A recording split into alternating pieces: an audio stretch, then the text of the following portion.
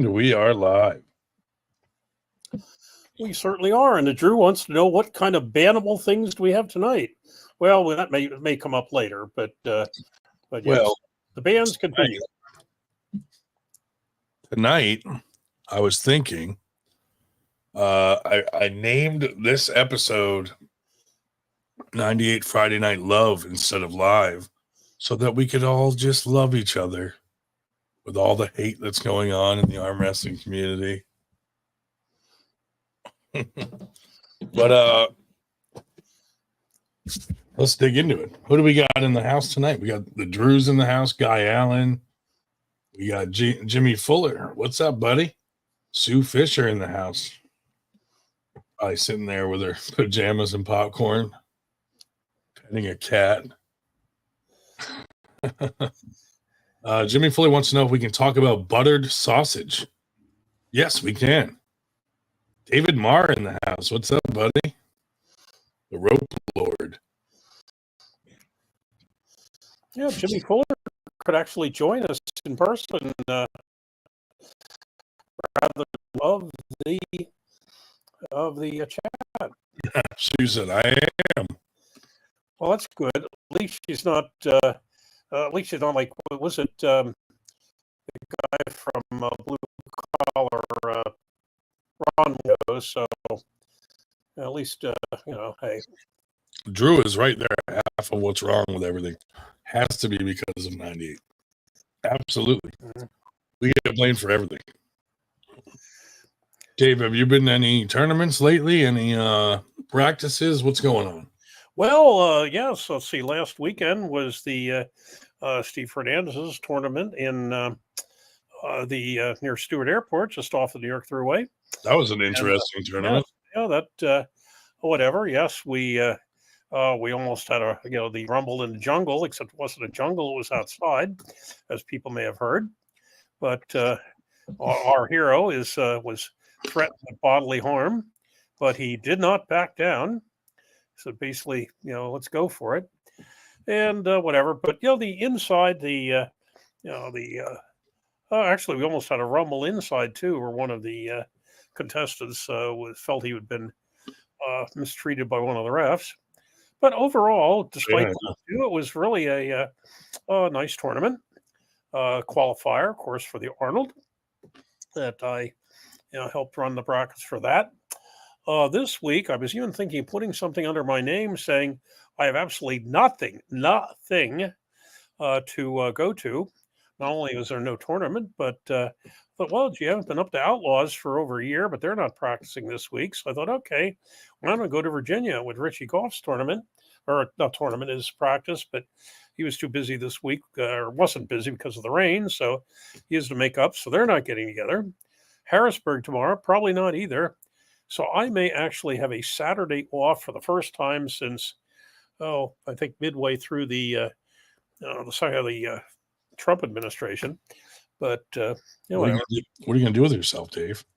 Well, I probably shouldn't say, but actually, I'm going to catch up on some 98 stuff. I've been kind of screwing around and haven't really gotten the letters out or the messages out to all the people that we're trying to round up for our super matches. It's part of the tournament, Domestic Disturbance, on the 9th November. And yes, that's going to be not just super matches, but super matches and a tournament. And we're going to see if we can round up about, maybe 10 or 12, maybe super matches. And we now have we have about 4 confirmed. Yeah. So we may, so I'm going to be working on that tomorrow. And also I'm overdue for another Getting Around with the Professor. In fact, I don't know if you could easily pull up the new background we made up for the Where's 98. Oh, but let me see if I can upload it. Yeah, because we're going to be announcing henceforth if I'm going to be wandering somewhere, or Ryan's going to, or Sue, or anybody, we will tell you, yes, where is 98 going, and we'll tell you just in case you want to. Show up and beat me on the table, or beat Brian in the parking lot. or something like that. But Not funny, Dave. yeah, speaking of which, not speaking of that, but yeah, this coming Friday, a week from today, I expect to be at the practice with the Appalachian arm wrestlers in Kaiser, West Virginia, assuming they can get a crowd together, because I'm going to be actually next week. I have something other than arm wrestling, believe it or not. I have the Pennsylvania Historical Association is meeting in Johnstown, Pennsylvania, which is only an hour and a half away from Kaiser. So I think next Friday I'll be going down Friday evening. I'll be at the Bo Horner's practice. But Ivan Marrero in the house. Yeah. Coben in the house. Ivan, you are not banned from our podcast. Nope. Nope. For those of you, and Ivan is one of them, that have a super match at our November 9th event, the trophy, maybe not this color, but this is going to be the trophy for the super matches, because they are the FTG, fuck that guy, super matches. Blam. Yeah. So that'll be a fun little trophy if you have a super match. Well, I must admit, probably nobody's seen one of those before. I doubt it. And this is the first tournament where we had some custom 98 medals made for the tournament. And we're also releasing 2 belts into population in 2 different weight classes. So that, anybody who wins the belt in that weight class, which will be first place, can then be challenged by first, second, or third place in that same weight class from other tournaments, so for the next tournament or whatever. So that will create some organic super matches for the future. That way we don't always have to ask around and pick. People can actually just challenge for the belt and then win the belt. So we'll see what happens with that. I think that trophy, honestly, I think that trophy definitely beats the medal I have with the stripper on it, which up until now was one of the more interesting ones. Interesting. Oh. Yeah. Shubich in the house. What's up, buddy? But yeah, Ivan has a right-hand super match with our own referee, Ray Romanowski. Oh, and I just heard back from the famous Chris Florendo. Since I don't have anything to go do tomorrow, I'm going to have to double up by going to the Predator practice Sunday morning. And I just checked to make sure that High Five was practicing on Sunday late afternoon, as they usually do, from 5 to 8. If you're ever in the Belleville, New Jersey area, that is an excellent practice. They usually run 5 or 6 tables, have anywhere from 24 to 30 people at it. At the Signature Fitness gym, where Will Blazeski is one of the managers. They excellent practice, and their protein smoothies are pretty good too. You usually get one of those on the way out the door. Nashville Arm Wrestling in the house. What's that? Yeah, last week we touched a little bit on Ray Romanowski was on. We were talking about some refs and stuff. Ray's, 98's head ref. He's level 3. So he's going to start helping to get more refs that are in our community certified and looking more professional, acting more professional, dressing more professional, just to up our game. We've seen a lot of tournaments lately where it's like a guy in sweatpants reffing, and we just don't want to be like that, Brent in the house. What's up, man? And as I may have mentioned last week, it is possible to get the first level refereeing certification from the comfort of your own easy chair. Yes. Sean Hancock has a website where you can just watch a video to get your first certification. Very, very informative. And if you're interested in reffing, or if you've just never really learned the full strict refereeing rules, go check it out, because I learned a lot just about arm wrestling from watching the video and from doing the first seminar, there's a lot of little things that I didn't even know. Like I probably will get less fouls now knowing what I know. So if you're interested in that, I definitely recommend taking that first seminar.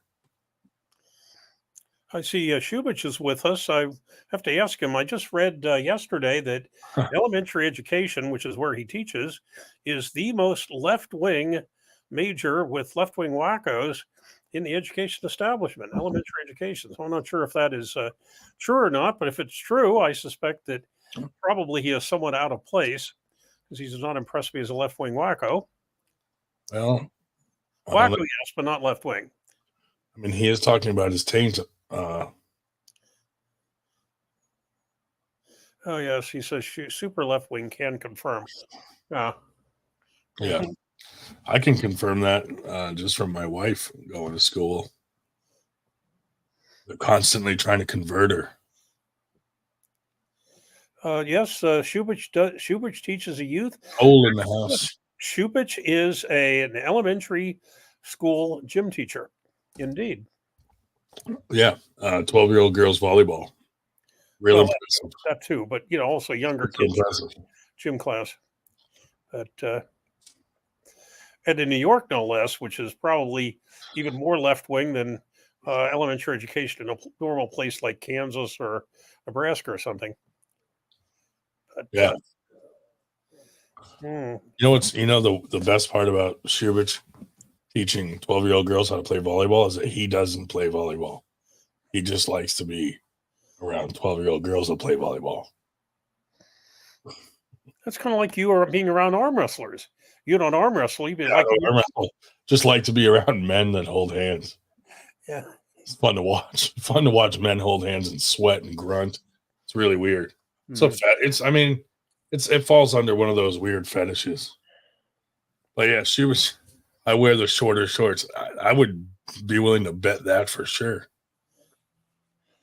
Yeah, if you've ever seen any of the old reruns of what was that? The White Shadow, where the white guy was the coach for the black basketball team, and they were all the shorts that they were used to wear in basketball about 30, 40 years ago. Shubich is wearing them today. Shubich is bringing it back, dude. Cam Dennett in the house. What's up, buddy? Mm-hmm.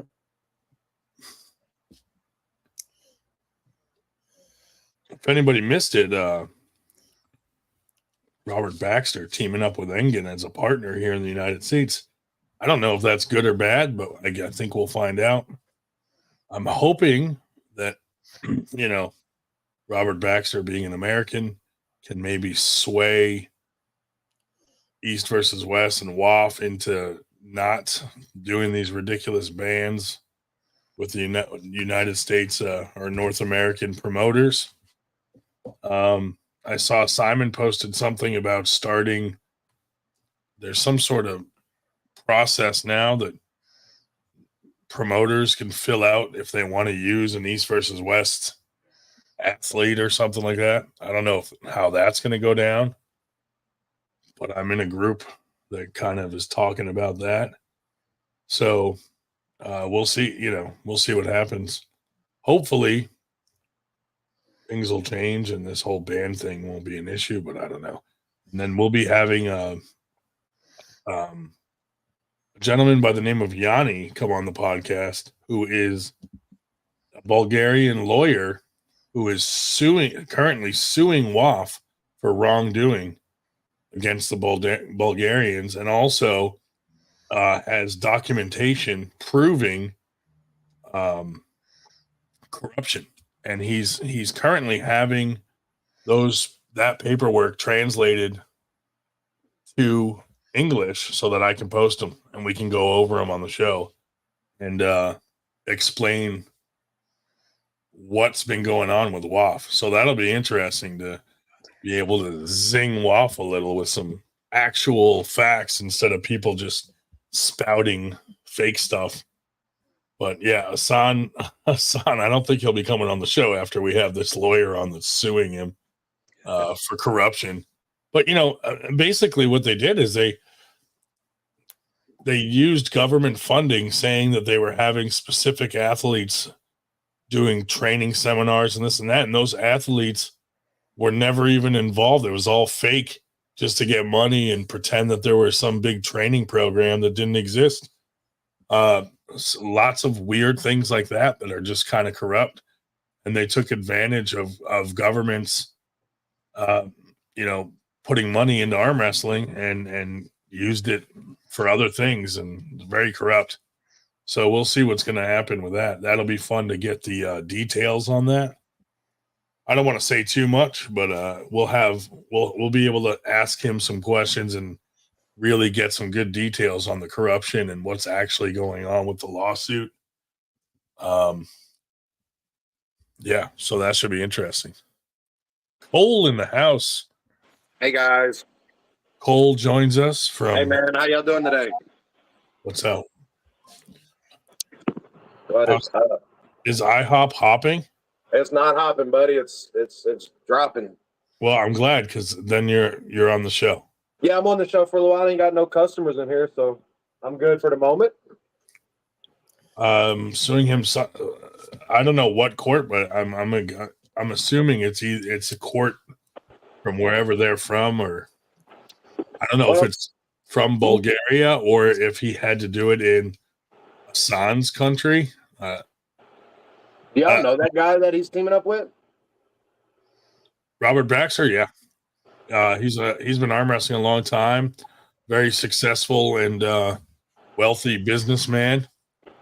In the past, he's been supportive of IFA, and I don't know how that's going to go down, but I know they've been having meetings, and we should hear a little bit more about it soon from people involved in those meetings. So once we get that information, we'll pass it on. But until then, that's interesting, though, huh? Just hope that it goes in the right direction. Yeah, it'd be great for the sport, I think.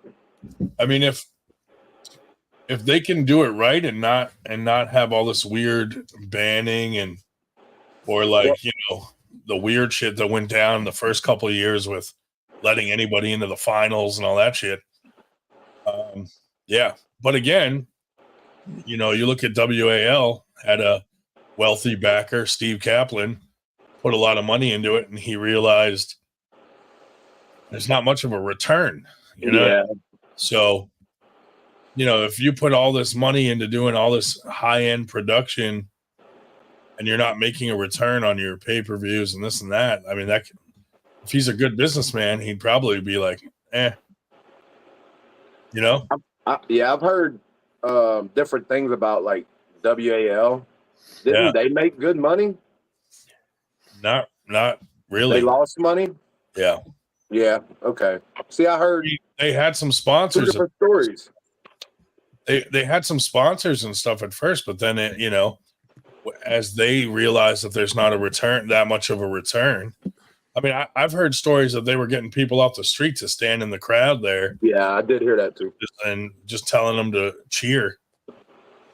So it was pretty obvious. If you look in that crowd, you could tell there's some people in there that had no idea what they were watching, bro. They were just like, what is going on? Yeah. Schubert, what do you got going on, buddy? You beat anybody up lately? Yeah, just the kids. The 12-year-old volleyballers? Heck yeah. No, I'm doing JV and varsity, so a little bit older.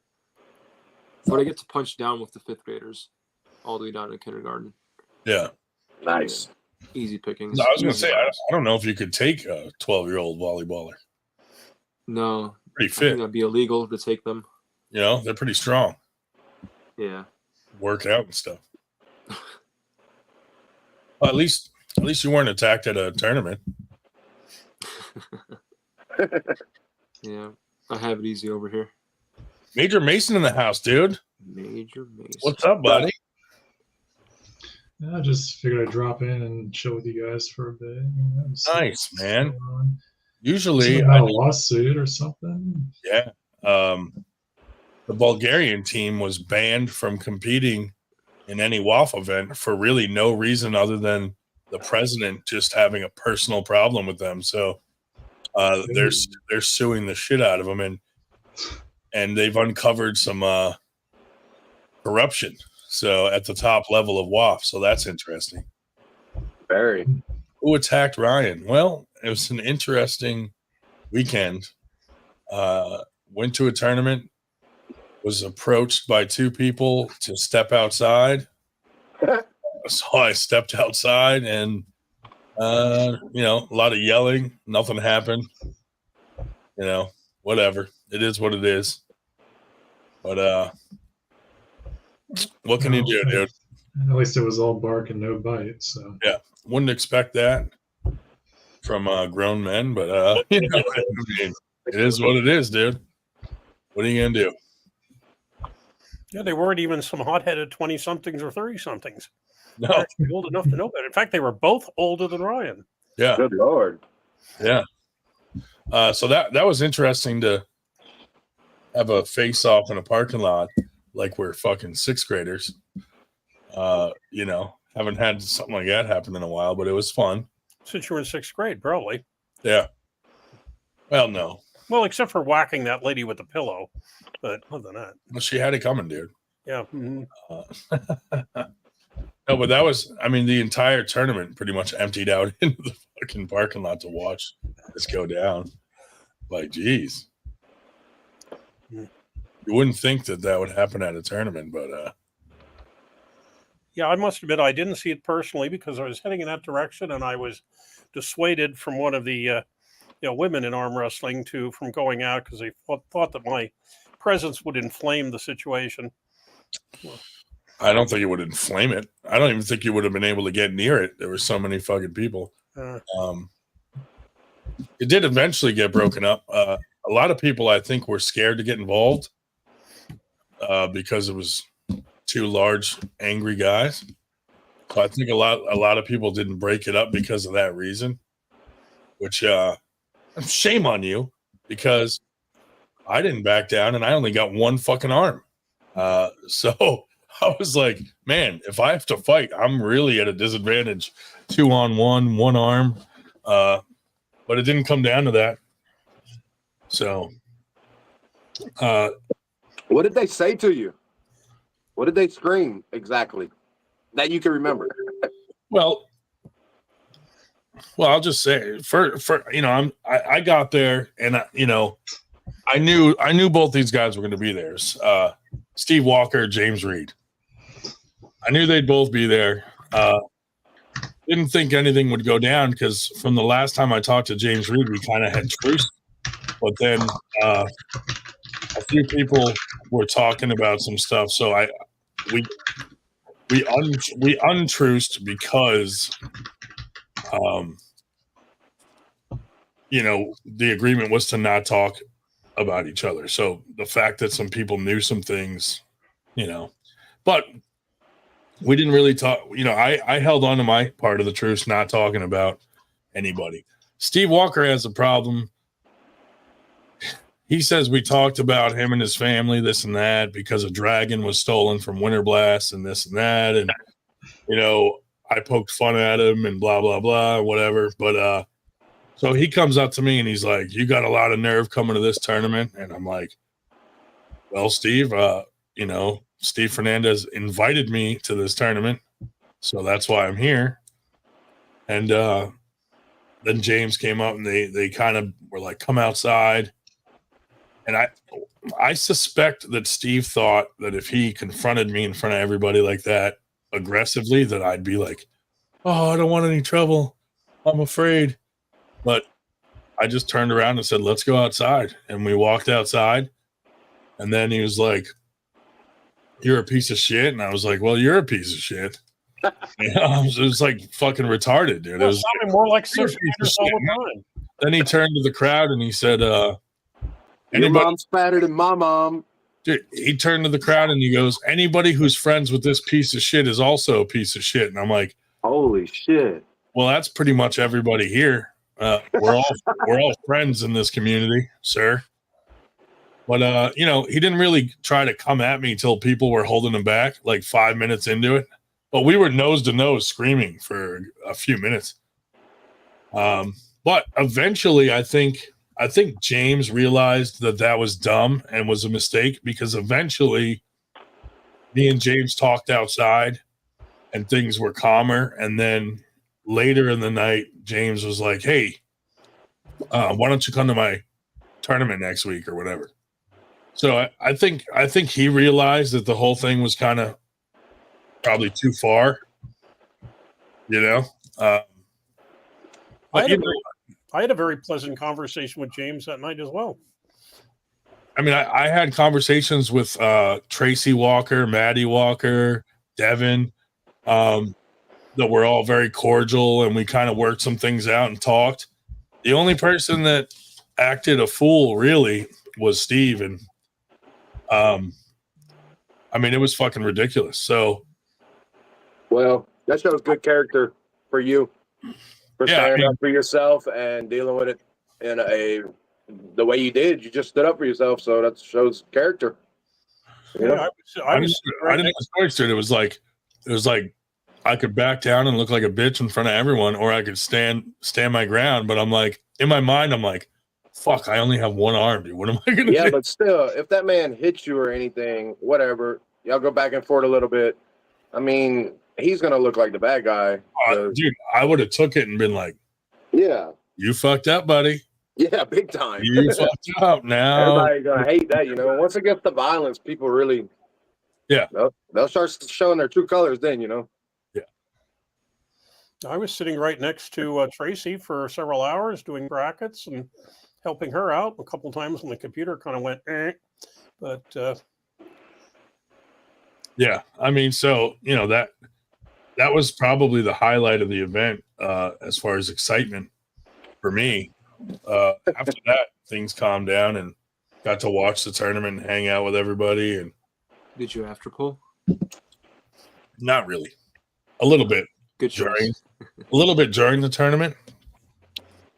But I made sure that, you know, the people that wanted to attack me left before me, because I'm like, I'm not leaving before anybody. Like, you know, like, yeah, I didn't want to be like, you know, the tournament's over and jet out of there like a pussy. I was like, no, I'm staying to the fucking end, dude. You know? But I mean, it is what it is. I just had to prove a point. Like, I'm not going to be intimidated just because you're a big dude and you come up in my face yelling. You know? Yeah, that's not even cool. Dude, they don't even know I'm a ninja. Like, I could have kicked him in the face before he even realized what was going on. Well, we did have someone ask that question. Now that would have been funny. Yeah, Captain Obvious. Asked that very question a short time back. Exactly, dude. They don't even know, dude. Yeah. If anything, Steve got a pass.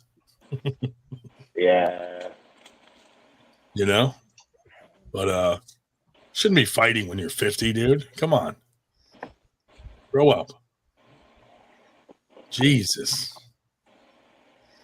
But yeah, it went good.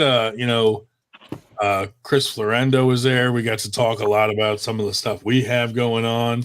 Speaking of which, a reminder for any of you promoters out there or anybody that's on the round table, the Arm Wrestling Round Table, Tuesday night, 8:30 p.m. Sorry, 8 p.m. We're going to have our first official Arm Wrestling Roundtable Zoom call with somewhere between 20 and 30 promoters from around the country to talk about basically coming up with ideas and better opportunities for North American pullers, mainly so that, you know, if there is an issue with people being banned from other events and stuff like that, that it doesn't matter as much because there's still just as many opportunities out there to be on a big stage and get some limelight rather than just one, you know? Which to me, you know, what WAF is doing, they're trying to make it so that there's just one, and I don't agree with that. So hopefully with people like Knuckles Up and the Arnolds and stuff like Rhodes, there will be other opportunities and IFA and Worlds and this and that, and things that we can create on our own, like Luray and Beast Mode and those guys having all those, you know, Super 64s and this and that. Just creating more opportunities for pullers, and also working together instead of against each other. Going to each other's events, promoting each other, not fighting each other and trying to throw things on top of each other. And, so that's the goal of the group. It's not really like an anti-WAF group or anti-Engen. It's more of how can we create more opportunities, not to combat that, but to offer something so that people don't feel like WAF can bully them or whatever, or take away their opportunities. So how can we create bigger opportunities for people? Well, and Monday night's meeting, that's an excellent way to segue into the fact that several of the people that would be with us may not be because they're still in Greece. And if you've been watching any of that with the IFA Worlds, we're in, are still in Greece. I think they go for another 2 days. And I would say I've lost count, but we've had at least a dozen or 2 dozen Americans on the podium for the various classes. In fact, one of the masters classes, actually senior grandmasters, we had first, second, and third were all American. And a good number of others.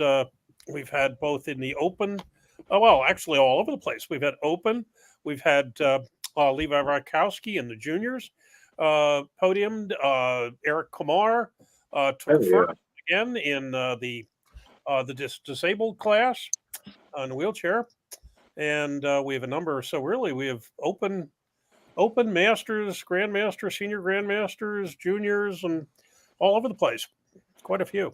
I believe Corey Miller took first in his right arm category. Yeah, that's impressive, dude. Good for him.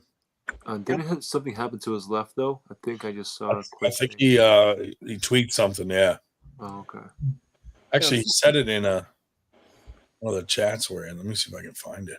Well, and who was it? It wasn't him. It was somebody else that actually had the bicep separate. Oh, Sean did. Oh, was that because he said, it was Hancock. Biggest bicep he had. The biggest bicep. He said the bright side of it, he had more bicep circumference just because of the way it rolled up. Yeah, he posted a picture with a high peak. I think he's going to have to get the same surgery that I'm getting for my bicep, where it's a tendon at the top, not the bottom. Yeah, that's exactly it. So yeah, I found out his name is Michael Hancock. I think Sean is a middle name. Just kind of based on his name entry. I thought his middle name was Boom. Right, that's what I thought for the longest time. We've been hoodwinked there. I think that's a stage name. Oh, that sly fox. Well, while Ryan's looking for that, I could also mention with Major Mason here with us today, I have him to thank for ending up on one of Nick Stone's videos because I was after pulling Major at the Knuckles Up. Knuckles Up, and basically, of course, the dude's too strong for me to actually pull him to my side of the table. But I was frustrating him with my sticky point, and the guy was standing there. Jordan was standing there with the guy that I presume is his probably his coach, and so the guy was finding it kind of interesting, and the coach was, and so I said, come on over, and got to pull Jordan for a while, which usually I don't bother with I leave the big dudes for people like Shubich, that actually have a chance to slow him down a bit. But Jordan said he felt like he was arm wrestling a 12-year-old volleyball player. This is true. It's true. But anyway, so had a good time there, and but what I didn't know is that Nick Stone was taking a video of the darn thing. So until it showed up when somebody found it and put it on our team chat, it was kind of interesting. Major, does Metal know you're on? Goddamn. Was this cleared? I haven't told him. I was just jumping in here, and I don't know. I think he comes in here like some Fridays, but not all. Yeah, he comes on sometimes. I'm like, man, what are the chances that you guys come on at the same time? That'd be funny. Well, there was, I think it was, I want to say last year almost, that him and I were both on at the same time. I only had like audio available at the time. And it's like a barrage of the weirdest questions, I bet. taking different measurements. Oh, we Was it measure broader side? everything. We measure everything in pubic inches. So, and 1 pubic inch is 98 pubes.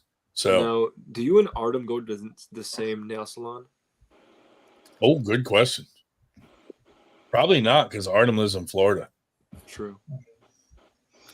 But Artem coordinates his fingernails and toenails with his man purses. Oh yeah, with his accessories. He does have like those Gucci man purses. You should Oh, see the his Merce cologne it's the collection. Merce. Yeah, Merce. Well, here's a name we haven't heard for. Oh yeah, the Broderson days. Yeah, Oh, yeah. Yep. He I don't know, dude. He just like vanished into the one wild. day he was like, guys, I can't come on anymore. I got personal stuff going on, and he disappeared. That's too bad. Mm-hmm. So yeah, it happens, I suppose, eh? Yep. People show up, show interest, and then vanish into the mists of time. Is our One buddy thing that was- Josh T coming back? At least on a podcast. Yeah, he's getting back into roughing. Heck yeah. He's actually the one 3D printing those middle finger trophies for the super matches. So Are You those just like showed for up with multiple uses? bam. Mhm. Okay. So I think we're gonna have these in green, like the 98 green. But that'll be like the one of the awards for super matches. Like a Mike Wazowski green. Todd 3 in the house. What's up, buddy? Like That a what? trophy is a fever Like a Mike dream or Wazowski something. green. So who, Yeah. let's know who disappeared. A former member of the panel here named Adam Broderson from Virginia, who kind of vanished into the mists of Virginia. Yeah, I mean, he used to come on almost every week for a while there. Mhm. You know, One thing I thought that was weird about the New York tournament. So Dan Schwartz was part of that tournament. He was doing the live feed. Well, I guess he thinks he got a bad call from one of the refs on an elbow foul. And then he's walking around the tournament telling everybody that the refs suck, this and that. I'm like, dude, this is like a tournament that you're kind of involved with, and you're on the podcast with Steve all the time. I'm like, man, and a lot of people felt turned off by that because they're like, dude, you're the live feed guy and you're walking around trashing this tournament. And he was saying stuff like the audio sucks and this sucks, and I'm like, man, that's not good. So, hopefully that got resolved. But anytime you got someone that's involved in your tournament or helping, those conversations should be after the tournament as constructive criticism in a private conversation. You know what I mean? I think. But yeah, that was kind of odd to me. But in the history that we have with Mr. fucking Nightmare, he's kind of done similar stuff to 98, so it didn't surprise me that much, but I was still kind of like, ugh. Yikes. But yeah, anyway. Don't do that, Dan. Don't do that to your things you're involved in. It's not good. You're gonna limit the people that will want to work with you. interesting point from Brother Treat in North Texas. 100% true, Todd. But yeah, a lot of people don't contest them right away, and then they miss their opening. If you want to contest it immediately, you can do that. However, if you hesitate, then it's too late, and the call stands. So you got to be sure too. If you're not sure, I mean, it depends on the tournament too. Like smaller tournaments probably aren't going to have like a way to go back and look at a recording or anything like that. But Oh, Pedro Rodriguez said he'll do a sit-down super match if anyone's interested. Actually, Pedro, I got to talk to you about something. I'll message you. It's very, very private. Sounds highly suspicious. That'd be kind of cool to have an old school sit down match at a regular tournament or super match, whatever. Just a random sit down one? Yeah, that'd be cool, I think. Yeah. I never seen one personally, in person, you know. So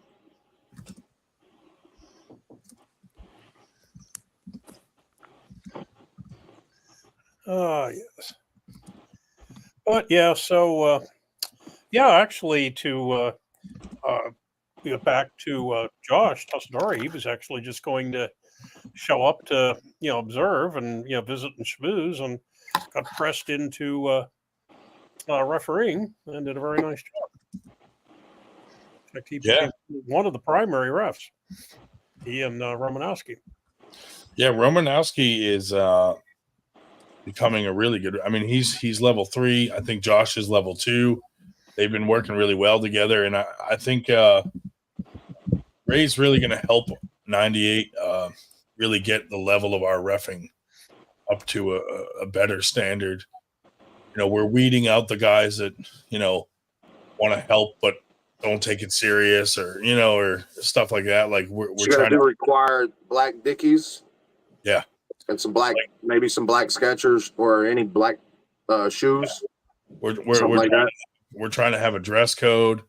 We're trying to have a code, like a standard of, like if you're on a live feed, dude, and then the ref, no one's at the table and the refs are just leaning up against the table, like fucking talking, like it just looks unprofessional. So we're trying to up our game as far as. Do they wear light up sneakers? They could wear, if they all wear them, then yes. That'd be fire, actually. All have to wear light up, and they have to be green light up. Oh, nice. It has to be 98 colors. So that would add some elements, but what you're doing, you're paying attention to all the details, so that's a good thing. Yeah. And that's all Ray, dude. Ray wants to up the level of reffing in our area. So, we got Brian Kane just got certified. Like I said, Josh is already level 2, Ray's level 3. Jimmy Fuller's going to take the seminar, and we're just going to try to get all our guys that we use on a regular basis. Now, does their location get publicized when they get registered? Yes. Sean Hancock, they have a list going, so it shows all the certified refs. Because Brian Kane was the first one to take the video one.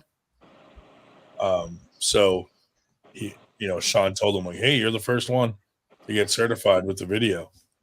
But Todd, that's a cool idea. Make the 98 ref shirts black and green stripes instead.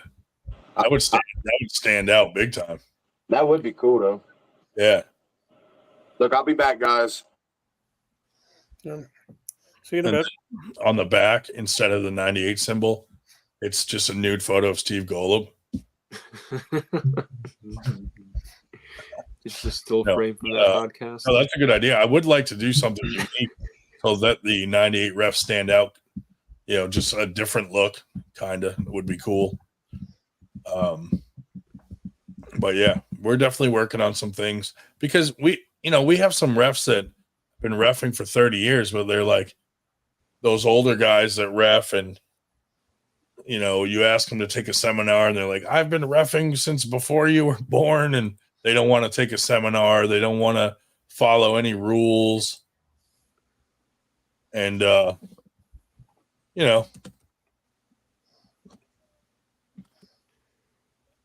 so we're just trying to change that, get more guys that want to take reffing serious and aren't just doing it for free entries or extra money. Like they're passionate about reffing, and the guys that we have right now are leveling up. So, so it's going good, that part.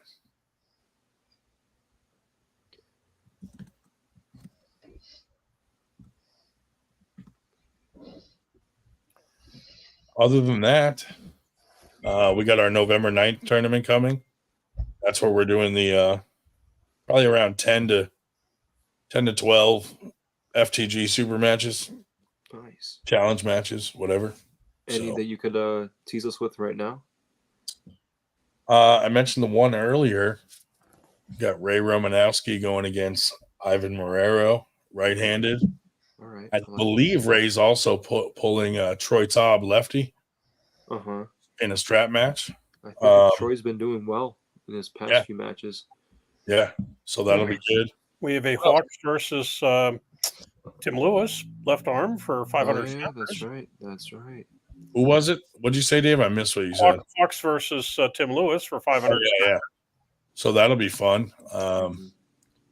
I did see Hawks versus Aiden LeMay in New York. Yeah, that was a good match. It was a war, dude. Aiden pulled away with it, but it was definitely a well-fought battle. Oh, yeah, 3-2.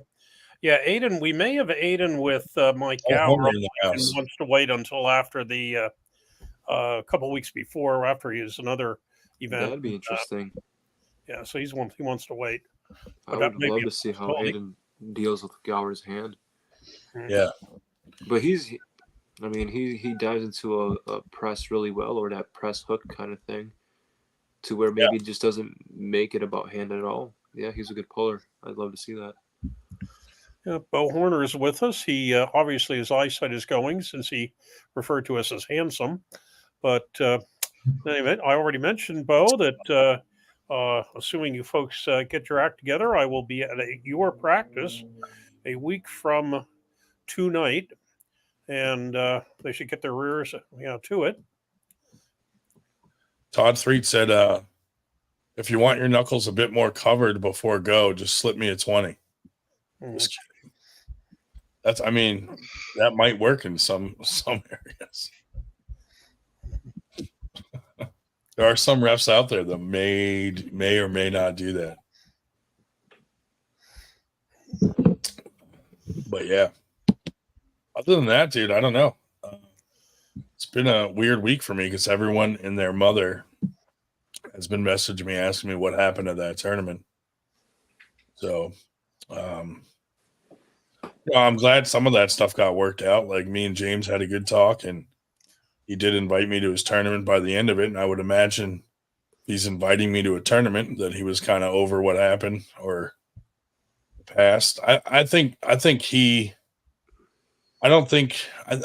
just kind of got dragged into it because of Steve kind of coming at me.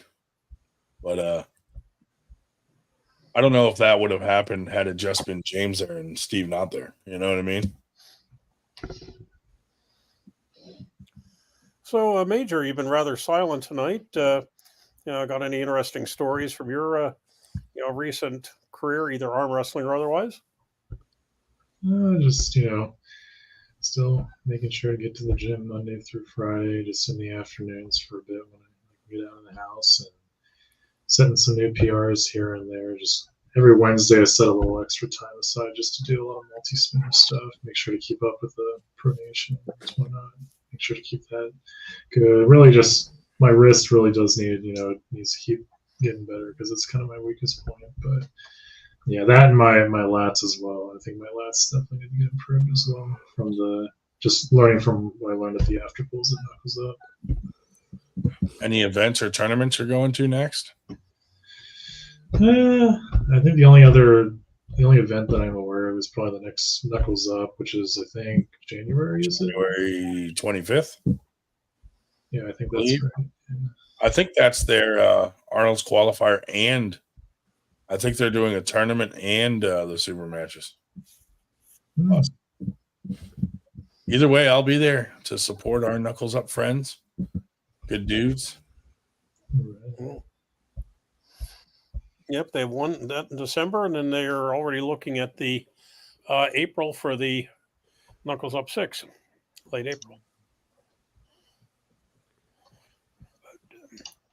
Yes, and oh God, need Brian. You're got an appointment in Texas apparently. 2026, maybe. I don't know. I got another surgery coming up.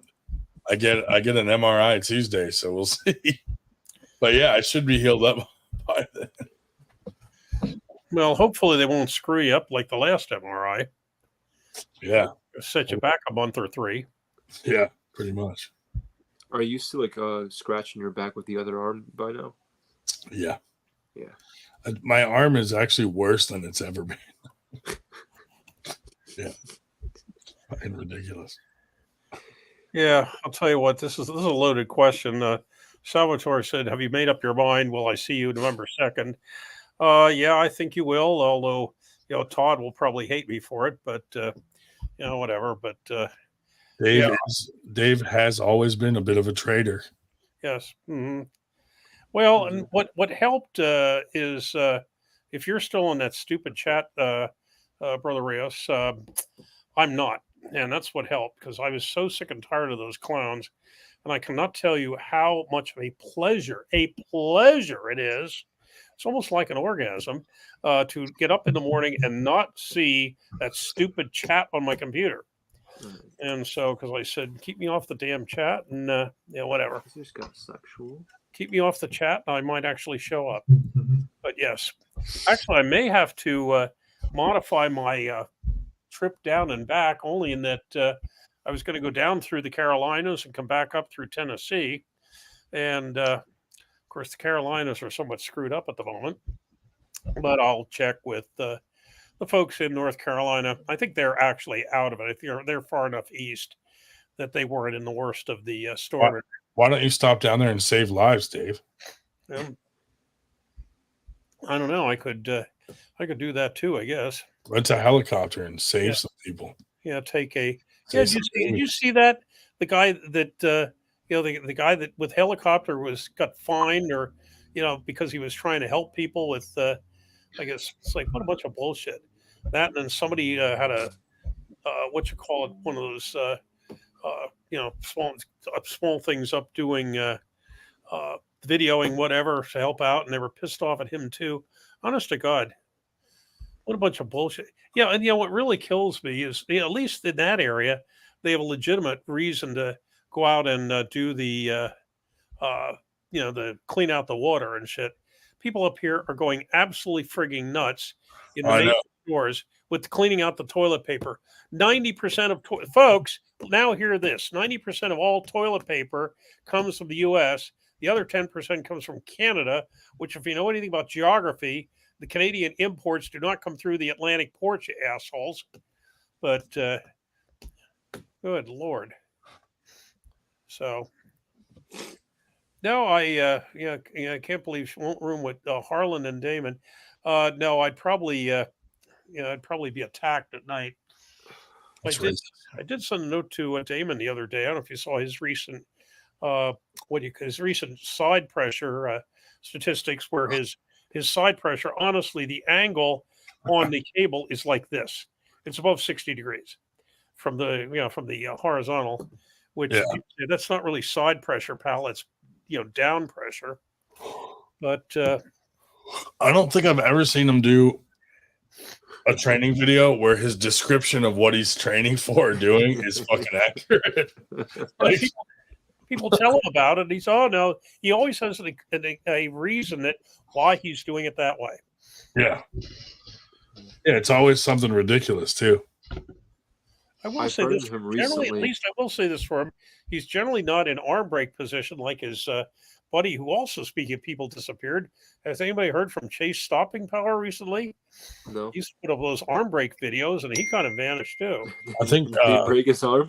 He broke his torso. And he actually split in half. And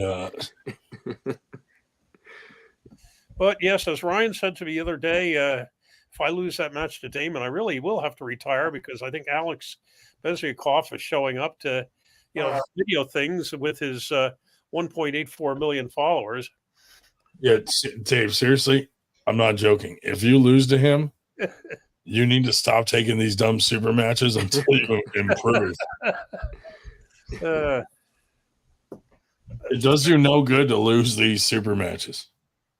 Mm-hmm. You got to start winning them. Mm-hmm. Like if someone challenges you and you're going to lose to them, just say no. Well, I already have 3 matches. People that are closer I have at least 3 matches at the thing, maybe 4. They were going to give me a 4th. I said, find somebody else. I Ryan, think can the you whole set idea was David Schultz versus John they wanted Therian? me to have more than Palmer has. I think Palmer's down to about 5. But at the moment, I have I don't know. Damon, I there's have some David strong midgets. Kotlow, David Kotlow, and I have Ninja, who hasn't joined us for a while either. True. But, Matthew Ninja Lefevre. I don't know, Todd. There's some strong midgets out there, dude. They work out. And Dave would have to come way down Yeah. to meet him in the middle. Yeah, I've maybe lost a half an inch in height with the spinal compression with old age, but I'm still over 6 feet. Would a tournament have enough risers for a midget? Hmm. I don't think so. I mean, you'd have to stack. Maybe you'd have to use like some milk crates or do a sit down. I don't know. Even a couple of phone books out. Torso. Small torso, dude. I sit down. They'd even have. Or maybe you just have to have like one of those packs that they put like babies in, like those front packs. You just have a teammate put them on. Don't hook a midget. Incidentally, a midget is not the approved term these days, by the way. It's dwarf. The dwarf. But then they can't follow the rules. Dude, I'd rather be have at called a least one midget. foot touching the ground. Wouldn't you rather be called a midget than a dwarf? Dwarf sounds like a character in a fucking Lord of the Rings movie or something. You know, like, I'd rather just go with midget people. And little people apparently is insulting now. Oh, really? I thought that was one of the approved ones. Little people and dwarf. I thought, you can't keep up with this. Morality changes so fast. They're just people, okay? They're not little people. Yeah, They're just people. I still call them mongoloids. Oh, Jesus. You can't say retard these days. No. So, I mean, dude, when I was a kid, though, like when you called each other a retard, it did not mean like a mentally handicapped person. Like it just meant you're being like an idiot. It just means I don't like you. Yeah. I've actually said retard in class, but I'm describing myself. A PC term is now goblins. Can you imagine every time you saw a midget, you're like, look at this little goblin. I'm going to start saying that. Hey, goblin. I'm going to use that, dude. Human gremlin.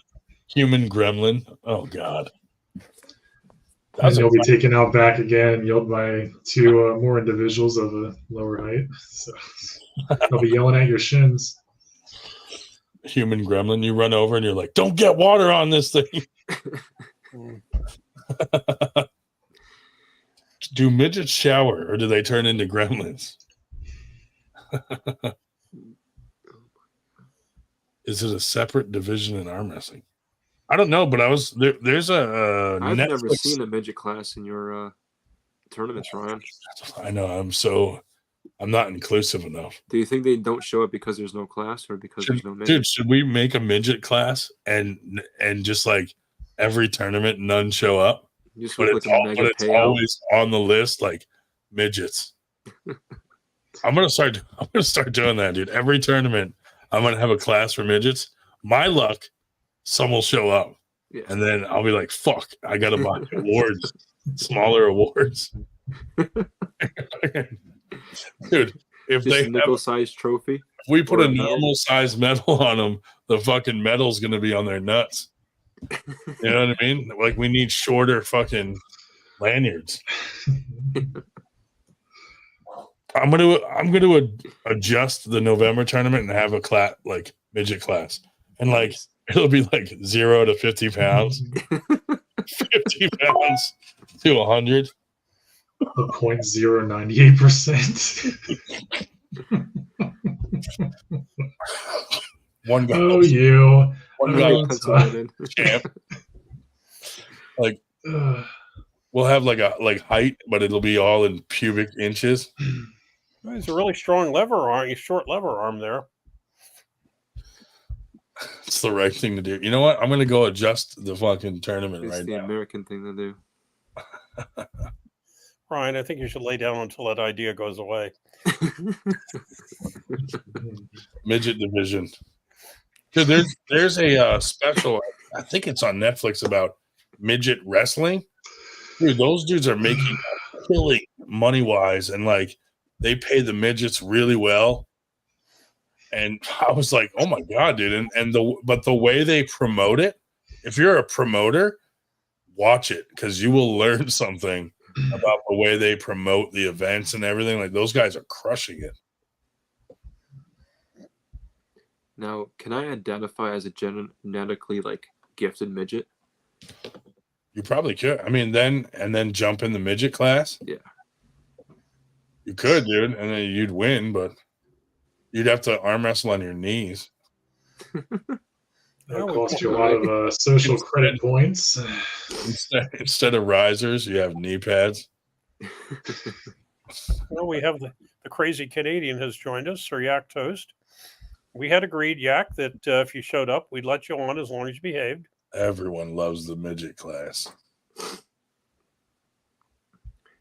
A genetically gifted midget is called a tripod.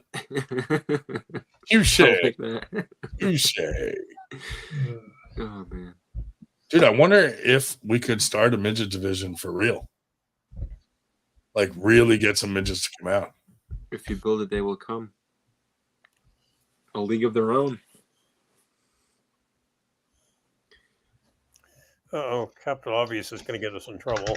Call it the half pint division. Just the undersized one. What can we call that division, dude? 'Cause I can't say midget. Dwarf, I don't know if I like that. Little people, no. I mean, dwarf would be cool with like the Winter Blast theme. Troll. Dwarf would be nice for Winter Blast. Toddler. That event would be short staff. He said short staff. Warriors. That's a good line there, Todd. I will grant you that. That Any- was very good. Any midget refs, we only have to pay half.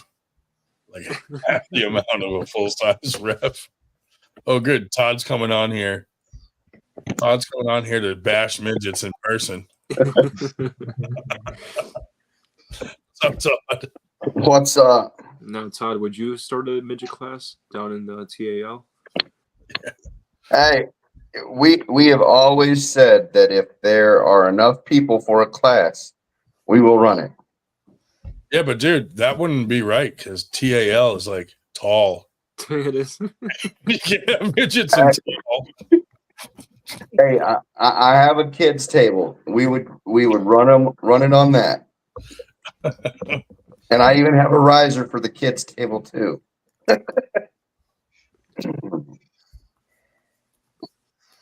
Crazy, dude. Yeah, well, I took my table in both stand-up and sit-down form to the tournament last week, and we set it up in sit-down form. We didn't have any sit-down benches, but the chairs were the right height, but it was mainly to trap the kids, and none of the kids showed up, and so much for that idea. You'd have to But use here's a a genuine booster seat for question. the midgets. Here's a genuine question. Like, yeah, you're going to make the table shorter, but what about, like, the length apart from, like, their forms, you know? Yeah, you need From a one side to the other side. you'd have to scale the whole table down. Yeah. Yeah. Literally use the kids table. Yeah. Yeah, but even kids, like, kids' tables are different, right? Hey, hang on. Our kids' tables I'll go different show you. Hang on. other than height. Right. What if we just get like a midget announcer?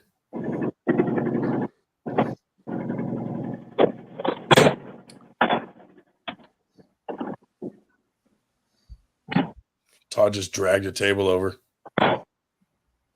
He just Oh, he's shot somebody. Hang on. I'm out in my garage. Sounded like you were building the table real quick. Oh. What are they making the table over there? Got Santa's elves working in this fucking future Santa's helps. midgets. Santa's midgets. All right. So there's my legacy table, right? Yep. And then Well, can we use something as a reference? Can we have There's like, your the- hand for reference or your penis? there's the top of the kids table. Oh, okay. Oh, I see. Well, Yeah, that's too tall. I guess it is kind of scaled down in every way. Yeah, Could work. that could work. Now, is there a midget-sized Mac table? Yeah.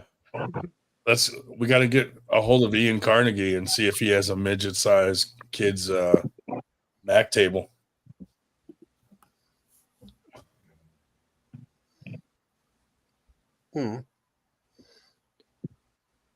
Craziness. I wonder if anybody would notice if I put a midget class in there. You should put it out there. Oh, what's that move called? Todd, do you think it's unprofessional to add a dwarf class? No. All inclusive. Can you imagine, dude? I put a class out there and like 10 dwarfs show up. I'd be like, fuck yeah. Holy moly, it worked. Oh, you know what? There's got to be like a website to find dwarfs in your area. Like a dwarf dating site, and I just promote arm wrestling on it. So your ads are now going to change, Ryan, from like hot single moms to like hot single dwarfs. Yeah. Something like You don't have to be lonely at littlepeople.com. dwarfs in Philadelphia. Hey, you should get an Amish dwarf class. Dude, the first thing that comes up is Dwarf Tossing LLC. You can toss dwarfs. And then the next one is Extreme Dwarfinator Wrestling, Philly Expo Center. Dwarfinator. So I guess they do call them dwarfs. Yeah, well, the whole dwarf tossing thing is throwing me for a loop. Dwarfwrestling.com, Philadelphia. A little loop? For a little loop-de-loop. It's a tossing bit. Definitely the accepted term these days. Do they hula hoop with a Fruit Loop? Sorry. Sex Dwarf, Philly's New Wave Clubhouse. That doesn't sound good. Sex We're going to pass on that one. All right. Pass the dwarf. Can we get a dwarf headbutting contest? Is a dwarf like a fleshlight?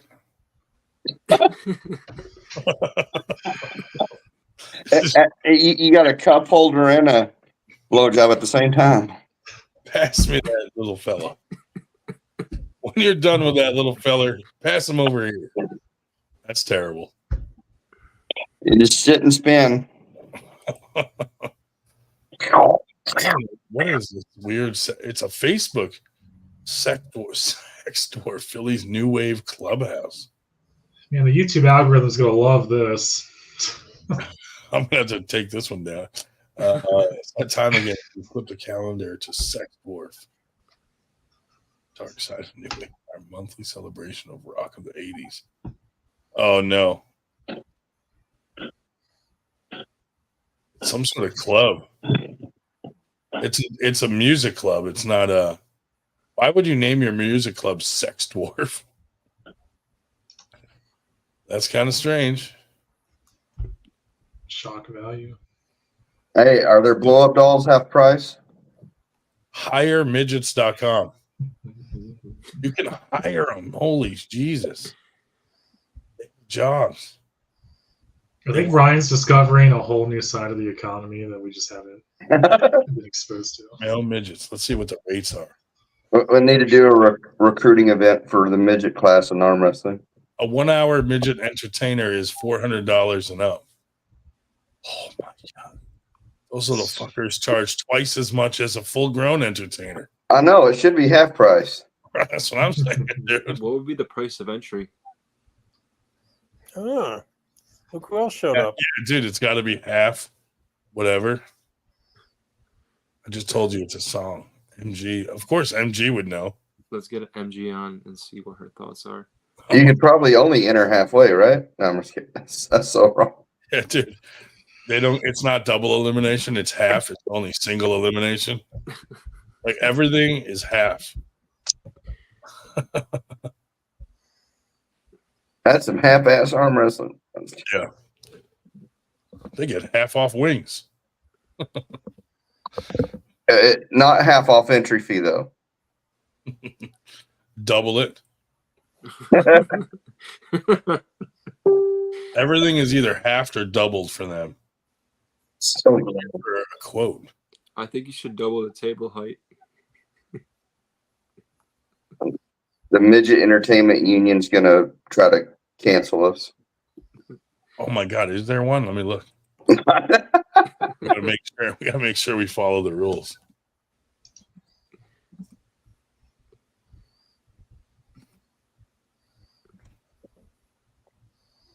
Little People of America. Oh yeah. The LPA. Nonprofit organization that provides support and information to people of short stature and their families.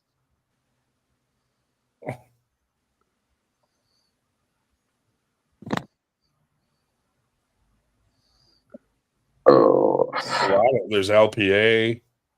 There's a bunch of organizations. NEMA, Northeast Midget Association. you need to create a Facebook group called Midget Arm Wrestling. Oh. There's a midget racing group that race little tiny cars. Those are called Hot Wheels. Hot Wheels. Oh, Lucky in the house. Power Wheels. Sorry. What up, Lucky? How's it going? Slow and steady. We're talking about midgets. What else? Have you missed the What past else hour? would we be talking about? What? No, listen. Hold on. not arm wrestling. Hear me out. We're Midget talking arm about wrestling. midgets arm wrestling, Hey, not just midgets. gotcha. So, do you think tournaments should add a class for midgets to be inclusive? Yeah. I mean, if yeah, why wouldn't I? What would the weight classes be? Would you like 0 to 50, 50 to 100? How would we do that? What's I the think you'd average? have to. I I gotta mean, just like we do with the women's classes, I think it would be important to consult them, see if that is Yeah, even right. like see what we have. I wouldn't necessarily use the kids stuff for them. Like I would have like stuff designed specifically for them that they'd be Is there able to an average use. midget's height that we should be aware of? That's what I'm looking now. I know it has to be in order to dwarfism starts at 4.11 and under. 4'8.5". There you go. Yeah. It's I was actually 4. We just need Oh, to yeah. know the average so we could figure out the table height. It says Put them most on a regular table. Just stand them on a chair like you do the kids. No, I'm just kidding. most of them are between 4 feet and 4.9. So you put 2 risers. You stack 2 risers, and then tell them to wear tall shoes. Yeah, but it's still the whole thing with the whole reaching across the table thing. Yeah, The table would have to be narrower. like the kids' table. Oh, true. And like even I the have a pegs chart. have to be closer to each other. Yeah, like the kids' table. I have a chart. So a 4-foot lean midget is 150. Muscular is 160. Chubby that's but heavy, strong, 190. Flabby is 180. Fat is 200. And an obese 4-foot midget is 260. And then it goes up to just about 5 feet. And the chart goes according to that. At 5'9", at 260, I'm still considered obese. Yeah. Well, what they get you with, Todd, is the fact that after you get out of obese, you still have like 50 pounds of overweight on the BMI chart. Yeah, right. It's not even fair. It goes from like morbidly obese to overweight. like, God damn it. When am I going to get to the positive sounding weight? Right. Yeah, when I was in the Navy, for my height, I needed to be 181 to be at the high end of the weight category. Otherwise, I had to do a BMI index and have it less than 23%. Well, yeah, but my height, 168 to 189. If I weighed 168, let alone 189, I'd look like the pictures of our troops liberating Bergen-Belsen. So Honest to God. 4 feet is the exact average height of midgets. Overall, 4 feet is the average. That's only like 2 inches shorter than your typical. Never mind. Hmm. I won't finish that. Here we got Alexa being politically correct. I think the correct term is dwarf. Dwarf. I don't yes. think they're Yeah. supposed. I don't Yeah, think you're supposed to say the M word. Does You anybody have an Alexa in the room right now? We were thinking, No. what's that? Do you have an Alexa in your room right now? Yeah. You do? Alexa, what's my address? Thank God I have headphones on. But it's 713 Brook Circle. No, so I had an ex that was 4'8.5", and she stressed that half part because if she was less than that, she would legally been declared a What midget. grade was she in? And that's funny. She was a barrel racer out in Florida when I was there. I saw my first barrel racing this summer. It was really cool. Nice. So, I'd never seen it. Do you know Angie Rose used to barrel race? I know she's super into cats. I know that. She's like a cat lady. I send her all the cat videos I find. it's a bad time to be a furry in Ohio right now. That's horrible. Lucky is lucky enough to have a long weekend. Fall break. I am. Fall break on Monday already. Yes. Early October. Of course, if you start in the middle of August, which we never did when I was going to school, I guess We started at the beginning of August, Dave. It was crazy. Oh, that is. That's nuts. I remember, like, for me, we always started the day after Labor Day and we finished the Friday before Memorial Day. Yeah. And that was great. I think we went to June, but we did start, considerably later than you do now. I had to go pick my daughter up from school today because she had a headache. 1/3 of our chat tonight is elementary school teachers. Yeah. Yes, Shubich as well. You and Shubich. I teach middle school, so. Oh, I thought you were elementary. Shubich teaches midgets. That's why I get along with the arm wrestling community. I teach middle school, so. Because we all act like children. Yeah. Preteens, Ryan, preteens. Oh, dude, my wife teaches kindergarten, and she says her students are more mature than I am. Of course, that's a low bar. Can't argue there. Holy moly. Yeah, I don't know, dude. Maybe I will add a midget class. I like the idea. Create a Facebook page and see what happens. Call it the Dwarf class, though, if you don't want to get boycotted. Dwarf arm wrestling? Well, you have to add a 98 in there somewhere. I'll have to start a page called 50% arm wrestling. 49%. Yeah, 49%. 49.5. I think they have to be. Hey, I'll create the banner tonight if you want. Oh, I know you will. It'll take me about 37 seconds. Never mind. It'll take you 30 seconds in just half the time. Are you guys coming to that meeting Tuesday? The round table meeting Tuesday night? It's Tuesday. If I'm still invited. Oh, absolutely.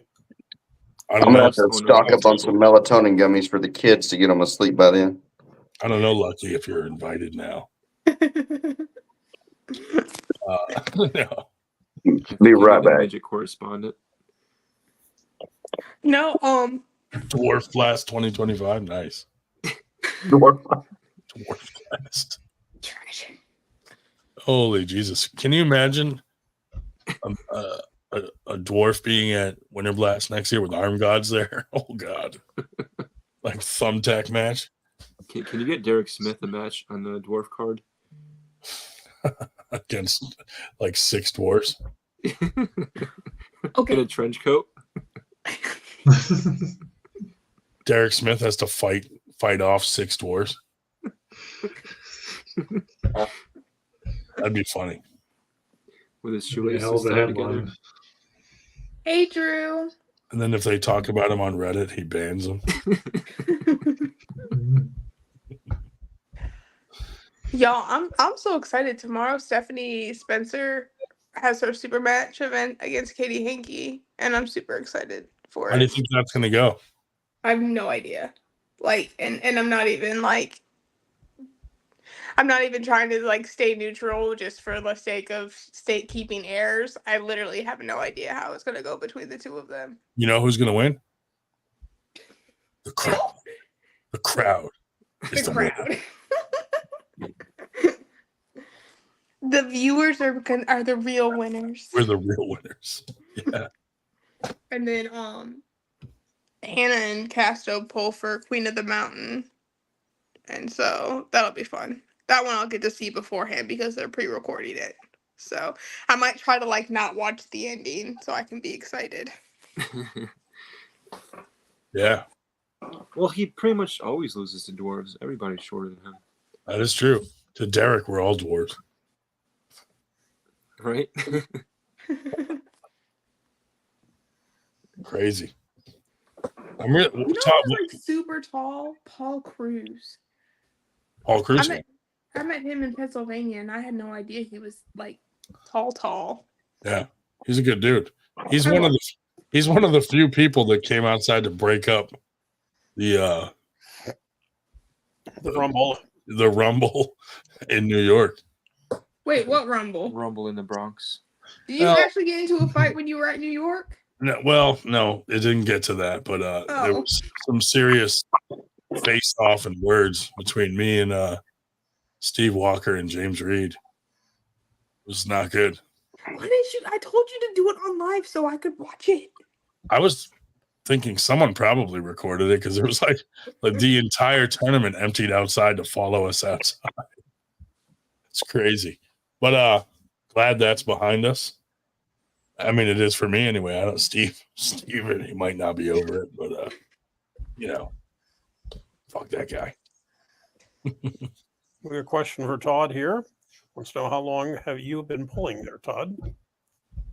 Hang on, let me get back to the podcast. Sorry. There we go. A dwarf's fortnight.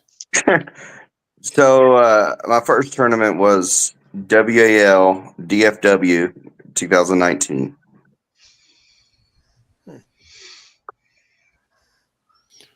Todd's always threatening to make me do a super match with him. But, I think we all know how that would go.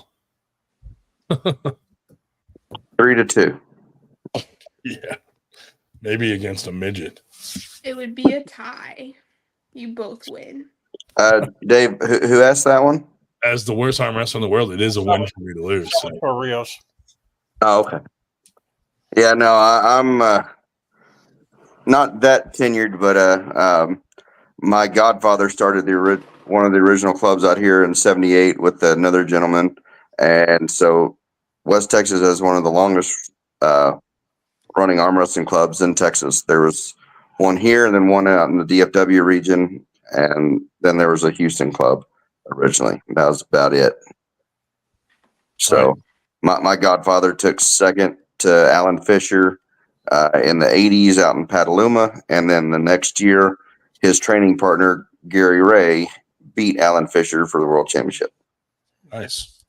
So yeah, we have a couple of second generation pullers in our club. Who's your best accomplishment? I took first place this last tournament, and it was the amateur supers, and then I got my senior level ref cert the same day. So Nice. Big wins. My biggest accomplishment was Steve at Dunkin' Donuts, just a random guy that was sitting eating a donut. Yeah. So I challenged him. He was just putting it in his mouth and you pinned him. I just pinned him and ran out of there. Took his He donut. grabbed the donut while he ran out. Did you Absolutely. submit it on airs? Yeah, as a win.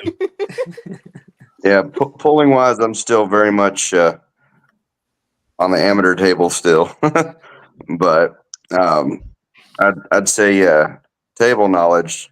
You know, that they call arm wrestlers that can't arm wrestle coach or promoters. You know, Yeah. That's why I've been trying to pull Ryan for a while because we both might not be the best, but we might know a lot, and then somehow evenly match. I don't think so. Might know. You overestimate my skill. I mean, I have won some medals by going 0-2. So I showed up and I was the only other person in the class for 3 of my medals. But hey, that's what I have to start doing. Is a win is a win. It you're doesn't like, matter hey, if is there's a anybody win. in supers? No, sign me up.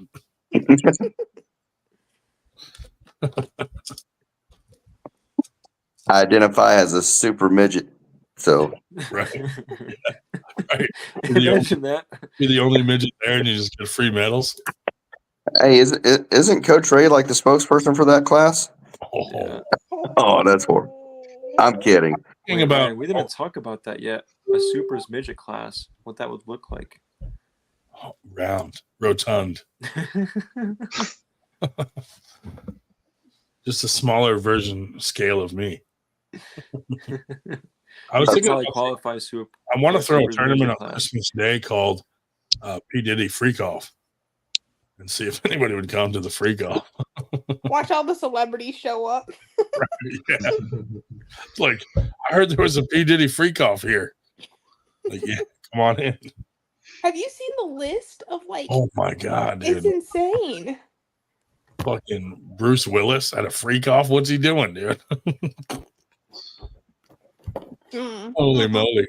But everybody left before that stuff started. That's what they all say. Every single one was like, oh, I left before it should happen. Oh, all of you except Justin Bieber? Come on. Right. And also, why did one of you take Justin with you? Why'd you guys let him get sodomized by the whole crew? That's ridiculous. Fucking no wonder he sings so well. He hits those high notes. Dude, there's some lyrics in some of his things talking about how he lost his soul at a Diddy party, and I'm like, fucking poor kid's traumatized. Signed the contract so he didn't have to say sorry. Yeah. I mean, did you see the video where P. Diddy comes up behind him, puts his arm around him, and is like, hey, how come you haven't answered my calls? And Justin looks scared as fuck, dude. Like, I don't know, man. I'll answer.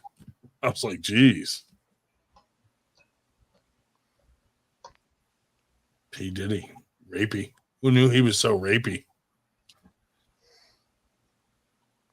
I don't know. I used to watch him on Making the Band when he was, I guess, not normal, but before we all knew he was psycho. Freak offing. Freak offing. Before he was freak offing. I don't know. I think he's maybe people thought it was free coffee, and then when they showed up, it was. And then they realized if you drink the coffee, you're screwed. Well, you see that one girl, I forget her name. She's a singer.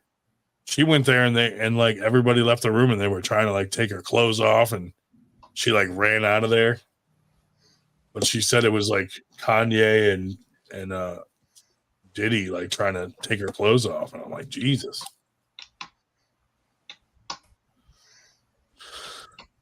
Thank God those people don't arm wrestle. Oh. But what do you think people would show up to a freak off arm wrestling tournament? Oh yeah. You get all the characters. I would. That's like something AWU should do. Freak off.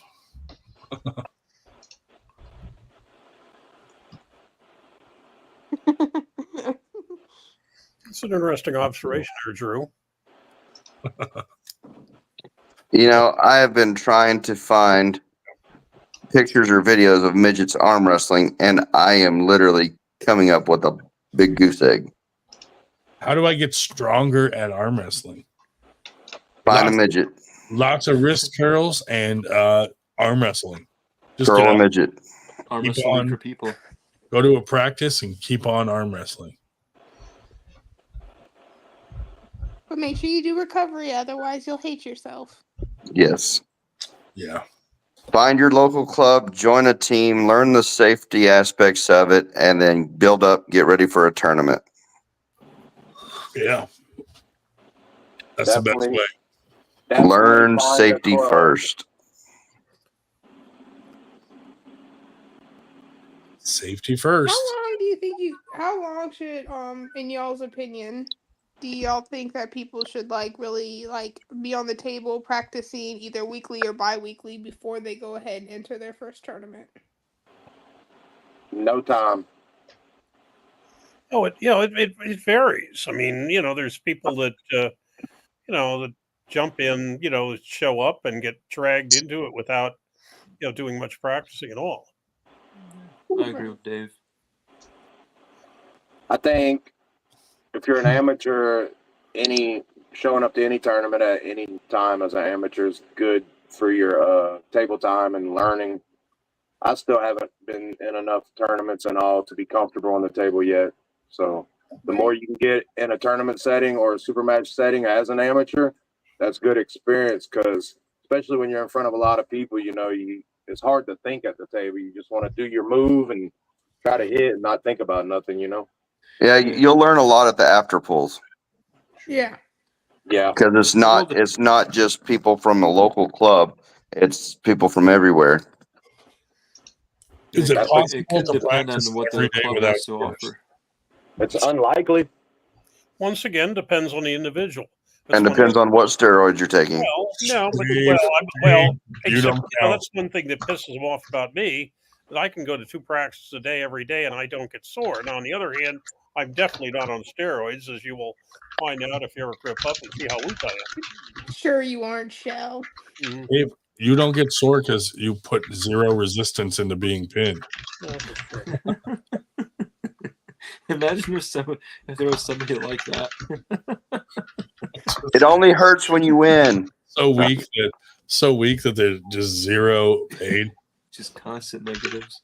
You guys are terrible. I mean, I had novice pains for a full year, and I was pulling almost every weekend. I mean, it all depends on your background. If you're a tennis player, you might not have as much novice pain because your elbows are already ready for those movements. Carlo's trying to recruit Major Mason. I already left it in the chat because watch out. It's an interesting story on Facebook, because I think either someone else took it or Facebook didn't like me putting Major as a first name, so I swapped it for the last name and put Mason Major instead, and then Zuckerberg finally approved it. So. Do not let him recruit you. He's gonna have a match in a month. Yep, you're gonna have a match in Texas. The entire state of Texas doesn't even acknowledge that AW is a real league. Goodness. It's like Taiwan to China. Guys, leave Mason alone, okay? He's our friend. You can't have him. Some folks have to learn on their own and make their own decisions. And some Texas is a bit far from folks Pennsylvania. never learn, or they learn the hard way. We want it. I mean, you'll get big hands. Interesting guy on this. Dude, I'll tell you this. He does have enormous hands. I hold my hand up to his, and his fingers are 8 inches taller than mine. I'm like, holy shit. I should call him. Definitely genetically gifted in the hand department. You could, it's definitely on my father's side, because that's where most of my just long levers and large hands come from. Should I send a link to this to Metal and be like, surprise? So, Ken, if you want, Major, you might be in the middle of rest your hand training. on your chin and pick your nose at the same time. Rest my hand on my chin. And probably. Okay. I probably can. I don't know. Can you rest your hand on your chin and do your hair at the same time with your long fingers? Well, since my hair is long, then probably. But okay. I swear, the next time I see Midget wrestling here in town, I'm going to take my kids' arm wrestling table and I'm going to film it. I'm going to throw it in the ring and say, all right, who's stepping up? It has to be done. I don't think anybody could scare off Wizard Tombs. Or did y'all really scare him off? Scare who off? Wizard? The David wizard? Toombs. Oh. Oh, We cast a spell. yeah. That was clever. What is going on here? Yakto says, okay, now this is epic. Yeah, just get on, dummy. Thank you. I think 98 almost became yak toast intolerant. Oh, Dump off it all. that's funny. Wait, so what went on with Yak? Nothing. That He's was just this week. out there doing cocaine, living Yeah, his but that was a couple life. weeks ago. On his front porch. Oh no, I think some people got mad at him. Wasn't it Nanya? Yeah. But I thought they were already beefing. I don't know. There was some drama in the AW chat, but There's never drama in that chat. Yeah, before I left the stupid chat, they were handing him all sorts of shit, accusing him of being a traitor and God knows what else. I saw that a little bit. oh, here we go, dude. The Metal and Major Mason at the same time. Oh, shit.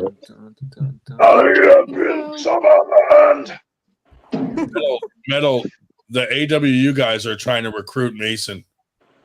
We need Wizard on now and that other blonde-headed guy that's in the band that comes on every once in a while. Gunner.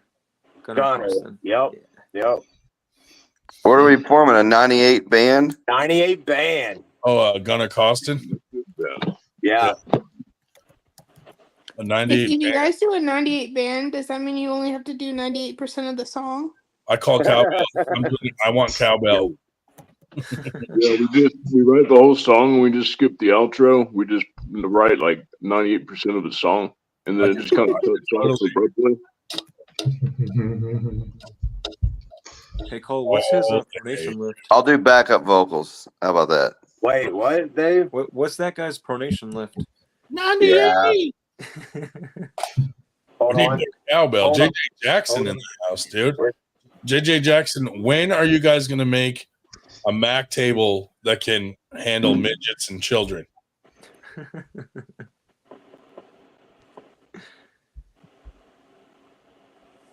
Midget arm wrestling. Is that the tonight's theme? Yeah. Yeah, pretty much. Midget has been the theme of the show. That guy's pronation lift with his butt's probably pretty good. Can a midget even do a pronation lift? Yeah. Very small pronation. Small degree of rotation there. Would that be? It's an arm wrestling. What should I get on first? Would No, it, not would it every- be considered semi-pronation? Oh, it's in the midgets, how midgets do the pronation lift? They have their buddy laying on the ground and they just put their thumb under his belt loop. JJ said the midget / kids table is in the works. You heard it here first. You heard it. The tiny table. Houston. Tiny table. And to answer your question, no, everybody is not on steroids, but a lot are. But you should definitely get on trend first. Dabble. Or First thing dibble. to do, Isn't that like the hard stuff though? The head start of everybody. Yeah, that's the hard stuff. That's Oh, the stuff for horses. Put some trend in every meal. Just sprinkle it on. Jesus Christ. Like Parmesan. I started out with powdered walrus tusk. Try it. You will not regret it. And then he switched to Apparently I'm narwhal belong penis. to Motley Crue now, so I got upgraded. I think. I don't And then know. Ryan stopped the suppositories. I thought he was on like penguin urine or something at this point. Dried narwhal. Elephant piss. If you eat too much walrus tusk, you'll start to look like one. Just You need dehydrated narwhal testicles. Well, You well, gotta, see what happened to you gotta Max Lewis. order elephant piss from Africa, please. Sir. Trend bologna It's the best stuff. sandwiches. Rocky Literally Mountain every- oysters. Oh, Every time somebody brings Real up a narwhal, Salvatore I said, just think about that I'll scene smash from metal right-handed. Who is that? Sal. Your next super match. Yeah, your next match, I guess. Baby seal penguin. You guys ever watch those dudes with those long bats hit the baby seals? They club them. Jesus Christ. Fucking terrible. It's literally like an 8-foot baseball bat, and they just club these baby seals over the head and harvest them. So instead of whack-a-mole, live leaks or something. What I'm telling you, it's terrible. Never been seal clubbing before. It's terrible to watch. It's fun to play, but it's not fun to watch. Isn't that the provincial sport for Nova Scotia? You have to ask Yakumovich. I don't know, but I would love to get one of those fucking baby seal clubs and club a couple arm wrestlers. Ryan, that should be your new 98%. It's fun to play, but it's terrible to watch. That should be your new 98 tagline. If a dog eats a hot dog, is it considered cannibalism from Candy Hi, Pass? Candy. I think so. Y'all There's didn't tell me definitely- Candy only Pass if it's a was dash-in. There's definitely dogs and hot dogs. Aren't they eating each other in Springfield? Eating the dogs, eating the cats. Those are furries. The dogs. Furries gone wild. If you identify as a cat, people that the live people there. in Springfield can eat you. That'd be a cannibalistic furry. Yeah. It's nature's way. Also known as chicken and mushroom. Oh. Somebody tell me in my real life nature furry. who is let's see, where Adam Lambert. Oh, That's that a one gay singer. that's a singer. Major Mason, are you trying to DM Kotlo? Big Eric. How Eric's tournament went? I've seen a few pictures. Eric GT2. Wasn't he at the same tournament y'all was at? Oh, he was there, all right. He busted some ass. He did good. Yeah, he's a big, strong fella. I know. Hey, Ryan, what happened to your bodyguard that you're supposed to have? I didn't have. Oh yeah, dude. The people that attacked me were bigger than my bodyguard. So. Oh, Damn. big okay, that was rig. quick. Big Rig Eric. Get up Hey. in here. Mr. Bodyguard, what happened, dude? Uh, Yeah. you talked, so you already brought that up. I just all I said is that there was a There was a miscommunication. bit of a face-off situation. Yeah, Yeah. Anyway, I didn't get too in depth in it, but I did my best to de-escalate the situation. Good. I don't think it was de-escalatable. Oh no, it was not. I got at one point I got in between them, and I'm just like, what am I doing here? I thought I was gonna die. I'm pretty sure you got threatened to get out of the way. So you pretty much got attacked by chihuahuas. That's some big ass chihuahua. Bunch of barking. All I can say is that I did not back down. Rottweiler wallows. Stood my ground regardless. Yeah, Major changed his thing. I just put in a friend request. Used Well, to be Rottweilers bite. not the new one. Oh, just got it, David. Here, confirm. There we go. I just figured out how to do that. The extra title on the bottom here. This has got to be a troll, dude. Come on. Would it be messed up to go to an arm wrestling tournament with pink eye and potentially spread it? No, not at all, dude. All right, hang on. Who is this person asking questions? The weirdo guy. Warrior piano. It's got to be a troll. Warrior. What's that word? Is that wood? It's probably wood, dude. Think See, about David, it. what you come up with. That does sound like wood. I mean, if you're gonna do it, at least like go all out and just wipe your eye before you grip up with them. That's a quick way to get a good amount right there. First But off, I think we can all agree it'd be better than hand, foot, mouth. I was about to say that. first of all, all arm wrestlers have pink eye anyway. So We're doing hand, foot, mouth wrestling now. If we switch to mouth wrestling, I'm not doing it. Oh man, Mm. that's the real pay-per-view stuff right there. Yes, I did get beat up, and I'm actually pressing charges and suing. Emotional damage. Ryan, are we going to see a rematch with you and Paul Italia, except some mouth wrestling this time? Yeah. Maybe. Can we get a stream on that? Yeah. Future. Yeah. I'll pay for that pay-per-view. Yeah, I'll pay for it too. Let's start a petition for it. No, they don't. Those clowns don't come anywhere near New York. Hey, we get Paul and Coach Ray for the first midget arm wrestling match. I'm just kidding. I gotta wait till my shoulder surgery again. My second shoulder surgery is over before I think about pulling righty. Anyway. Yeah, I didn't get didn't get to pull you, Ryan. It's a shame. I can't really pull righty. Yeah, I got left too. Wow, I don't. Yeah. Did you Dave find pulled out me. if you have to have surgery again? Yeah. Oh, Dave smashed you? Yeah, sit down. Absolutely. Yeah, he came over at sit down table. Yeah. Well, I was trying to avoid that corner of the room after everything, It's probably smarter to not Yes, it was definitely was. cause more trouble than it was already going on. Yeah. It's an interesting observation from Gandhi.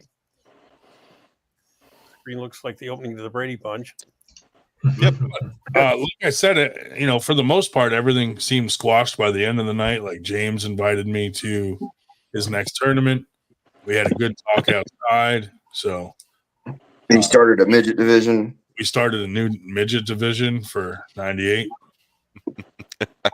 49.5%. Damn. Productive show so far.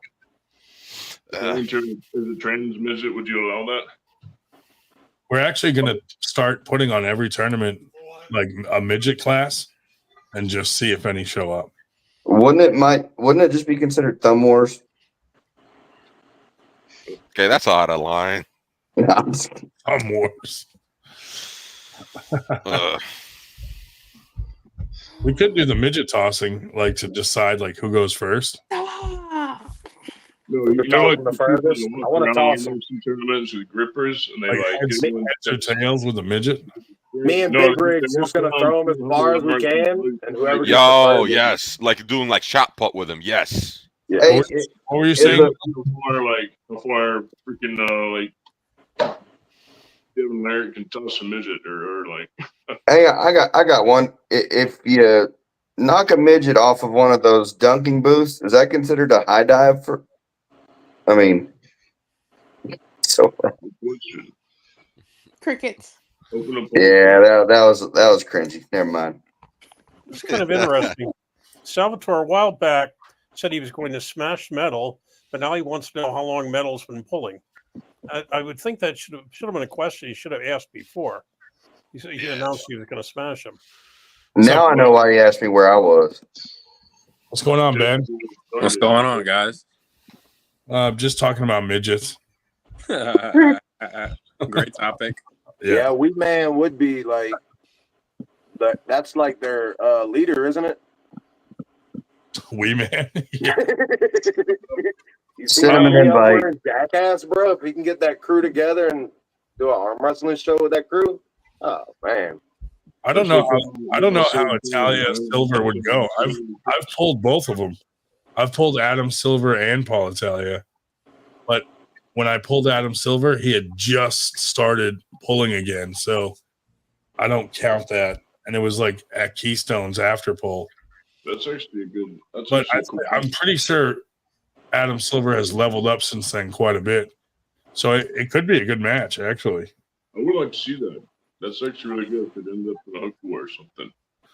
Yeah, I think that would be a good match. Yeah. What's up, Ben? Silver for a second. What do you got going on, Ben? Anything? Yeah, just healing right now for AWU. Yeah. Trying to basically see what's all this hype about AWU, you know what I mean? Just see what's going on. I mean, a lot of shit talking in that chat. You think? Oh Lord. I mean, that's a circus. Okay. Hey, My Yeah, feelings get hurt AWU just and listening to you guys talk about the chat. I'm too sensitive. I'm going to get out briefly. I'll be listening, but since we're at capacity, yeah. Who's coming on? Let's see. Oh, Yak. Oh, Big whoop. meh.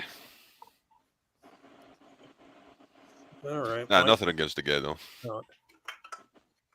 Just when he was here with Nanya, that was a shit I show. don't think he's in the weight class, bro. There's Yak. I didn't expect Shell to get off just for me. I can come back. It's not a big deal. It's okay. He doesn't add to the show. He just likes to sit there and observe. Well, I actually like when Shell's on. But yeah. Okay. Talks about his old man strength. Thanks a lot for kicking him off. Well, you can kick me off. I can come back later. I don't care. It's all good. He can still hear. He can hear in chat. Hey, Yak, are y'all gonna find some midgets in Houston? Some midgets. Yeah. What's the deal with midgets? Why are you trying to steal our idea? Now AWU is going to steal our midget idea. What's the deal with midgets? I haven't heard. I'm going to start every tournament. I'm going to put a midget class and see if any show up. Oh yeah, I did hear that. I think Like that'd be a sweet idea. 0 to 50 pounds, and then 50 to 100 pounds. I don't know what the weight classes are going to be. Maybe we'll go by height. I wouldn't even go by. I wouldn't go by weight at all. I just say if you're a midget, you're in the class. Yeah, but there's some midgets that are 3 feet tall versus 4.9 feet tall. I don't know how we would do that, but yeah, I think just treat them all as equals. Well, Under 4 foot, over 4 foot. Thing, Captain Obvious. Is there any midgets that arm wrestle? No. I'm going to do a women's midget class too. Yeah. Midget class. Did we lose another? And then we'll have an amputee class. I'm going to do all of them, dude. Midgets, amputees. It's just going to go down the list. Siamese twins. I want to have the tournament with the first classes available. Yeah, Siamese twin arm wrestling. You could tag in your twin. No, you can still only use one arm. Yeah. You can only use one arm, but you have your choice of 4 different arms. No, I'm saying if there's like a double amputee that has no arms, how would they arm wrestle? If there's 2 of them, how would they arm wrestle each other? They use the nape of their neck, dude, and they like pinch like ostriches, or giraffes. Those dudes can dude, if they get a hold of you under the chin and they fucking can squeeze harder than people. That's the new sport, neck wrestling. Yeah. I've seen a Everybody's got a neck, right? Choke someone out with his neck. It looked like they were kissing, but he fucking choked the dude out by just like squeezing him with his chin. Like, damn. It's like a fucking monkey bite. Like you have to tie your arms behind your back and then hook your necks together, and whoever gets to the pin pad first. Carlo wants to know, Ben, where your shirt is. I don't know. Ask that fucker. Oh, it's lost in the mail.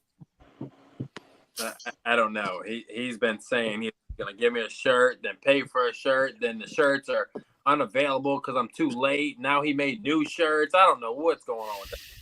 Oh my God, Dave Shell's back.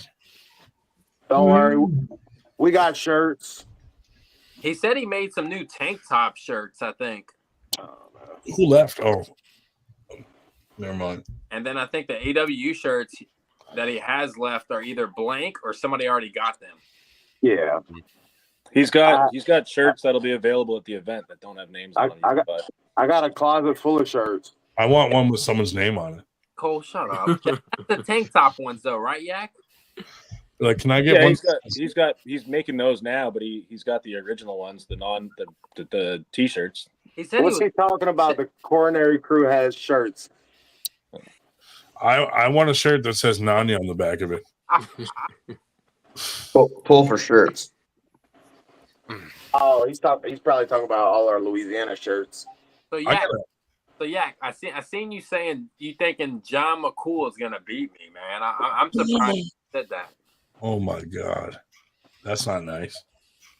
Not because he's good, but just because you're newer, you know what I mean? And apparently he's getting better, and he's got the weight advantage on you. And he was doing cocaine when he said it. How much is he weighing right now? I think he's like 205, 210. Oh, man. He wants to show Ben's pronation list. Don't do that.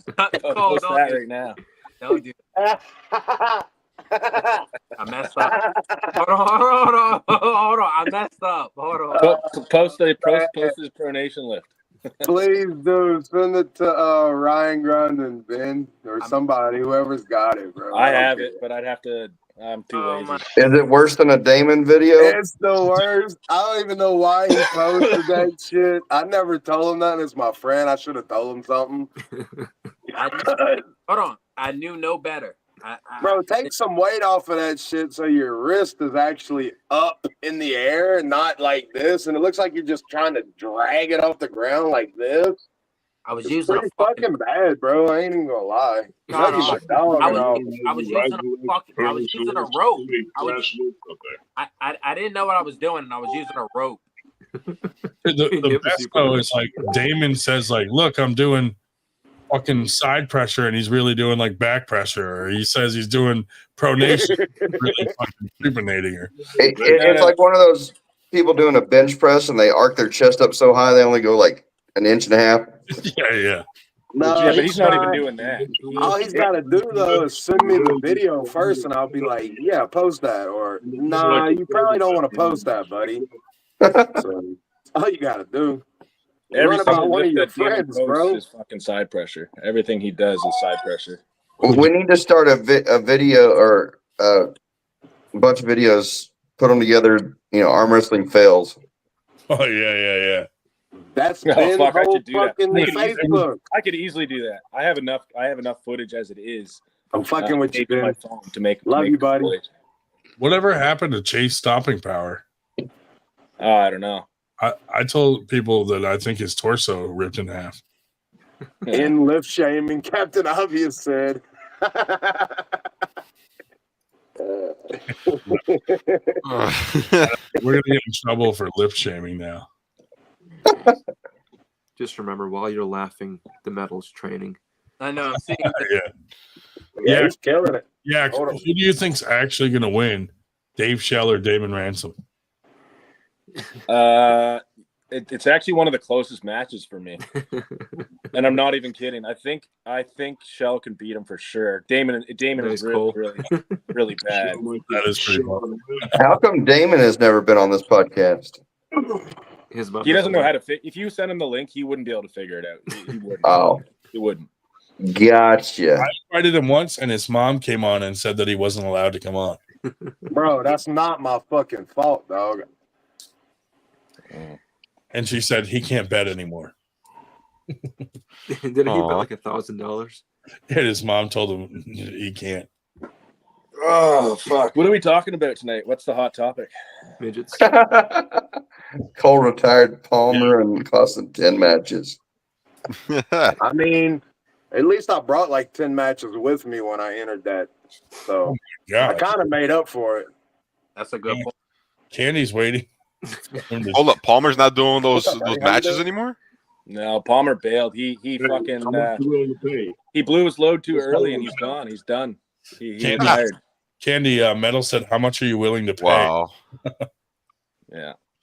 What a shame. I was hoping to meet him at Winter Blast.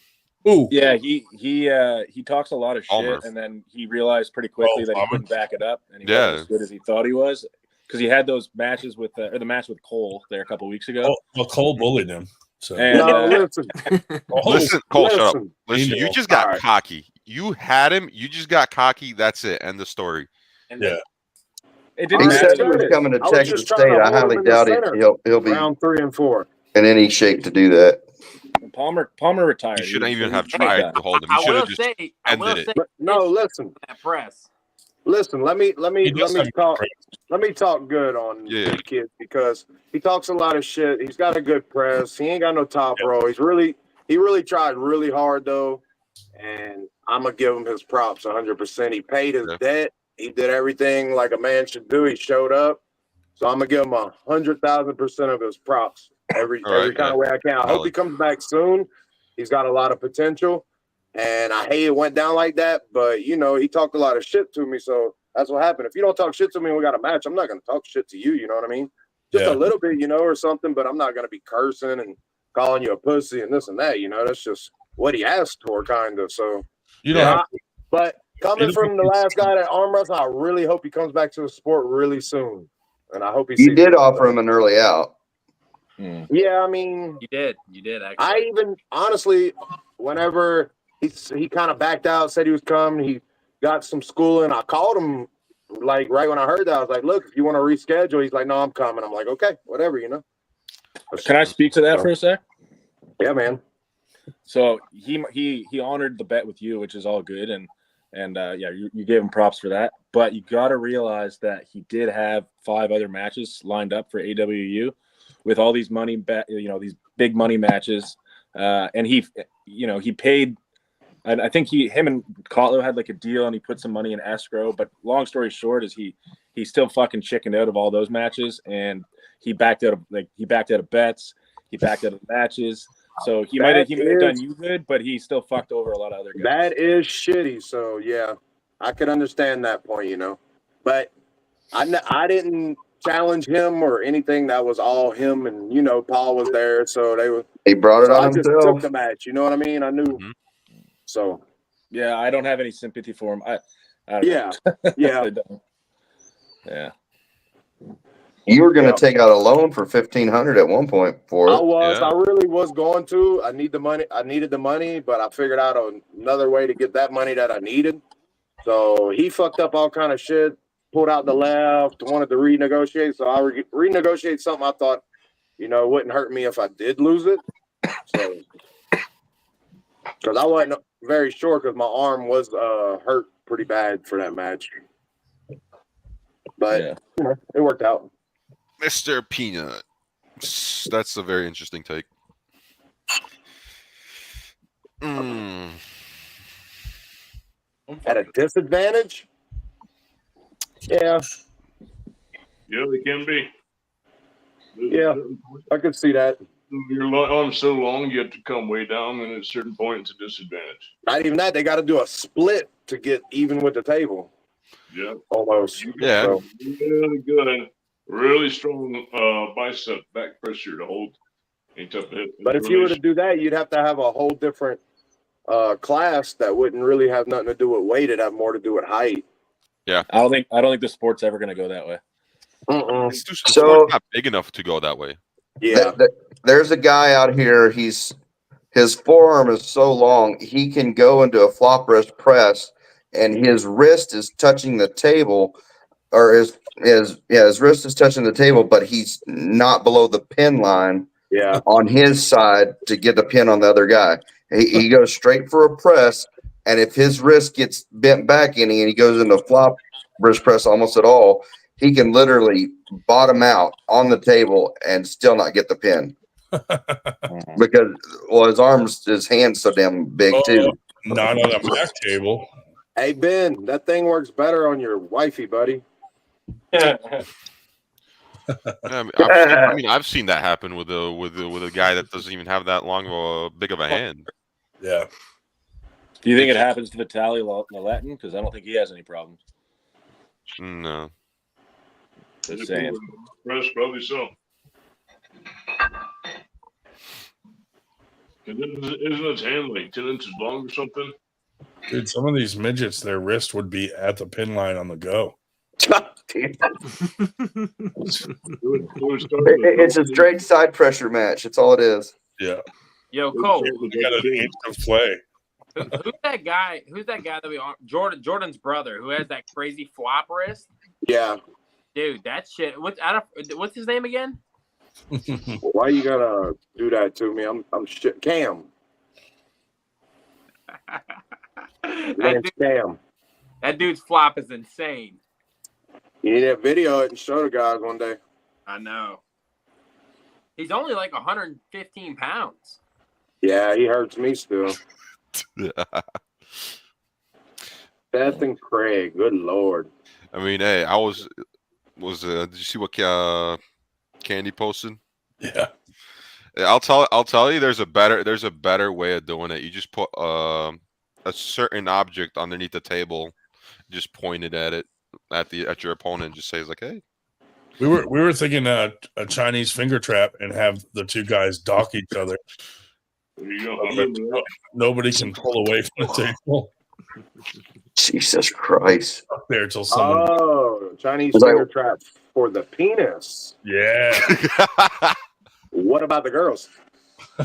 Oh, interesting. Yeah. What about gender equality? Come on. Depends on depends how much steroids they're doing. Oh shit. might still work. Yeah, they might be able to use the same thing we use. Oh, fuck. Oh shit. Uh-oh. Was that a reference, Ryan, to what nobody, he said?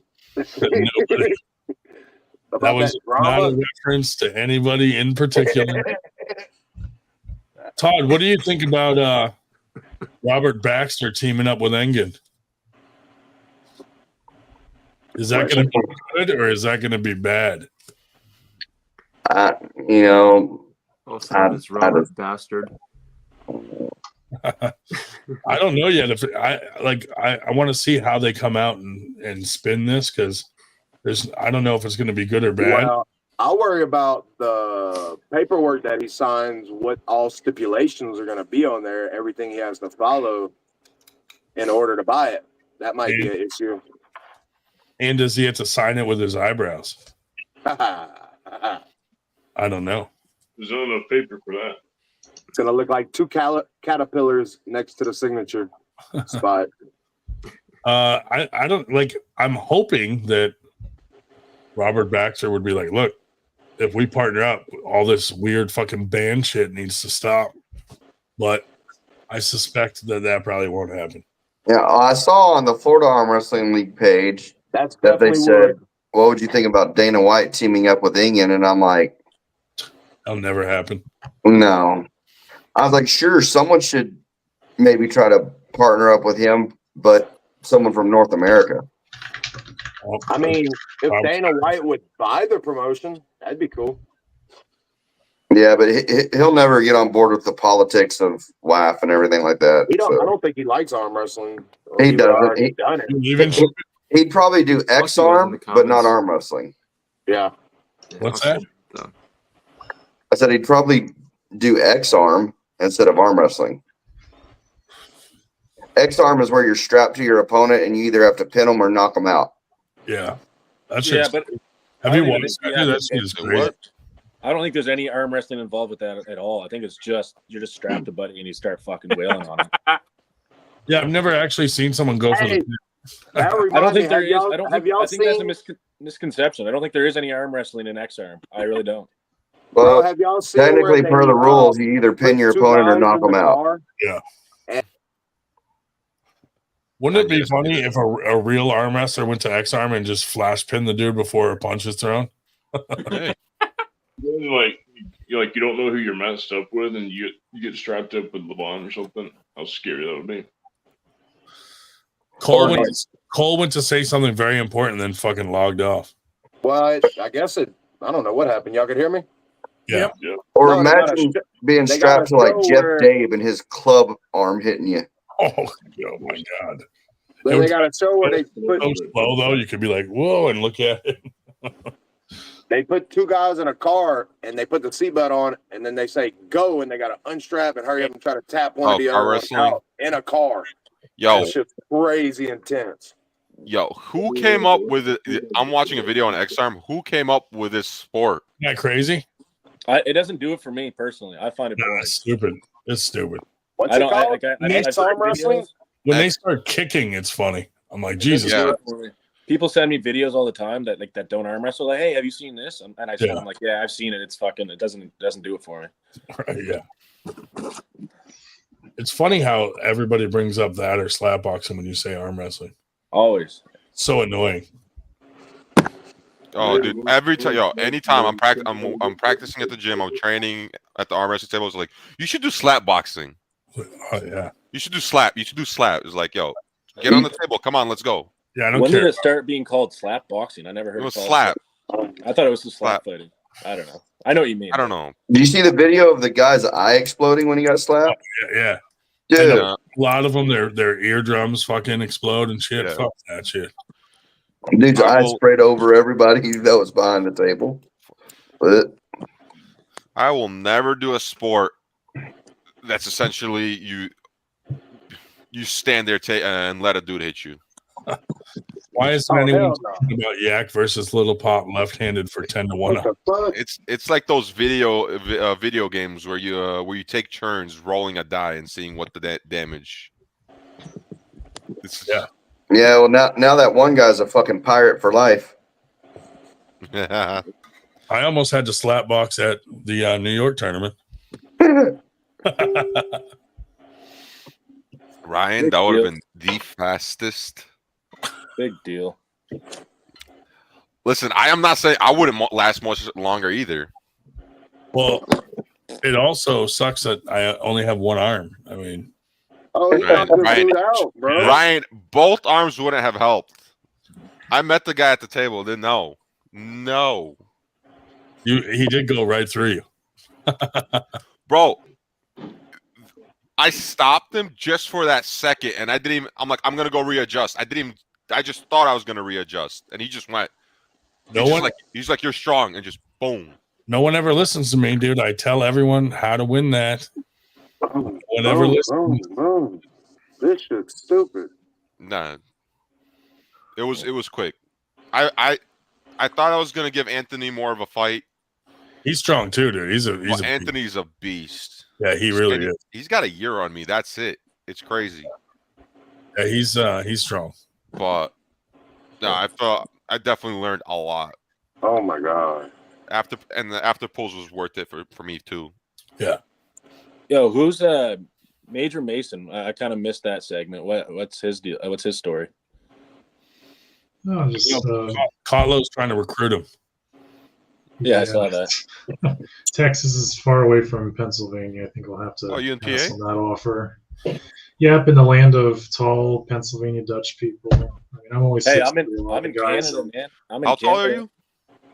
About 6'3". Oh, okay. Small. Nah, you're average. Small. Because a lot of the guys I see at the gym, like you get beanstalks that are 6'6", 6'7", 6'8" easily. Because everyone's just this part of the area, I guess. I got to move down there. I'll feel more at home. There you go. Bro, this guy's putting this guy on an arm bar on the fucking table. That's the video I just watched. It's nuts. Bro, it's off the ground. Did you watch the eye explode one? Oh my god! No, we're talking about the X arm. Oh shit! Okay. The eye exploded. That's pretty wild, bro. All over the crowd. The crowd got covered in the blood. I saw a video. It's so you're not allowed to hit with your wrist essentially. Right. But I see all those videos where they get hit with their wrist in slow motion. It's just like the small moves, and then everything else is just. It looks sick. Not gonna lie, but I like the girls doing it. That was pretty interesting. I like that one. I watch it and I'm like, "Fuck punching, dude! I'm gonna slap people from now on." But I like the one. I like the one where they do it on their butts. That's a different kind of video. Shit. It's a P. Diddy freak off. Bro, they're not arm wrestling though. They're not trying to pin each other or nothing. They're just fucking swinging. Maybe I'm just like an arm wrestling snob now, but like I said, I try watching it and I just find it boring. Like I'd rather watch arm wrestling. Oh yeah, for sure. Or boxing, not mixed. It just don't work. Who's playing that? Oh, no. What the flip? What the hell was that? I don't even know what that's called, but that's like the Ice Age thing. No, I know exactly what that is. Whoever was playing that, it's the Seth Corley whatever version of it. So what happened? Ice Age. That's went to Craig's house, and I wasn't involved in that Carlo should come on here and he'll explain that. I don't know. Carlo, we need an explanation, dude. Yeah, I don't even know what really happened. I know it happened, but I'm not going to speak to it. I don't care enough. Oh yeah, I remember that. Come on down to Georgia and Paul. We have had hurricane, flooding, and chemical fire and a chemical cloud over us all in a week, just waiting on Jesus to come back. Dude, I see some of the stuff on Facebook. What's going down there? It's nuts. It's insane. Yeah. It's our government sucks dicks. Did you see how much they're giving each flood victim in terms of money? $750. Fucking dollars. Crazy. $20. Bomb.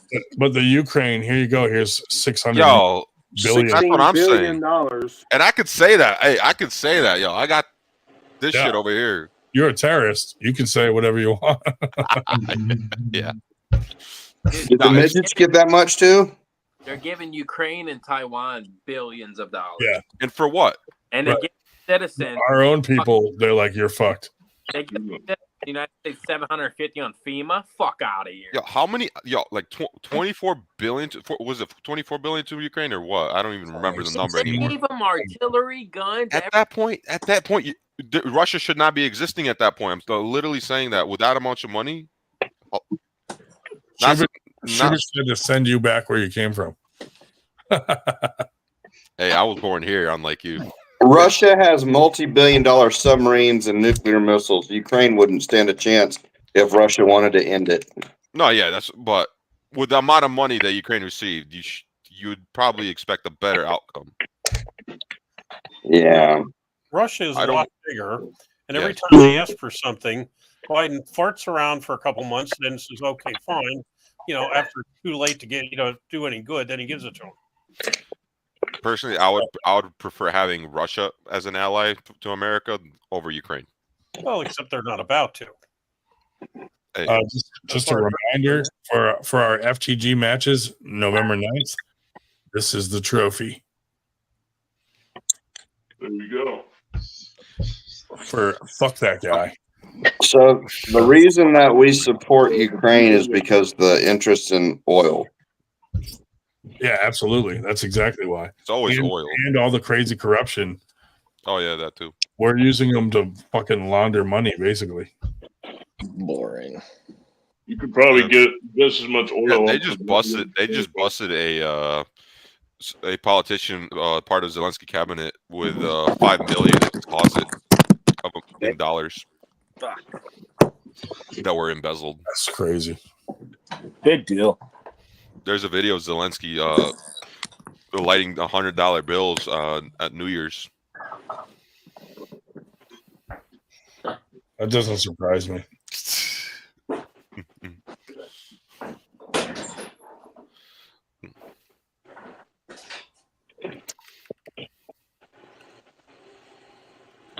Yeah, Shubich disappears and he starts making smart-ass remarks. I do about 2-3 shifts a year, like 2 in the spring, and I'm gonna do 1 in like mid-October. Yeah, I would have come up to practice tomorrow, except you skunks aren't having one. I know. That's racist, Dave. Well, I wish we did, honestly, but we're having one at the 12th. Selling FEMA out of money because Louisiana got hit first, and we know how to claim some FEMA over here. Well, y'all learned during Katrina. Cole, did your IHOP close during the hurricane? Yeah, for like 2 days, the lights were out. Did the Waffle Houses still work in the area though? No. I saw a video of a Waffle House. They were running generators. There's literally just like one lamp working, and the grills are on because they're propane. That's it. Yep. And there's people at the Waffle House.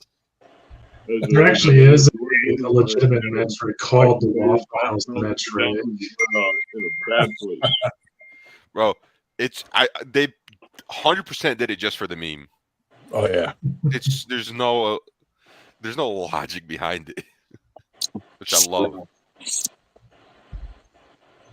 It's like if Waffle House goes down, then it must be really bad.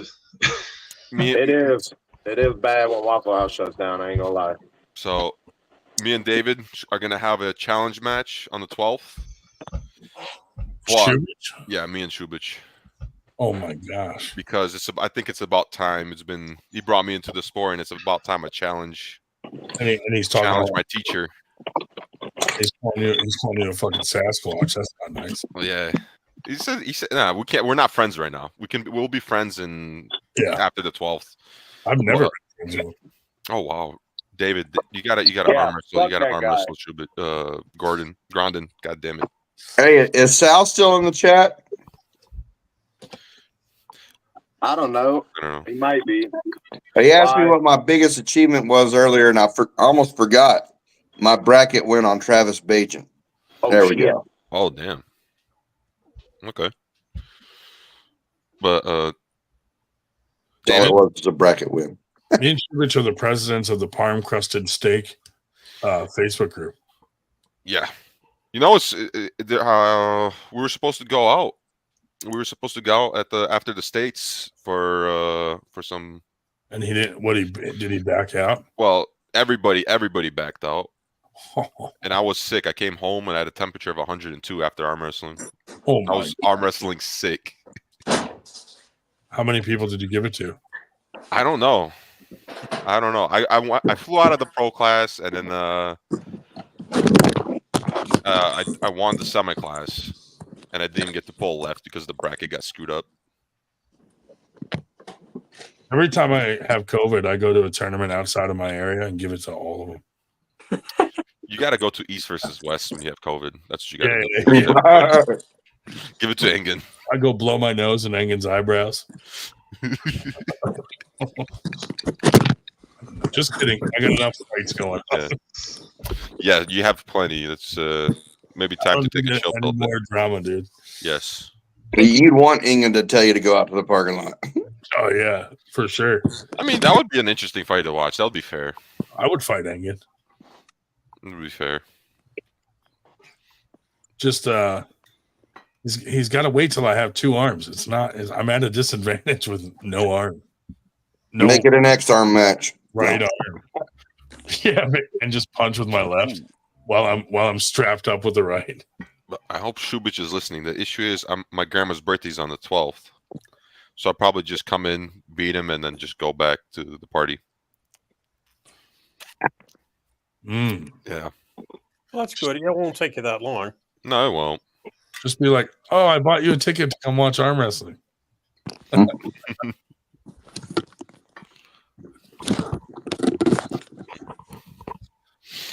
Any other big tournaments going on? What's going on? Anything? No? Well, coming up. I got nothing till December. They got one in New Orleans coming up. We're doing the P. Diddy Freak Off on Christmas Day. When's that? Wait, what? Christmas Day, P. Diddy Freak Off tournament. November 16th, Arnold qualifier out here in Texas. No tables, just benches, and everybody has to bend over. I got a tournament coming up 2 weeks before AWU, just locally in Nova Scotia. There's arm wrestling in Nova Scotia? There's a lot of arm wrestling in Nova Scotia. Is there like some teams? Dude, there's probably more clubs in Nova Scotia than a lot of the Oh, wow. There's probably 10 clubs in Nova Scotia alone. Oh, that's cool. Yo, give me like 30 seconds. I'll be back. This is where the Bigfoots and the Yetis come together to pull. Yeah, now that they build a bridge to Prince Edward Island, they can go out and fight with them too without getting seasick. Throw a target on Oak Island and look for treasure. Yeah, have you ever pulled that Seth guy? No. He's new. What about McCool? You ever pulled him? Yeah, I pulled him last year. How does he? I seen that you flashed him. Yeah. Well, he went to flash you, and you just held and then flashed him. Yeah, I could have done whatever I want with him, to be honest. But I went into that not really knowing much about anyone because that was my first year down at AWU, so I didn't know what I was getting into. It's kind of just a trial for me. How long has he been arm wrestling? McCool? Yeah. Someone said like fucking long, like 7 years or something. 7 years? Something like that, and I could be wrong. I think I heard someone say that. And he's still an amateur. He's a bum. he's a good guy, and I think he's getting better. But he's not like a high level arm wrestler. No, I'm still a 7-year amateur bum too. Well, yeah, you are. That's true. Yes. I'm right there with you. Bro, I want to get sponsored by this. My right arm will always be an amateur bum. I'll never. I drink that shit all the time. Bro, this thing is good, bro. 0 calories. Well, look. Ben, you're going to be a 7-year amateur if you don't win no more amateur matches. Well, maybe if Kotler wants me to have 5 matches, it should be me and you, right arm. Me and you? Mm-hmm. My right arm's pretty bad. I don't know. Imagine. That's my better one. I have at least 3, probably 4. Now. Wait, hold up. I have a question. Where's AW? Because AWU is in Texas. Houston. I ain't going to Texas to arm wrestle. Houston. I ain't going to Houston. I flew there last year from Canada, and I'm doing it again this year. No. Because of the sexual favors? Yeah. It's worth it. I'm not going to go out of my way to arm wrestle. I'm not at that level yet. I am. Well, that's the thing with AWU. No one is. Well, I shouldn't say no one. There's some good pullers, but there's a lot of guys that are pretty fucking bad that do go pretty far out of their way to arm wrestle. That's guys with money. That's not me. Yeah. I don't do it for the money personally. I'm happy to show up and have no bets on the table because it costs me enough money just to get there, right? That's what I mean. I wanted to personally ask you, with me, Pool, like, you really think he's gonna beat me? Truly? No. I don't know well enough to say. I've never pulled you, and I don't know what his current level is. But it would make sense that he won because he's got more experience and he's a left-handed guy and he's heavier. Yeah, but I mean, technique, power. I mean, you're hurting his feelings, man. I've seen how you pull, and you still have. I mean, like I'm not saying I'm anything special, but you got a lot of work to do. You're new, right? I have a lot. I have a lot of work to do. I'm only 8 months in. I have a ton of work to do. Mm-hmm. So, Ben, are you a top roller or a hooker? Both. Very well at top rolling. What do you set up for though? What's your go-to? What's your ace? Don't say your ace. Everyone's got an ace. Yeah, playing with a spade. Say nothing.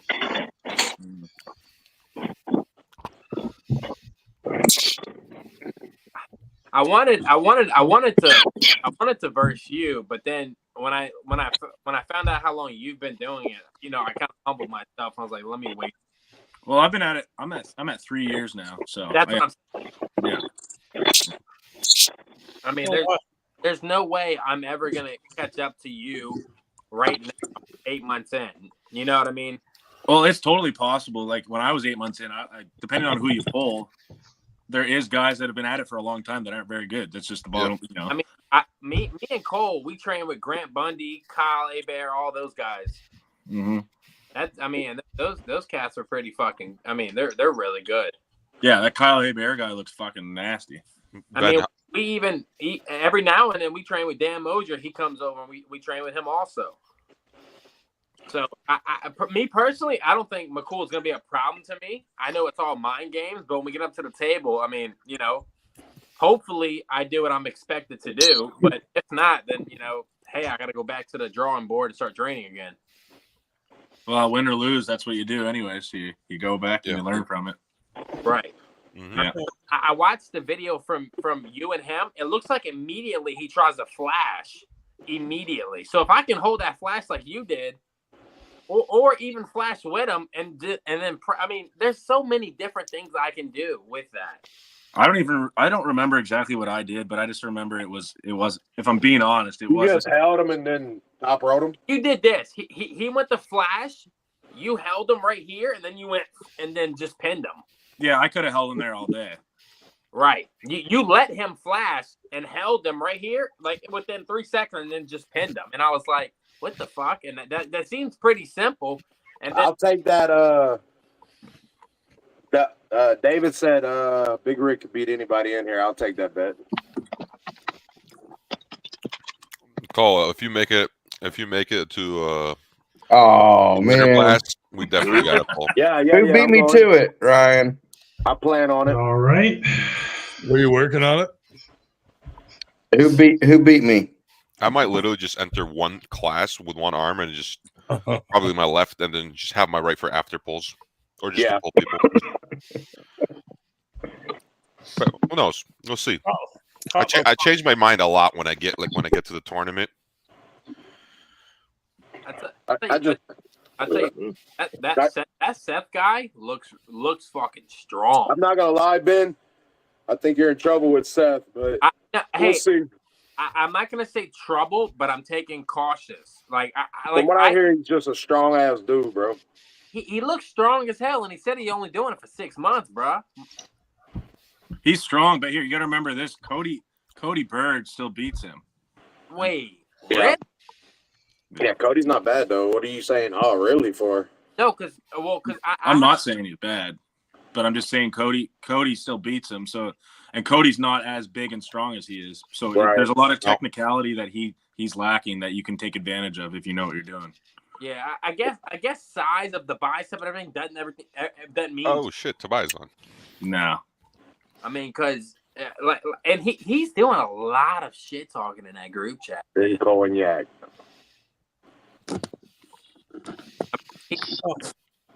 Kotlo made a remark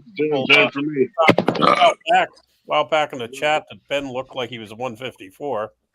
I'm not sure. Ben, how much are you? Frame of 154, according to Kotlo. No, he's like 170. No, he's like 200 pounds, bro. I'm 201 right now. Damn. Man, I'm heavy as fuck. I'm heavy as fuck right now. I'm not gonna lie. Well, Gordon told me I look real small on camera. Gordon, can I stop saying Gordon? Yeah, I don't think the camera does you justice, though. You can never tell until you see someone in person. No. Yeah. Nah, I'm 201, 6 foot. That's about it right now. I'm actually skinny in person. And he's breastfeeding right now. So camera adds 200 pounds. It would be even more embarrassing if I lose to Damon and then Damon loses to Austin Jennings' girlfriend. So, hey, Chill, what's your plan? Like, are you gonna approach this match like pretty seriously? Are you gonna like really fight in that setup and like take advantage, or what are you planning here? Well, we're going to. Well, the grip is not. Yeah, I'm avoiding his claw grip because we're starting all rounds of the strap. Yeah. See, Damon, as you probably know, he has no fucking clue what he's doing. So you can easily, if you know how to arm wrestle in any way, you should, and you should be able to exploit his lack of knowledge and just fucking beat him. I think if Dave loses, we should all make him retire. Yes, I'll do my damnedest.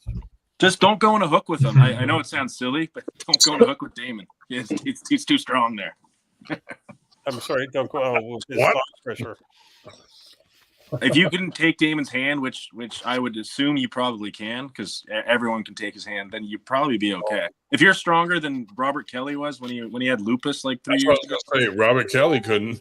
Yeah, so if you're stronger than Robert Kelly when he had like a lupus inflamed body, then I'm sure you'll be okay. Now, to be perfectly honest with you, my arm is stronger than my hand. Okay.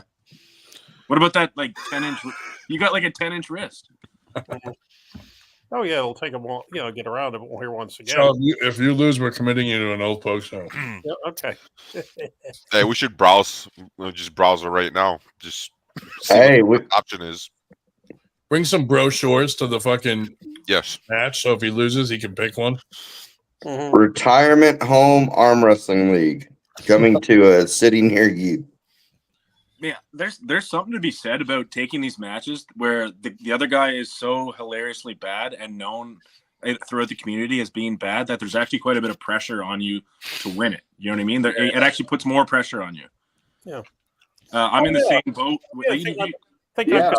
Yeah, like Palmer. About Ninja or concerned about Ninja or concerned about Kotlo? Yeah. If I lose to Kotlo, big fucking whoop. Yeah, big deal, big whoop. Yeah. So I took a match the other day. I got called out by that little pop guy. You know who he is? Yeah. He's mentally insane. Like, I don't know if he's all there, but long story short is he called me out left-handed out of nowhere, and I said, yeah, sure. And then he basically called me a pussy if I didn't accept his 10-1 bet. So I have to put up $1,000. He puts up $100, and I said, fuck it, sure, because I'm pretty confident I can win that. So long story short, that match is happening, and it's $1,000 versus $100. 1,000 to 1 odds, huh? Listen, well, 10 to 1 odds. What are you eating? Me, I made a charcuterie board earlier. Oh, and it's all gone. As soon as you ask the question, it's literally gone. Fancy. Yo, Yak. So what's this Rookie of the Year AW? What is that shit all about? Fuck AW right now. I'm eating almonds. This is cheddar cheese that's been soaked in champagne. Oh, very good. That sounds good. Fuck that. I'm fucking with that. We had secret pals at school, and somebody gave me a beef stick and a cheddar cheese stick because they knew I was doing carnivore, and I thought that was awesome. That's awesome. Nice. I'm about to take a 150 milligram edible and then see what I can snack on. Are you serious? Dude, that would put me in the hospital. I can't even eat half of a 5 milligram. I have hybrid 100. No, they're 125 milligram. I mean, I'm fine.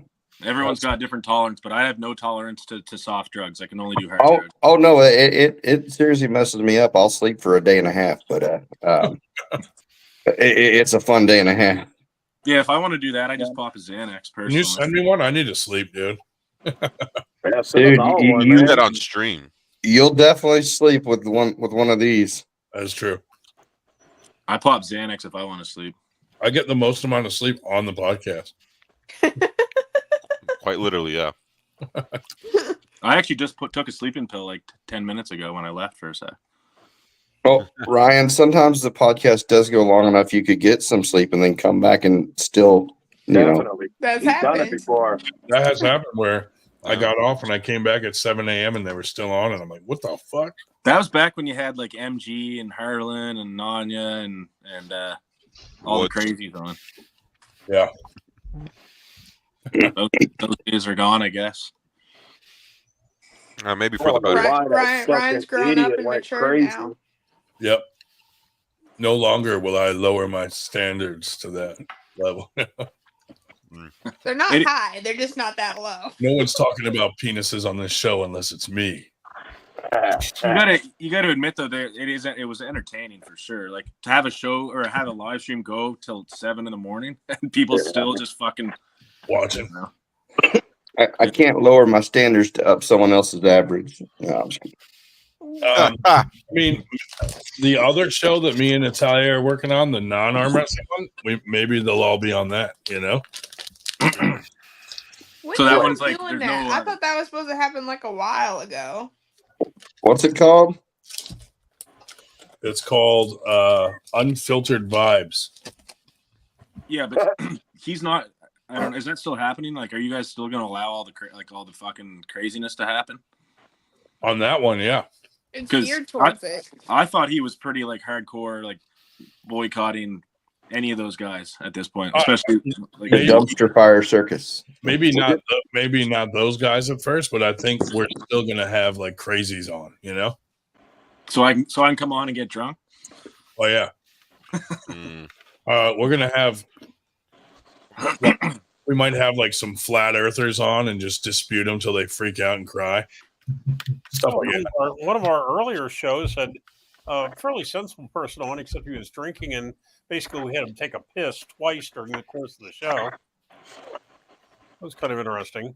Suddenly gets up and walks through the stream, but good. So that's a good point. We've seen Eric Harlan's taint and Steve Golub. Should we do a poll of who's next?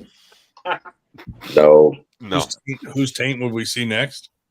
We saw MG's titties, so that counts too, I guess. Yep. I mean, I have seen a picture of or a video of Yak doing a helicopter.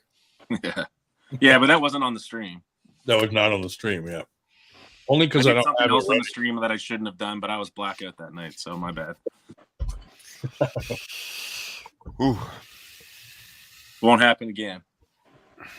No, I already have 3, and then he wanted to get. Who's a new guy? He's 51 years old, 330 pounds, but he's never arm wrestled.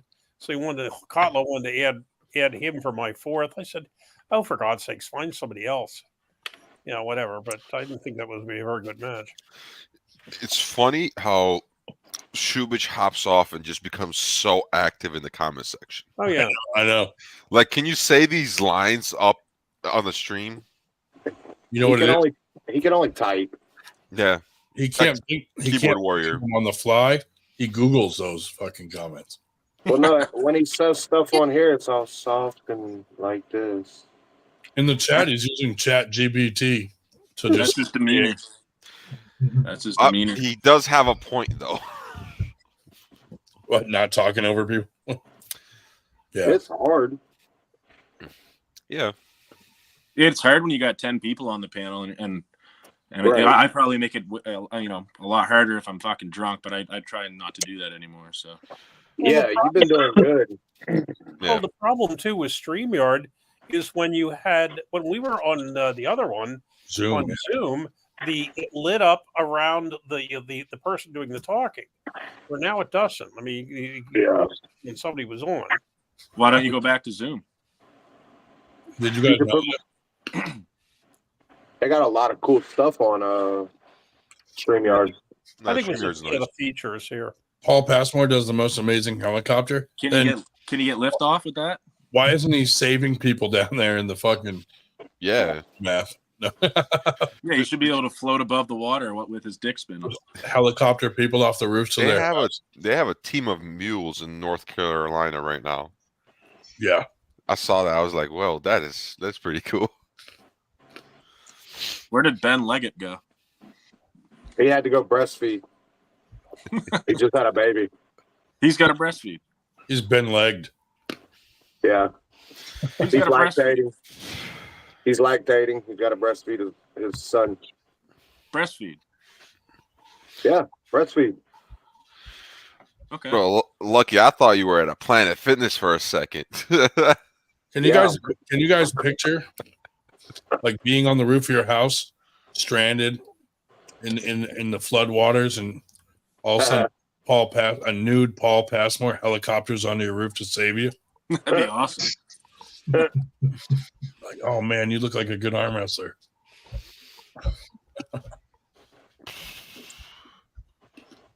Did you answer that, Lucky? Is Lucky talking? Are Lucky and Harlan friends again? Were you talking? Do not go that route. Please. It looked like you were talking, but we couldn't hear anything. Oh, I just said Candy would be the one lifting people up, putting them on her back. She's all jacked now. Damn. Said FEMA wouldn't allow it, and they would only give him $750. Jesus Christ.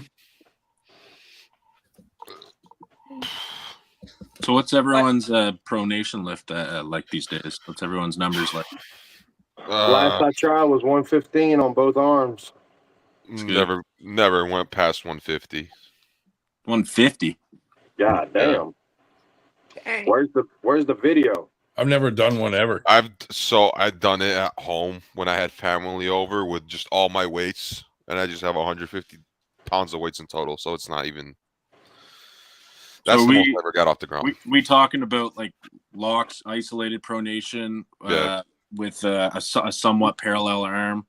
I need to see the video. Didn't see the video, but there's no video, so I couldn't even see myself pulling, so I can't even critique it.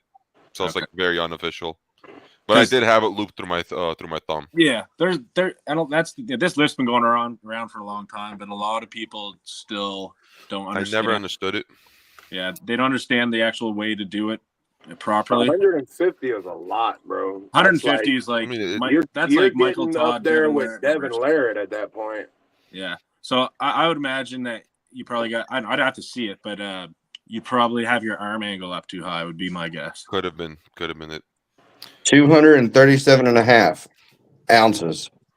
All right, so after I have the match with Subich, I'll do it and I'll post a video. Yeah, we'll try. I post a video. I post mine when I can in the chat. That's best. Make sure, Big Rig. Make sure you put the weights on a scale if you got one. What's your riser like, Cole? What's your over knuckle? Not over the front of the hand, but over the knuckle. Yeah, I know what a riser is. I did 80, but it was after I did the 115 pronation. What I did is I hit.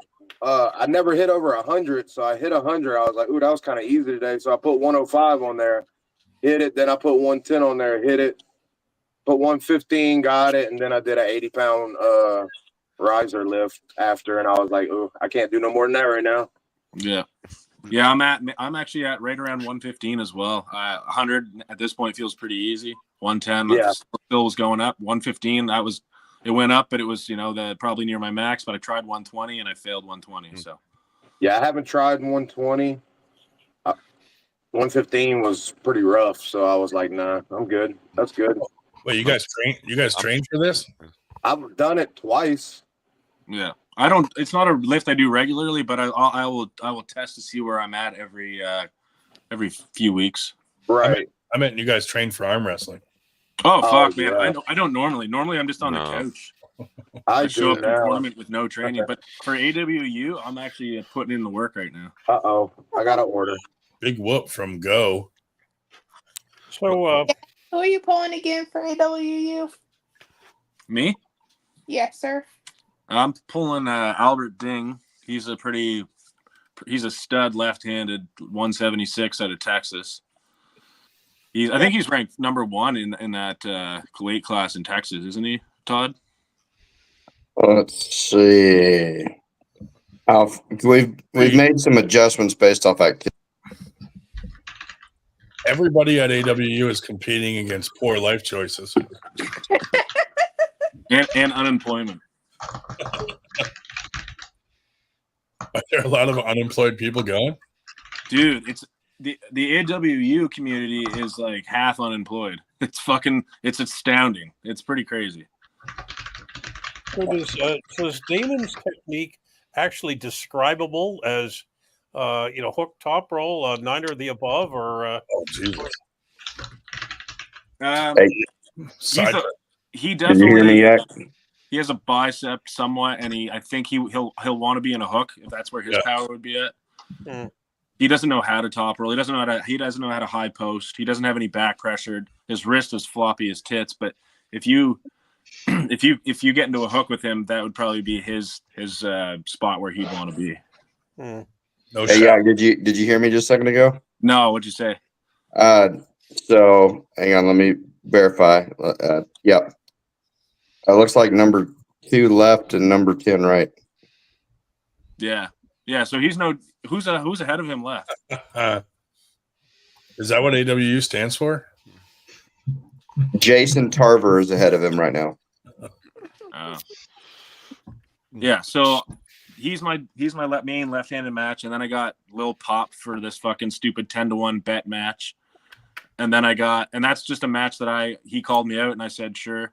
But I'm really going there for Ding. And then I have a right-handed match, but I don't really pull right-handed, so I'm pulling Harlan right-handed for shit. Can you say that again, what you're going there for? I'm going there to pull Ding Dong. That's my main priority. Pull Ding. Sounded good. Well, his name's Albert Ding, so if you know who I'm talking about. Yeah, he is a stud, though. Apparently, he's really good. I've watched him, and he's fucking good, so. Yeah, you got your work cut out for you. I know. I guess my cupping sucks. My pronation's fairly decent. My cupping really blows. But, your areolas say different about your cups, all right? No. Sorry, I had to throw one out there for Ryan. Dave, did you just set up high hand? I have to hand you. We're trying to be more serious on this podcast now. Oh yeah, sorry. Set up for like a high posting top roll and follow through with it. No, I'm top roll. I very seldom hook, very seldom, and not left at all. Right, Yeah, if I'm pushed to it, but left just with my weird shoulder and everything, I really can't get in the right position. But you're pulling them right-handed, aren't you? Yes. Yeah. Yeah, all my matches are right-handed. Dave stays like perfectly flat. How many do But you have? lately, once in a while, he tries to like shoot in, and you're like, "Oh, I didn't expect that from you, Dave." That might not be a bad idea. Yeah. Well, you got 7 fucking tries, for Christ's sake. Well, and the thing is, the thing too is that I'm, as Ryan will tell you, I'm much stronger now because I can actually drop with my new knees. Yeah, that makes a big difference. He is stronger than he used to be, for sure. That makes a huge difference. I'm going to corner you for that match, Shell. I'm going to make sure you win. Did the exploding hand technique on him? You still can't beat my explosive hand. Oh. Yeah, Ryan, that's not the type of explosives we're talking about. I know we're talking about the Unabomber. Look. No, even if it's not a formal match, we definitely do have to grip up right arm. I can't even lift my own arm to show that on the screen. I'll rub your arm down. Lift it with my other arm. there, Shell. I'll be your guy that rubs your arm. And then we'll have to find a free weekend and come to Nova Scotia after the ice melts about June. Yeah. Dude, that's why I was like, if I get in a fight, I'm gonna have to spin really fast and hope that my arm like raises. Like it'd be like a Lego Ninjago type shit. One of those back arm swings. A wet noodle. You just need to use centrifugal motion to try and get the arm to elevate and Yeah, generate that's what I'm thinking. I'm gonna have to spin really fast to get it to elevate up. Yeah. Like I can lift it up to about like, I don't know, 45 degrees, and then I gotta like take my other arm and yeah. And then that's about as far as I can get it. Till the surgery. This recent tournament I had, I actually messed up my shoulder a little bit. I bet, dude. You went against all people that fucking are like you're slamming into a wall. Yeah. Well, it was on left arm. That was the crazy thing. I just didn't warm it up. Yeah. So just a little crunchy. Like I can't go that far behind my back. That'll do it. It's gotten better. Texas Armwrestling League in the house. Billy Ortegas. Did you see that? Did you see that match with the finals at the in the amateurs on the left with the Kevin kid? Like my size. If you want, it wasn't even like a flop press. Like you just take your arm straight down. Kevin Malcolm. Oh yeah. Kevin Malcolm. Yeah. Yeah, he would push your elbow off and go down. Like he wouldn't get pins because the other dude, like he would pin him, but the other dude would get a foul because his elbow went off the pad. Yeah, but if you push someone off, then it should be his foul, not the other guy's. If they can prove it's intentional, you can't intentionally push someone off the pad. Yeah, no, it's just how it works because like if you're trying to roll him, you're trying to pull back, and he's pulling your arm down. You yourself take your pad. I'm trying to weird. think of it. That is I weird. don't have a video of the angle. Literally, it's just my back covering everything. How about some of those Georgian kids, dude? They're just fast as fuck. I was like, holy shit. Yeah. That kid in my weight class didn't impress too much. Oh no. But yeah, he wasn't on the level of all the big dudes. I think he could drop down and play in the 220 class. Yeah, that light, whatever he was, the lightweight and the black tank top. That basically a lot of these matches were over before his opponent knew they started. Yeah. I need to drop down to the 220s. One of them went into the super heavyweights bracket in the right hand in pros. Like he just put his hand down for me. We slipped and he's just like, oh, you win, and just puts it down. I'm like, and they didn't have enough people, I guess, so they would have qualified. No, they needed somebody else in super heavyweight left. And they didn't have enough. Left, yeah. They asked me to jump in. I said, "You nuts?" And Eric, so maybe next Thursday. Hellbent. What's up, Eric? You were on the far side. What was that argument with fucking Bisman and a puller over? Wait, who? Bisman when he was reffing. Liam. Oh, short, heavyset dude. So they were in a ref script, and he essentially kind of started moving his hand in a little bit like this. Yeah. And Bisman called that and fouled him, and he already had a foul, so he lost. Oh, okay. And he was just trying to play it off as an adrenaline rush where his hand was just shaking. Which when I pulled him, his hand was like he was steady. It wasn't. There was nothing. No shake. Nothing. Which I don't know. Dang, I'm gonna start shaking at the tail every time. Just get an advantage. I'm sorry, man. I don't know. I got a problem. Yeah. But no, I like when Bisman refs. I just saw the altercation, but I didn't catch what had happened. Yeah, a lot of people didn't. Yeah. But he was up against I forgot his name, but he trains with Cruz. He's from Long Island. What third that evening? It was his first tournament too. Damn, I forgot. Yeah, I mean, I can't make it out there until like 5 o'clock anyway. Hellbent. Did you pull Cruz at all, Eric? I did. What do you think? I did. It was more of just him telling me what to do, like what I need to train on. I didn't get to go full out. I wish I did, but I don't think I could have moved him that much. Wisdom Donnie Brown from Ghana saying hello. Wisdom, what up? Donnie Brown. Hello. What's up, Donnie? I think, well, give it a couple of years. I think Cruz is going to be the guy to be in New York.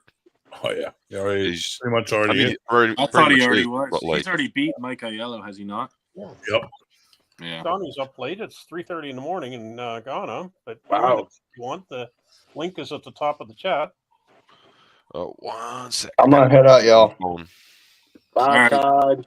Bye, See y'all later, buddy. See ya. Good riddance. Yeah. Have a good night, man. Just kidding. See ya. Yeah, I use my phone as a camera. That's because I don't have one. Now look who's back. What up, Ben Leggett? Hey, how's your nipples? Yeah, they're pretty sore. Yeah, I heard you were breastfeeding. They're just pumping, you know. What's up? So you must be on gear then if you're able to lactate. They're just fucking getting her out, you know. What's the width of your areola? Huh? Ben will show you. What's the width of your areola? Ben, measure your areolas. Yeah, we gotta know what size they are. You gotta beat. What is it? Those are tiny. 7/8. Tiny areola. Those are so tiny. Hey, yeah, measure it real quick. What the fuck are we doing on here? Golly, that's the littlest areolas. Hey, Ben, you think I've that's ever weird, seen. bro? Yeah, you got a tape measure handy? Man, I did this the other day. Last week. Did you measure it? Yeah, his shit was like 5/8 or something. It was small. That's tiny. And that's how you know I'm not on gear. He's got 1/4-inch areolas. Measure it. I mean, measure it hard. Dave shells are 15/16. I don't know. Oh yeah, 15/16, not 7/8. I'm not on nothing. It's a 16th of an inch longer. Check them out. Ben, measure your areolas, bro. Man, I never assumed that you were on gear. 6 inches. What are you measuring, dog? Definitely not my penis. That sucks. Dramatic. I don't even need a tape measure for that. It's 2 pubic inches, dude. Damn. Yo, Shubich, you clarify. You talking about Cruz and Alcester? Because how much does Alcester weigh in that? He fluctuates. I feel like he's been 198 and all the way up to like 240. Yeah, bro. 320. David, you remember that practice we had? Dude, because Cruz walks him, bro. Like it's not even contest at that point. With who else, Cesar? Yeah.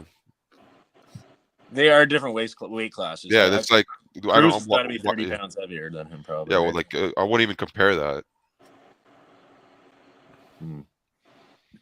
Which how Brandon felt and versus Cruz did no. Nick Stone's right up there too. I'm still too new. I don't even know. I don't know who Nick Stone is. He's a beast, dude. I would assume so. He's top 10, huh? You got to come to the next Knuckles Up, Eric. I have to. Dude, yeah, you should come down and Knuckles Up, dude. Yeah, he's practice. Come hang out. I would like to, but I'd feel like I'm not invited. Why? I don't know. So Yeah. Knuckles Up, invited. Yeah, everybody's invited. I don't know. It's got the IAP slapped on there. I'm not sure if I'm welcome. I'm kidding. I'd come sometime. Yeah, I mean, I'd have to work it into my schedule. Maybe in the new year. I was gonna say, don't worry. There's a 98 on there too. Well, oh yeah, that's true. That's true. I'll be able to soon next year. I'll be able to travel around a little more, so I'll be coming out to more tournaments, more practices. What's the Knuckles Up event like? Can anyone just go and just pay like a spectator fee or what? Yeah. You basically buy tickets. Yeah. What do they run? What are the tickets like run? $40. $40 plus for $40 plus the fee, it was like $47.47. Yeah, that's worth it. Yeah. Or you get stronger like that, Gonna man. do the meet and greet and all that. It's more, but you get to like meet all the guys who hang out before. Wait, so you're saying I could potentially get to meet and shake Ryan Bowen's hand if I wanted? Oh, If absolutely. you really, really wanted to, dude. Not first time, bro. Cole, chill out. I have. If I have, certainly you can. Yeah. I really wanted to go on this past one. I wanted to see Sharkovich again. I fucking smashed Ryan Bowen's kid. Arm wrestling. That's how would he? I thought you wanted to hold up your worst arm wrestling. You should have let him pin you. No, I did. I let him win. Yeah. The vanilla I'll be gorilla. back in a minute, guys. Knuckles Up is in Fort Lee, New Jersey. Yeah. According to the question. Oh yeah, I wouldn't be caught dead in New Jersey. Sorry, I can't come. Fort Lee, New Jersey, Just kidding. about 3 blocks from the tolls for the George Washington Bridge. It's because it smells like a toilet, dude. Yeah. Yep. Hold up. 1 sec. I'll be back. Yeah, I would never live in New Jersey. No way. I've been in New Jersey before, actually. Yeah. I'm trying to remember. I think I've just driven through New Jersey to get to New York. I think that's where usually you fly to is Newark, isn't it? Newark Liberty, yeah. You can, yeah. That's typical. So what other hot drama is on the go? Not much. I'm still trying to cope with being attacked. Attacked by who? Steve Walker and James Reed. Oh, you mentioned that last week, didn't you? No. No. Oh, I mentioned that they might be there. Place it. So okay, I missed this part, and you might be repeating yourself. But what happened? I walked in. I was there maybe 2 minutes, and Steve Walker comes up and he's like, "You have a lot of fucking nerve being here." And I was like, "Oh yeah, I was invited by the what tournament was it? New York Tri-State, and it was a Arnold qualifier." Just this past weekend. Yeah, King of the Tri-State last So week. then he was in my face, and then James Reed comes up, and they asked me to go outside, so I just went outside. I think that they thought if they rolled up on me like that and asked me to go outside, that I probably would have said no. But that's not me. They're picking on you with a bunged up shoulder too. Come on. I was like, "Let's go," and I went out there, and then just yelling at each other. I squashed shit with James later, and Steve's mad. A lot of dumb shit that mostly misunderstandings because I talked to his wife and kids, and they were like fine with everything. So, Did you get your speaker back? no. Just kidding. Imagine if I brought that up there. Ryan, it's your fault that I lost to Steve. Why you felt? You primed him. You just primed him. I got him all worked up. Yeah. I don't even know who Steve is. Who is Steve? I thought He won at Worlds, IFA Worlds. Yeah. In his class. He had a knuckles up match. He won. But we were when I was talking to Anthony, he's just like, "Well, we're fighting for second place." That was but I got fourth. That guy screwed up the bracket. Anthony, he had already fought me for second place in the parking lot. There is no winner in fighting, Ryan. That's right. There always is. There always is. That was pro. The guy that was doing amateur didn't screw up the brackets. Luckily, it didn't come to a fight because, What'd you say, Dave? Severely outnumbered. I said that had to be pro because the guy that was running amateur didn't screw up the brackets. No. I said the guy the Bulgarian that jumped in. Yeah. That would have gave me a chance to pull Rodriguez, which was literally the only person that I really wanted to beat. Yeah. And this is not good. Like, I know I'm stronger than him. I just didn't know if I'm faster. Because after states, that's all I worked on was just my speed. Stephanie's in the chat. Ooh. Stephanie! Get her on. Do you see Dave Shubich's last comment? No, I did not. What is it? He said, "I can't stop farting." Okay, never mind. I seen that one. Someone said, "Bro would never say that on stream." Yeah, he would not. No, he's so serious. You know, he's got this presence with him all the time.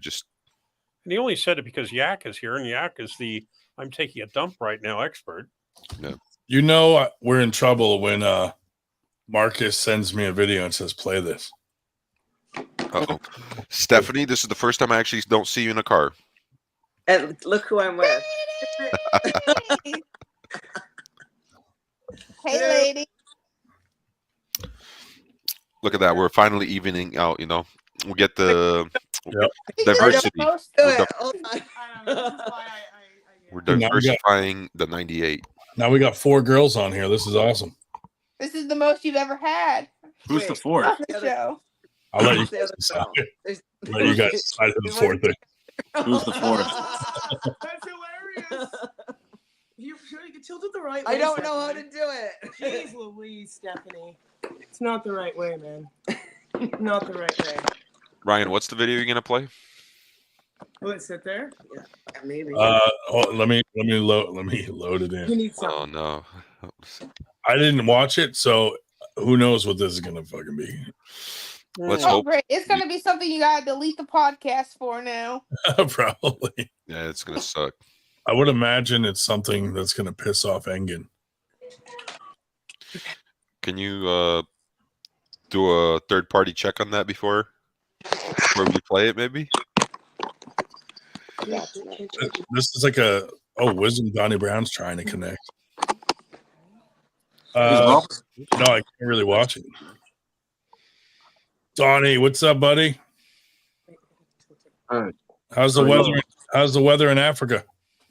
Very hot. He's hot. I like Your it. house looks nice as always, man. Do you play? Do you play the piano? Come give us rabbit ears. Oh. You ladies. Hey, Lucky. Whatever you do, don't eat the carrots at Stephanie's house. Oh my gosh. Hello, Stephanie. How are you? I'm gonna move on. Thanks for that comment. No salads for me. Ryan. It's like 10 seconds of my life I'm never getting back. Let's go. Mr. Dig, how are you doing? Dude, this whole stream is like a couple hours of my life that I never get back every Friday. Every week. Who is this Mantis Claw? Oh my god. Patlo's sending me videos of Damon Oh Ranch. yeah, I clipped those for him. I clipped those Mantis Claw videos. They're good. Hey, Captain Pretentious.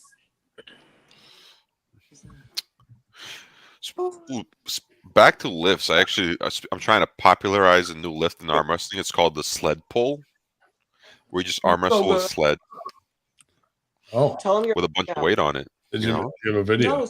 Yeah. I actually do. Someone will steal it. Yeah, make them steal the idea. Why do I want them to steal my idea? It's I my don't even idea. know. It's on my phone. It's not on my computer. All right, What is Ryan. that? Is that cake? See you, Ben. All right, later. This is an excuse for a Rice Krispie treat. Oh, I thought it was a piece of cake, but okay. That's what I thought. No. It's Made carrot. with coconut oil. It's carrot cake.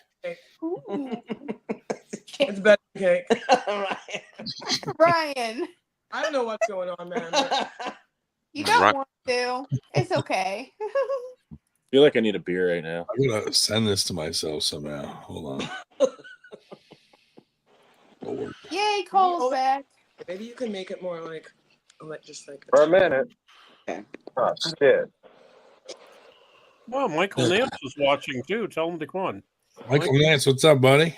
The link is at the top of the chat if you want to join us. I sent it to you on Messenger. Especially a link from my Instagram.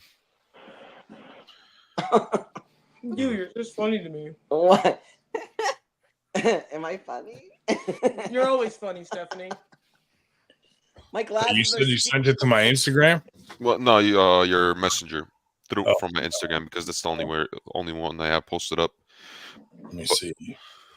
Ooh. Oh. It's let me see if it'll let me download it. Yeah, it should. I think we are going to go and do something important like paint our nails or something. Oh no, I it thought links. you already painted your nails. It just links me to your Instagram. Yeah. What, Lucky? I got ready. Yeah. It's, I'm gonna do it tonight. Do some shots of tequila. oh my god. Wait, so what did you guys do earlier then when you weren't painting your nails? When you told me you were painting your nails? Are you drinking vodka No, out I of the said I was bottle? going to paint nails, and it just hadn't happened yet, man. She's Oh, That's very Slavic of you. Stephanie, you better drinking speak up vodka if you're out of gonna the meet her tomorrow. No, I You're did wrong. my stretches and I went to the gym. I went. Right? You went to the gym before your super match? I went swimming. She did. Brandon, Oh, let me okay, let me that's send okay. you the video. I'm gonna stop my camera and then I'll send you the Right. video It was a All right. I love Xana's photo bomb. because I forgot I went and backed everything up. Yeah, on look my at the phone. kitty. Got that butt in my face now, Xana. They're eating the I'm cat. trying to download all these videos everyone's sending me. They're eating the dogs. They're eating the They're cat. eating What's the cat's dog. name? What did What's the the cat cat's name? do? What did the cat do? Why does everybody want to eat the cat? What's the cat's name? I know people who Mittens. eat lots of cat. Not even anybody there. Cole, he's working at IHOP and he's cooking. And he'll come back later and tell us his story. I'm gonna send it without the sound.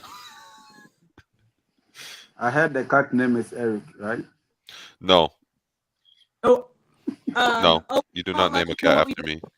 I went to an Indian restaurant and stuffed myself with food. You probably had some cat there. I come Ryan? last. Nice. I hear they have midget arm wrestling. Oh my! Hanging your eyebrows and Coach Ray is not allowed. Ryan. What video was that? I gotta download this. All right, I'm Yeah, sending Ryan. what's the topic for tonight? What are you discussing? I want a story from the African guy. Oh, ask him. Welcome to Africa. I see the African guy. Tell us the story. Oh yeah. What's your favorite arm wrestling story? Favorite what? Arm wrestling story. Or is this guy from the dad group or is he an arm wrestler? He's an arm wrestler from He's an Ghana. arm wrestler. He's look at him. He's Katie's pretty. like, what's the dad group? Ryan, tell Katie about the dad God. Camera's upside down as always. I love it. I don't understand your Hey, question. More time. guys, I'll be back. I guess AWU just started their own live stream. I'm gonna go check it out for a second. All right. Whatever. I swear to God, I'm gonna go. I'll be right back. Ooh, report back. I will. Ryan, that Promises. I like the post that you did today at the Let's See Those Forearms. There's some. I set that on automation. It's gonna do it every Friday. Oh, that is sick. All right, so You got a lot of responses. Yeah. 97. 97. Oh, one more, dude. Someone do one more. We need 98. Come on. Or just 97 comments. What were you saying, Stephanie? Tell what story? About the dad group. Oh, Katie okay. wants, what is up with the dad group? So Dave Cotlow goes into like dad groups and puts a link to this podcast. So we'll be talking about arm wrestling, and some random dude will join and be like, "Hello, fellow dads," and we're like, "Oh my god, dude!" So we just play along, like, "Hey, dad," like ask them weird questions, and then they eventually realize that they're on an arm wrestling podcast and they leave. Oh no! What about that lady who came on thinking she was going to get a job and you're interviewing her? Oh yeah, dude. We were asking her like how many words a minute she could type and all this crazy shit. This is so mean. For a long time. It was, yeah. That is mean, Like- man. How do you sleep at night after that? Like, well, you don't get the job, bitch. You didn't say that though. 98. We got hired- 98. We actually hired her. So Ryan, we just got 98. Did you do it? I didn't. No, Lucky Yeah, did. yeah, signed. Stream rejects. Wood and Harlan. Yeah, probably, dude. They probably did start. They're gonna start their own like freak show. It's gonna be like a P. Diddy freak off. Hi. What are They're you gonna- laughing? no more baby oil in the What state happened? in the state of Texas. Right. And yes, Uh, Mr. Okay. Peanut, we discussed Turn that the last week. back on. I went ready for WAF the is, they are affiliated with WAF. Yeah, I'm pretty sure. Donnie, everybody in Ghana falls under WAF rules, right? WAF supervision. He muted himself. Yeah. You see that video, Grandin? Yeah, hold on. Where'd you send it to? Messenger. I downloaded it for you. I watched it, but I didn't. Let me download it. So I tried doing it through the wrist, but it just puts too much pressure on in the hand, but it puts too much pressure. Yep. So essentially, the lift is on the wrist, and you try to pull it without opening up. All right, let me look. the phone. Okay, stop. Don't touch it. Okay. So I just want some more criticism on the on what on like what it should look like. All right, ready? Here, I'm gonna play it. Oh, him. Here we go. Is that a car engine? What's he pulling? That's a sled. Lead. So my left is a little weaker, so it's opened up over there. But for the most part, that's like that's opening up too much. You know what I would like you to do is hook up a crane scale to it and see what the actual pressure is. I feel like we need to do a little bit. We'll be done. Like, Yeah. not to See what it actually comes out to on the crane Yeah. scale. Yeah, because it's definitely more than the weight on it. Yeah, because you got the drag, you know. Yeah, that was a lot of weight. That was What's your that was body weight on it right there. Not good, Stephanie. I'm supposed to have carrot cake for dinner. Oh, stop. Ryan, We don't have any carrots over here. I bet have you, you Ryan, don't. have you ever planned for hello? Can Yeah. you hear me? Yes. Have you ever planned for staying away from WAF? Or you still want to play under WAF? Our 98 tournaments, yeah.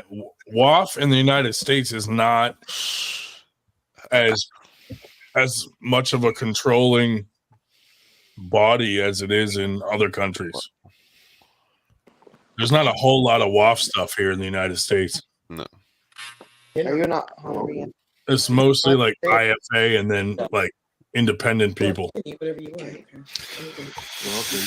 All right. So Because David you Marr. know the rules because get to that. whoever Oh, hey, competes in David Marr. IFA, whoever competes in IFA will not be able to compete in WAF any of the WAF competitions. So And that's why I'm asking. That's a problem we have here in the United States is WAF will ban people from pulling their events if they pulled at IFA. So it's an ongoing problem here. Not only in USA, I think it's a global issue. Whoever. Yeah. Whoever competed in Like other. if you pulled IFA, you can't pull that East versus West. Yeah. But they let some people do it and not others. So that's the problem, is it's not consistent. So it's like they use it as like a weapon to ban certain people they don't like, or Right. How are you going to solve this? Because I don't think this is going to help, because there's no money in WAF. You know, yeah. there's no money, there's no sponsorship. So someone can come to other country and with full of plane tickets, accommodation, spend a lot of dollars, and later on will not get anything. But I think other East versus West and other programs, there's a lot of sponsorship and so I don't think there should be a band or there should be don't compete here. You know, if you compete here, I don't think that will work.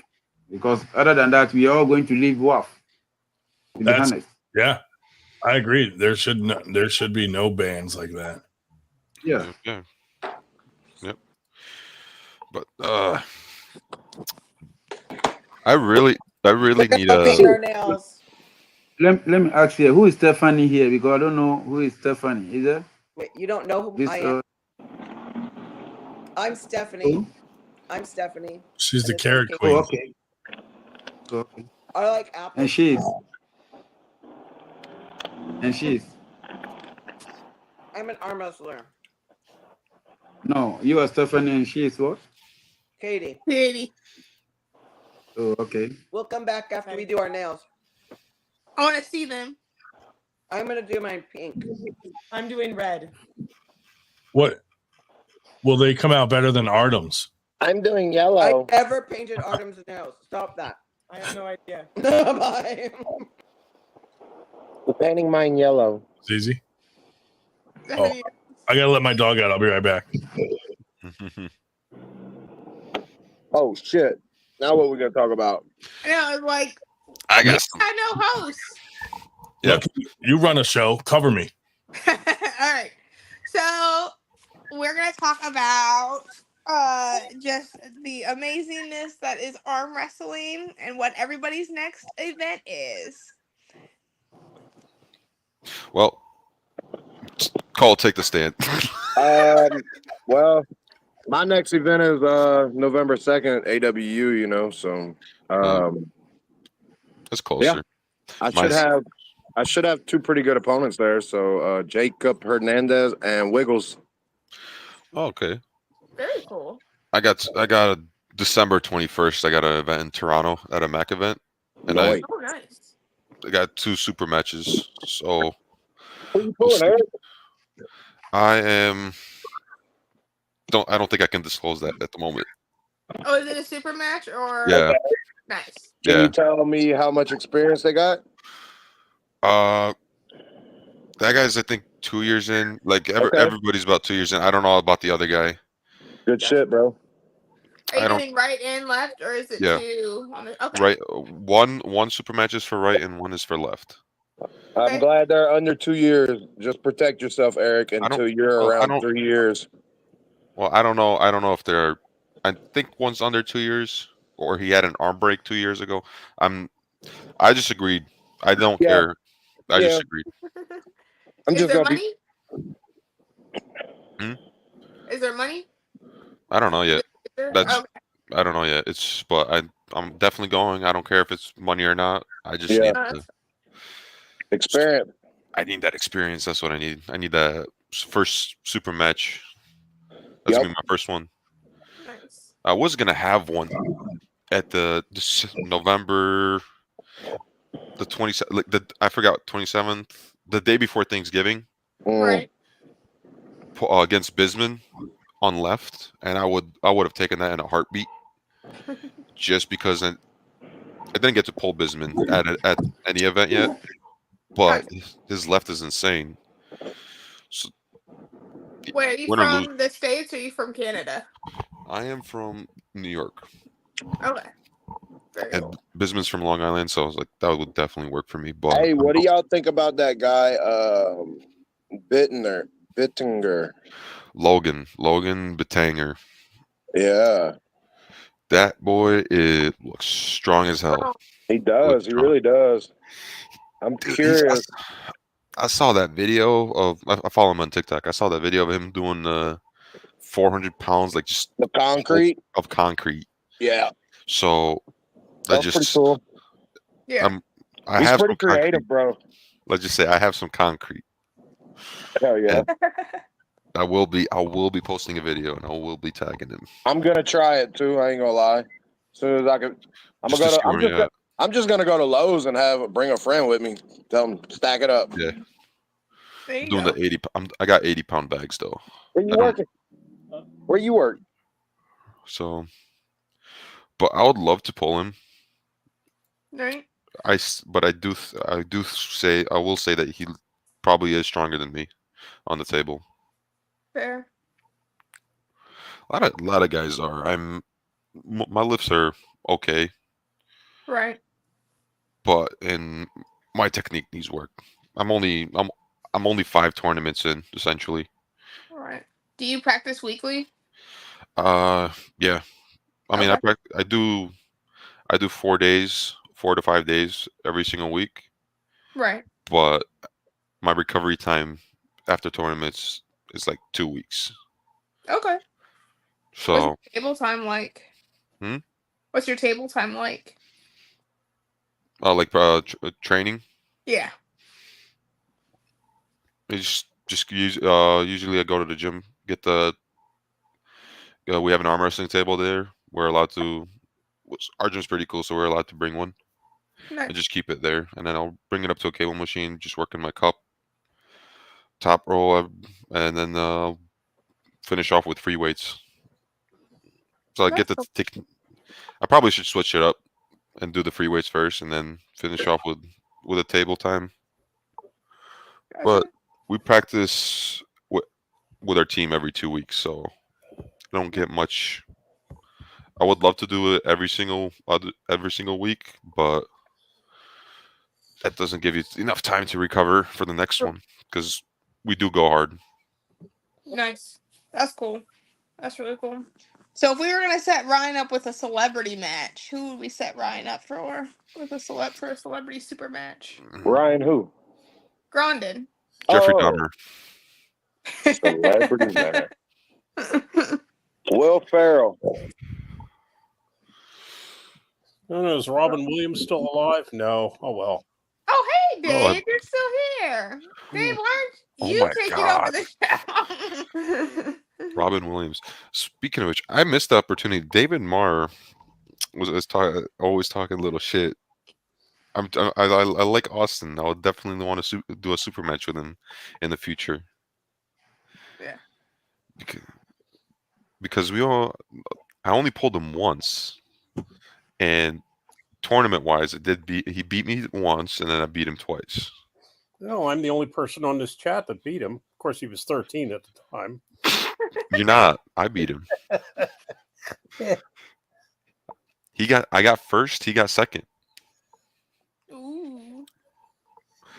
But for a kid that I'm going to say allegedly doesn't train, he's too good if he doesn't train. And I understand. I mean, David Marr teaching him a lot, but he has to train. He has to train technique at least. He's having an existential crisis out there. He has to train. Yeah. I am. He has to, because there's just no way. You're just like, oh yeah, let me try arm wrestling, and just proceeds to just body everybody in his class. I don't know. Some people just take on to it, and they're just good. But yeah, I have. There's some 14-year-olds in my gym that come about once or twice a week, and we do a little pulling, and one of them just does it because peer pressure, and then I have 2 that just naturally have the technique already. Right. They just need to brush it off around the edges, and they'll be good. They just need strength at this point. Yeah, we had a couple of the ushers at Knuckles Up that said, "Oh, one of the tables after things died down, the tables were still set up out in the lobby where we were doing the after pool." And the kid said, "Could we do?" I thought, "Oh shit, they haven't signed any waivers. If these people break their arms, AW or Knuckles Up will, never forgive me." Then Robbie Russell came over and Shubich actually came over, and the one kid really picked it up very quickly. The other one was, was doing, was a not. lot of them will just try to use their rotator cuff and just kind of just do this without moving as one, which is a lot of new guys would just go straight into a press. I mean, that's what I'm not gonna lie. That's what I naturally want to do. It's just I don't feel like I have the bone or tendon integrity to just do that. Well, that's why you got to build that up. When somebody new to practice, it's are they pulling or pushing? If somebody is pulling all the way down, they're going to do better. Yes. Because a lot of these they'll pull for a while, but then they'll switch to a push. Yep. That's what I try to. Well, it's really good to be able to do both. To be honest with you, now you got to be very dimensional on that table because you'll be sitting there fighting, and you'll get off your arm, and the other person will come off their arm. Then all of a sudden they'll press you, and you can't adjust to it quick enough. Yep. Yeah, so you got to be ready for that press at all times. You got to have your shoulder forward a little bit. Don't come off your arm and stay tight. Yep. That's what you had to do with like Palmer and people who press that are good at pressing. You got to stay real close to your shoulder and your shoulder real pushed as far up as you can. Yes. Yeah. Palmer's still going to show up for half the matches, or is he going to disappear completely? No, they said he's done. Just got a message that the AWU guys are on their own channel right now, and they're all talking shit, saying how stupid our channel is. They got Harlan, they got Wood on there. They made Harlan like a co-host, and they're like, "Oh, 98's boring now that we're not on there." Like, okay. Oh, yeah, perfect. Boring or normal? Sane. Normal. We're sane now that they're not on here. Right. Boring, or we stay on the pretty much topics about arm wrestling now. So yeah. Somebody sponsor my trip down to Houston, and I'll just win the whole event. Why not? Through all of them. Yeah, just why not? So Palmer's the one that had like $10,000 worth of matches, though, right? Yep. One time, allegedly, yeah. Oh, okay. Allegedly. That's a very good way to put it. Well, he may be out of half of them, from what we hear. He's out of all of them. Is he? Dang. He said he's not going, but Palmer's a little. He might say that and then show up. Well, yeah.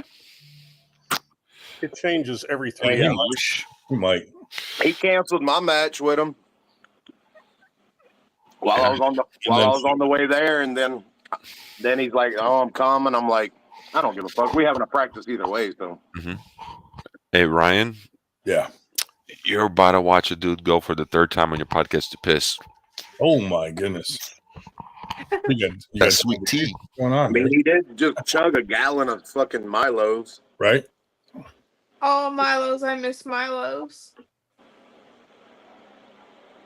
That's some good sweet tea. It is. I can't drink that shit, dude. Goes right to my hips. What's up, Cody? No, it was here, Billy Ortega's. Cody Bird. What's up, Cody? Yo. Oh, Billy Ortega's. Cody. What up? What'd you tell Todd you're coming on if he gets off?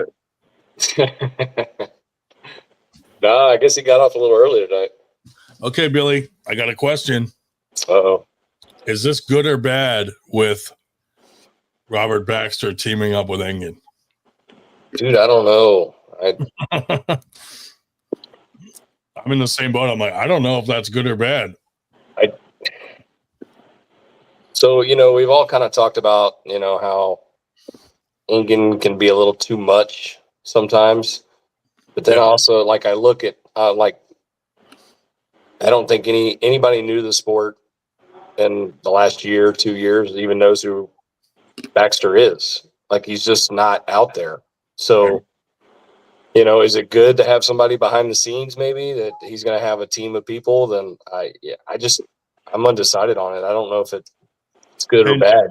From what I understand, Robert has sponsored IFA events a lot with Denise and Leonard.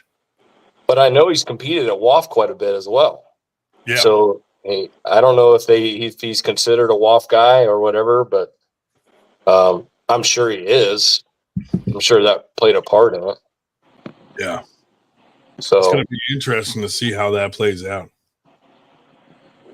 Yeah, I don't think I would have picked that if anybody had asked me who I thought it was going to be. Me either. I would have never guessed him. So I mean, all I know is that he has sponsored like Leonard and Denise and them. Yeah. So, I mean, I don't know if that makes him an enemy of the sport or what. Well, you're the only enemy of the sport, right? I don't know. Apparently. I don't even know, but I don't even know what that really means, though. You know what I mean? Yeah, like what's going to happen next? Yeah. I hope it's not going to be like it was there for a little while, at least up here, where there was a fucking East versus West qualifier every damn weekend. Well, I mean, so I've heard you talk about that quite a bit, and I think it's the same idea. Honestly, I don't really. It doesn't bother me that much because I think it's kind of the same idea with the Arnolds, right? If you're going to have an event, you want to have as many people qualified as you can. Yeah. You know, could it be oversaturated and overdone? Sure. Which makes it less significant. But I think at the end of the day, you know, it didn't bother me so much because I was, in my mind, I was like, you know, you want to have as many people qualified as possible. Like, I had already decided that we weren't doing any more here in Texas like 6 months ago. Yeah. Mainly, there was a couple of reasons for that. Like none ever? Like I hosted 2 in Texas. Of the East versus West? Yeah, the qualifiers. Yeah. And, you know, my thing was trying to provide an opportunity for my Texas pullers that they just didn't take advantage of for one reason or another. Yeah. You know, I hosted 2 qualifiers, the top 2 in every class qualified, you know, and we had Sarah and Elizabeth. They went to both finals both times. And I had one other male go to the finals the first year. And nobody went the second year. So I'm like, what am I? When, at the end of the day, if nobody else, if my Texas people don't care about it, then I really don't. It's no value to me. You know. Well, hopefully, you know, we're going to see if that happens also with the Arnolds. Like all these people qualify. What if they just don't go to Arnolds? And that'll be one thing too. I mean, I love the fact that the Arnolds is coming back. I love everything that Knuckles Up is doing with it.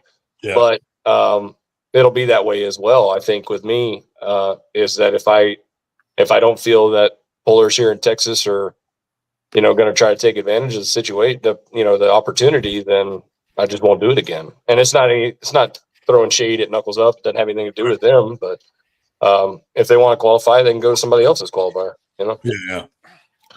It's a shame that that's like that, but I mean, you gotta weigh out the benefits and the, you know, like the pros and cons. And if people aren't going, I mean, you can't make people go. You know, no. And for one reason or another, you know, they're not going to the, you know, like they didn't go to the East versus West finals, and you know, so I threw another one to see if maybe different people would qualify and attend, and they didn't. So. I mean, it doesn't help too that their first fucking finals, they just let anybody in, and that kind of fucked it for all the qualifiers. Yeah, well, you know, when particular people are involved, things tend to happen. Yeah, I agree there. So, speaking of the Arnolds, they're only doing a pro class, right? Yes. Yeah. So. At least they brought left arm back to it. Yeah. And which I think women's too, right? Women's pro. Yeah, women's right and left. Which is kind of funny because I won the amateurs and they gave me this, which is nothing. Yeah.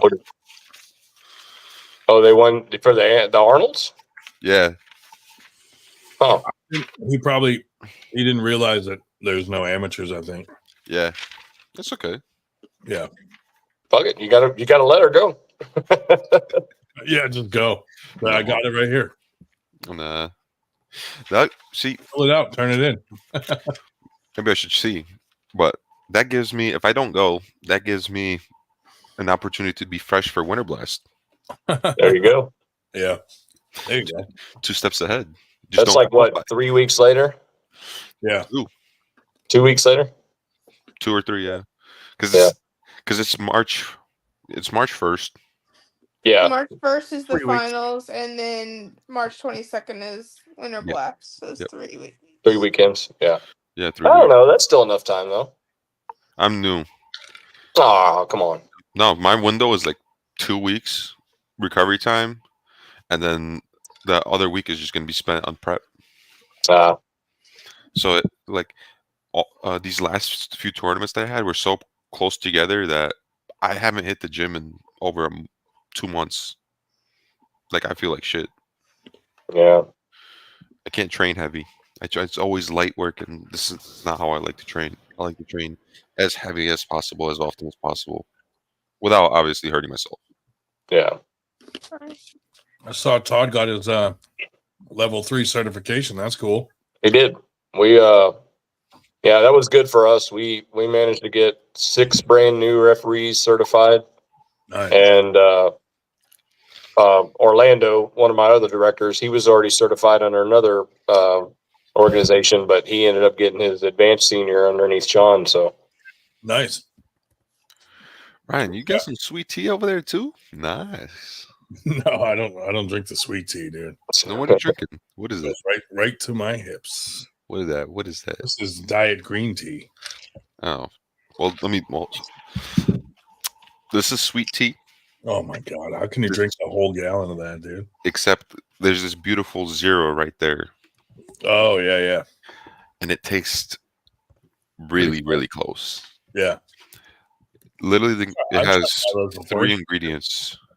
It has water, brewed tea, and sucralose. That's it. It's freaking amazing. They finally got it up here to upstate New York. It's awesome.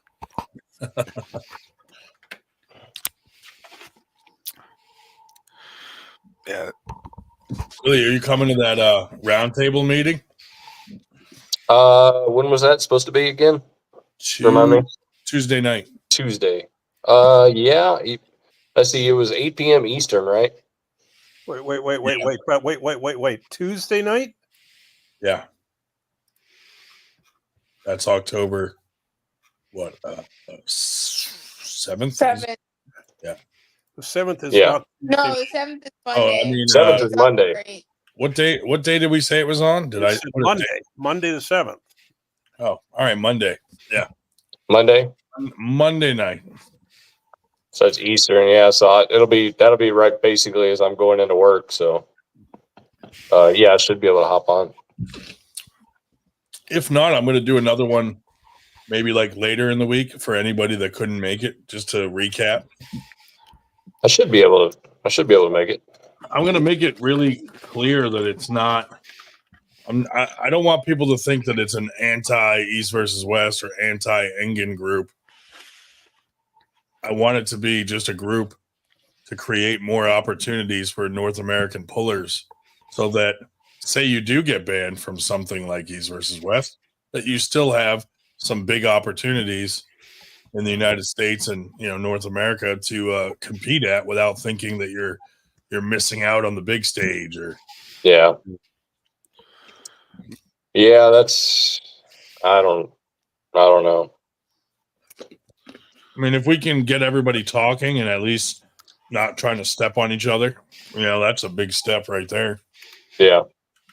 Well, I think I've gotten to the point now where I think stepping on each other, you just do your best you can. Yeah. And I think the chips just have to fall what have to fall, because I agree. It's like we usually do our Texas State in September, and because we're going to the northern region in Lubbock, that's where Texas Tech is. and that's right in the middle of their football season. So the hotel rooms literally go from like anywhere from like 79 to, you know, a little over $100 a night to like $300 and $400 a night. And it's like, we can't do that with a Texas State and expect everybody to get hotel rooms and all that kind of stuff. So we had to move it back to November, and it ended up being on the same day as the John Brzezinski Cup. You know, and when it was brought to my attention, I was like, okay, well, this person usually goes to John Brzezinski, and they were like, oh man, it's on the same day. I was like, well, I'll see you next year. Yeah. Like, go to that other event. I mean, you're not hurting my feelings any, but it's just something we had to do. I mean, there were 2 months here where literally there was something local every weekend, and I was like, I'm not even going to attempt to throw an event in that 2 month stretch because we're going to piss someone off. Yeah. Well, I mean, it's getting to be that point where it's like, you know, certain tournaments are offering certain things and all that kind of stuff, and it's all based. We can only sponsors come and go. You know, they're not always solid. You can't always depend on them. So we really have to depend on the support of the community that's around you. And when you offer like Texas State, you know, we've been doing $500 payouts for first place since we started. Yeah. And it takes a lot of work to get it done and hit that mark every year. Yeah. And we constantly are battling, trying to keep and it may just sound bad, but kind of deter and knock down some of the other promotions wanting to come into Texas for some reason, you know, and they end up stacking close to the events and stuff. And then, you know, we even have little spurts of our own people here in Texas wanting to throw their own events. And, you know, it's great and all, but it's like, okay, well, we have a goal at the end of the year, and we count on our events to try to be as best as they can to try to reach that goal. And in an oversaturated market, it hurts everybody. Oh yeah. You know, and there's a lot of those stupid like backyard barbecue fucking events, and I'm like, oh my god. Yeah. So, you know, when you got and the super match thing, and partly, you know, the super match thing is pretty hot now, especially with amateurs.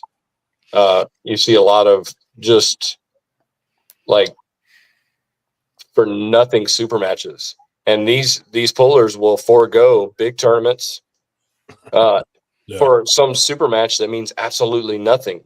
Yeah. You know, sometimes it's even against people that they generally pull on a regular basis. It's like it means absolutely nothing, and it's like you're gonna miss Texas State to pull a super match against somebody that won your own teammate, or you know they're in a different weight class, or you don't even gain any airs points for it. You know, or, I mean, at a minimum, and it's it's great. I don't even know how you guys exist with AWU down there. Well, yeah, that's a whole nother conversation. Well, yeah, it's tough, dude. Like when I see all these backyard barbecue things, and I'm like, people will go to that and then not go to like a real event. You know what I mean? And I'm like, oh my god, dude, that's crazy. Yeah, and I mean, you guys probably have the same exact model we have.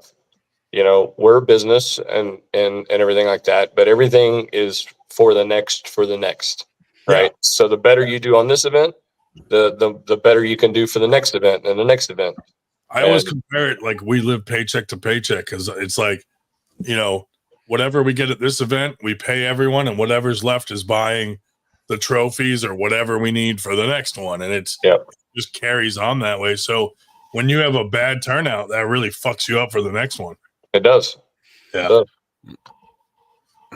And then the hell of the thing is, and people just multiply, the entry fee times number of people who were there, and think, oh, gee, they're making money hand over fist, which of course is bullshit. Yeah. Oh yeah. Everyone always says, "Oh, you guys make a ton of money." I'm like, yeah, right. I wish. Not after you pay everybody and you factor in trophies and Well, and how much of a problem do you have, Billy, with people that that are working for you, like refs, but also want to pull for free? We allow anybody that works the event, we allow to pull for free. Yeah, I mean, because sometimes that can add up. We figured out one of our recent things. Wait a minute, something's not adding up here. Yeah, and we realized that actually it was what'd you say, Ryan? A little over $800 worth of foregone fees. Yes. Oh, Lucky's hopping off. Have a good night. See you, Lucky. Come on. Yeah, I mean it's part of the money work for us, like pull for free. But then I started looking at it and I'm like, man, some of these guys are pulling like 4 or 5 classes, and I'm like, okay, now we're really fucking losing money. Well, I don't think it's unrealistic. I mean, we don't really have that problem with the people that are working. Usually the people that are working, like our referees and stuff, they're only pulling 1 class and all that kind of stuff. So we don't really have that problem. But I mean, I think it's reasonable to say, you get to pull your class for free.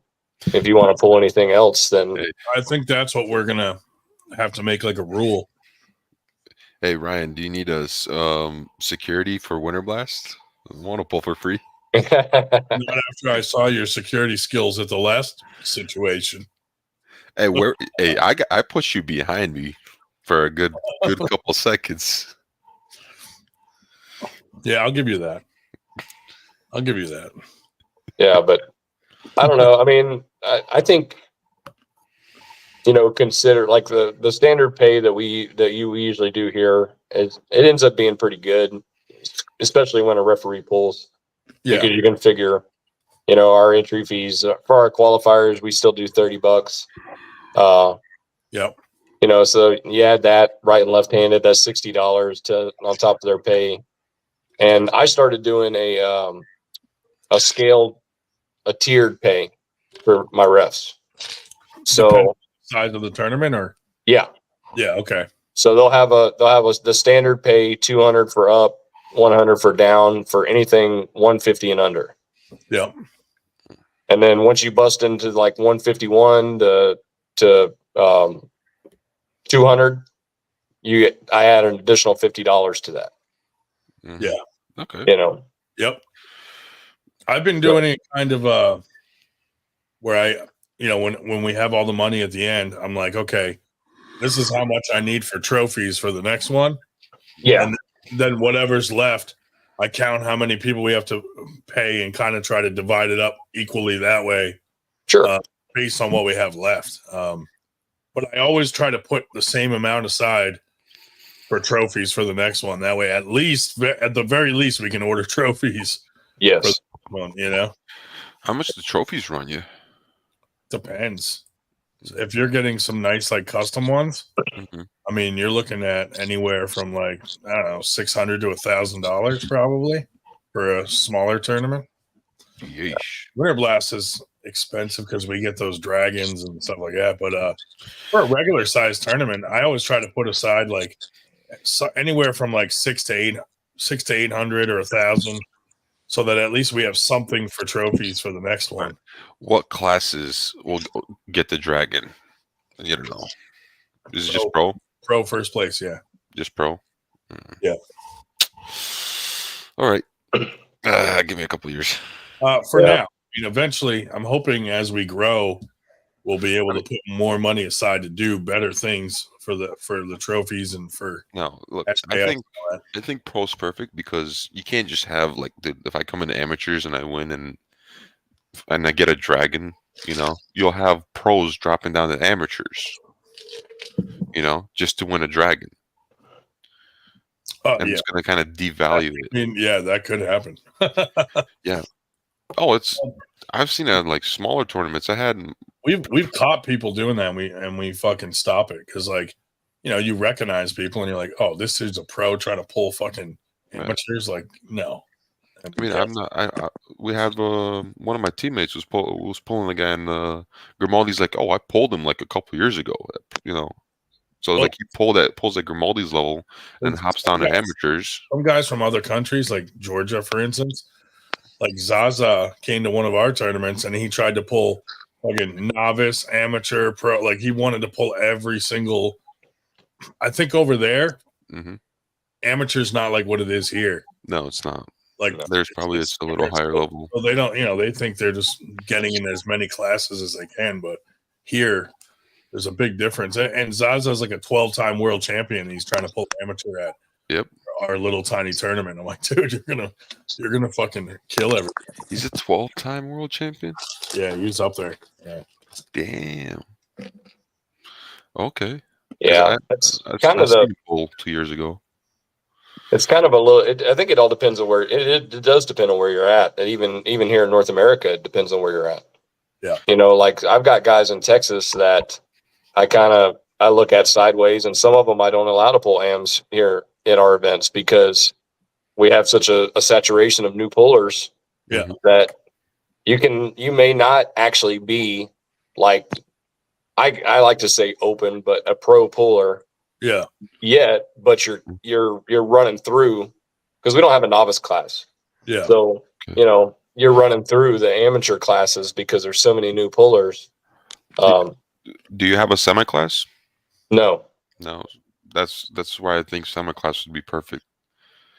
Where any event, most of the events that I've entered semi class is give me some good matches. Yeah. Whereas I am not good enough to pull pro yet because I'm like the first guy out. Well, if we need a semi-pro in the South somewhere. I've thought about it, and I'd have to look at it, and I may have to try it a couple times to see how the classes pan out. Yeah. I mean, because if it dilutes the classes and guys aren't, and I don't want it to be like a money grab, like I don't want to make like I'm adding all these extra classes just to get more entries.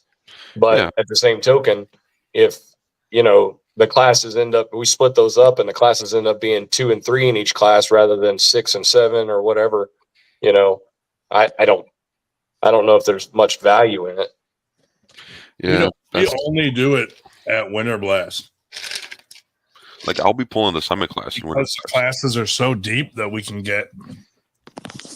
Yeah, you can still have 10 plus people in a class. Yeah.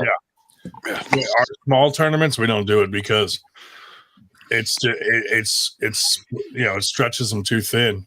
Yeah, so that makes sense. So, but Winter Blast is big enough to where it makes sense because a lot of like the higher level AMs will give a go. Well, they'll pull AMs and then give a try in semi-pro, and a lot of the low level pros will try semi-pro and also pull up to pro.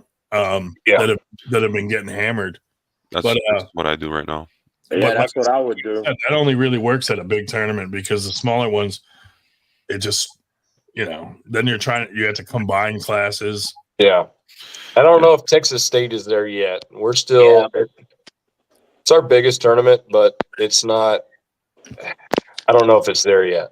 Yeah. Like I'm not gonna go to that many tournaments until I know I could start placing better in these pro classes. I'll just pull super matches and call out people around my level to get the experience and keep practicing, and go to like my state tournament. I'll go to that, The only other thing I thought about semi-pro is if you just did like 2 classes, like under 200 and over 200 or something, then maybe you'd get enough guys to jump in or. Yeah. I don't know. It's hard to say. Depends on the size of the tournament. So I worked my first triple elimination tournament last weekend. Oh, how was that? It was actually not bad. Yeah. So it was a smaller event. When I say small, like under 100 entries. But because of the triple elimination brackets, it ended up feeling like a 130, 140 entry event. Kind of like that. That was pretty cool. That's pretty cool. Yeah. If you have a low turnout, turn it to a triple elimination. If only so many people come, you got like 30 people, you're like announcing this is now a triple elimination tournament. You can do it. That's cool. Gives you more options to figure out your opponent too. Yeah. Yeah, I like that. Yeah, the only real significant thing with the triple elimination bracket is that you end up most of the time you end up pulling somebody you've already pulled a lot earlier on in the bracket than you normally would with a double elimination. How much more time do you think that added on to the tournament? It still ran, and I think from the time we started the first match to the time we ran the last match, it still only ran like 3 hours. Oh wow, that is short. But we were pulling. I mean, they were pulling quick. So the way we had it was the Jim Coyle Classic in Oklahoma, and so guys they had 30 seconds to get to the table. We were doing set grip, which that's the first time I've ever reffed that rule set. Yeah. But we were doing set grip with running fouls, and it basically it sped everything up fairly quickly. Set grip, that's like referee's grip, right? Well, it's a referee's grip, but it's the close your thumbs, close your hands, go. Yeah. Okay. Yeah. Now, were they running the brackets on paper there or on a computer?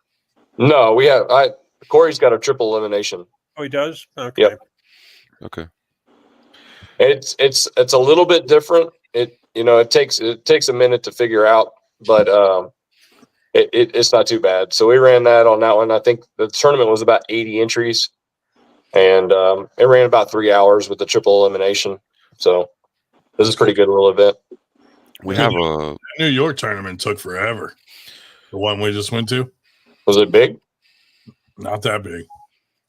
The Arnold's. It started at like the one Steve I mean, it Fernandez started at like 1 and didn't get done till what, like 8? Yeah, they could have done it faster. They could have pulled a little. They literally did like a break. I thought like okay the 242 class pulled. I'm like okay my turn's up, and they did like a half an hour break. Yeah, that was crazy, dude. It's like why you only had 5 people in the class. Yeah. Dude, I went there I'm not just counting that Bulgarian. to support the event, and I'm like, man, this is taking a long time, especially when you want to after pull. Yeah. Like 8 hours. Holy Christ! I got home at 12, so I had a 3-hour drive. I was fine, but as soon as it was over. James Reed took his table, the good table, and left immediately. I know. And then we had those Amazon tables. So thank God Hawks brought his table, and we pulled a little bit. I don't. That was my biggest thing. Those Amazon tables are way too. The pads are way too close, like closely aligned. Yeah. Speaking of tables, look. Nice. That's for the midget class. Yeah. I need 3 full-size ones of that. Yeah. But I like how James runs Battle of the Beach, where essentially it's a tournament. It's a double elimination, and then once you get to the finals, there's a break, and everybody goes to the beach because you arm wrestle at the venue, and then you go outside to the beach. Yeah. Best out of 3 finals. Yeah. So it's like a super match almost. Yeah. That's cool. It gets exciting because you see top roll doesn't work, and then you see the guy go on a hook and try something else. I mean, I'm a little 50-50 on that. The best out of 3 finals, because like if you run a tournament bracket, and the guy's pulled on the A side and beat everybody, now he's got to come back and beat this guy twice. For the finals. Yeah. I kind of feel like, I don't know. I mean, I get it, but I kind of feel like, man, if I was that guy on the A side that won all my matches, and now I got to come back and beat the guy that came up from the B side twice. Yeah. I don't know. It's. I will never know what that feels like. Yeah. The only issue I do have is the adrenaline dump. Yeah. Which happened to me the first time, and I didn't do so good. But I managed to keep my adrenaline up. Yeah. Speaking with Dave, I didn't even get to pull Austin at that event, but I'm at this event that we had. I managed to keep my adrenaline for like 3 hours, and I went on the table, and I only lost once to JJ Jackson on that one. And it was, I mean, it was obvious he was going to win that, but I still managed to win. It was a good event. Oh, it's good to see, people try different things, and keeps things lively. Yeah. Yeah. Well, I mean, I don't think anybody's. I mean, there's just so many things running around, and I think a different variety is good. Mhm. And you can throw like this. All this last year, we didn't do overalls, but next year we plan to do overalls for all of our events. Oh, overalls are great. Yeah. So, we really like last couple of years, we really focused on time. Yeah. Trying to run the events as quickly as possible. And I think we've gotten to a point where we're kind of got that nailed down. Yeah.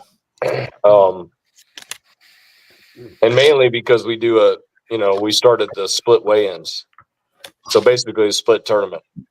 Mm-hmm. So, like our pro classes, they have an additional weigh-in from like 2 to 3, and their tournament doesn't start until 3 o'clock.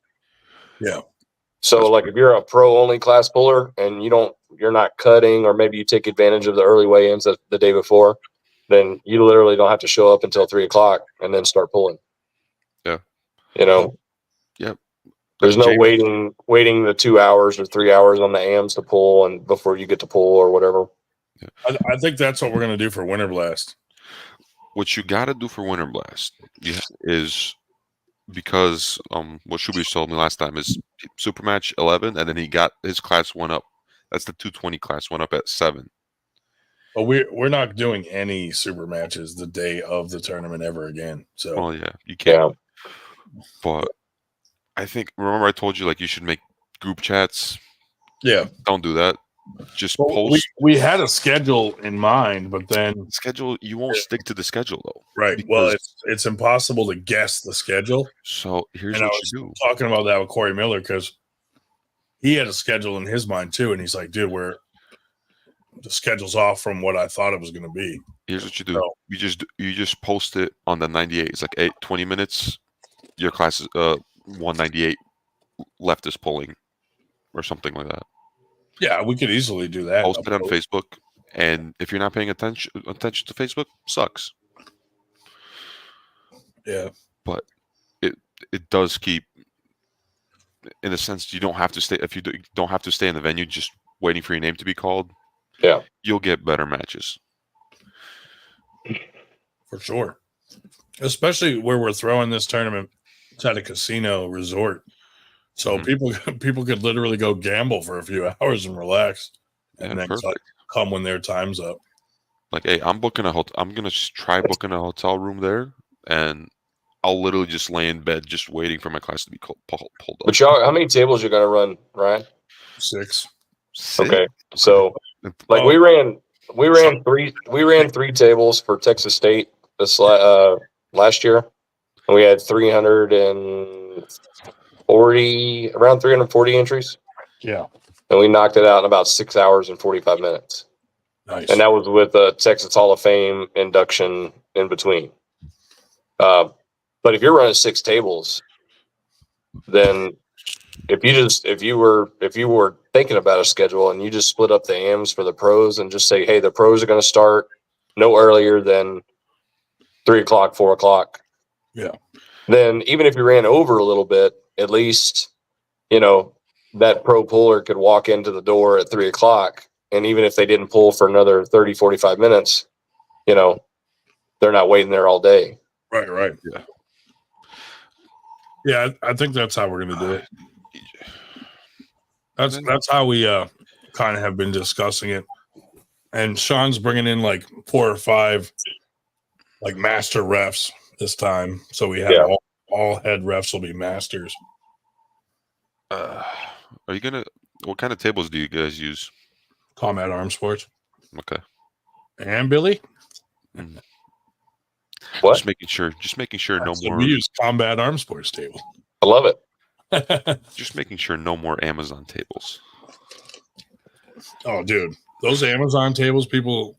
I mean, they're good for like your basement training, fucking situation. That's all they're good for. Not in a tournament, yeah. That's. Savage Arm Wrestling said, "What determines a master ref?"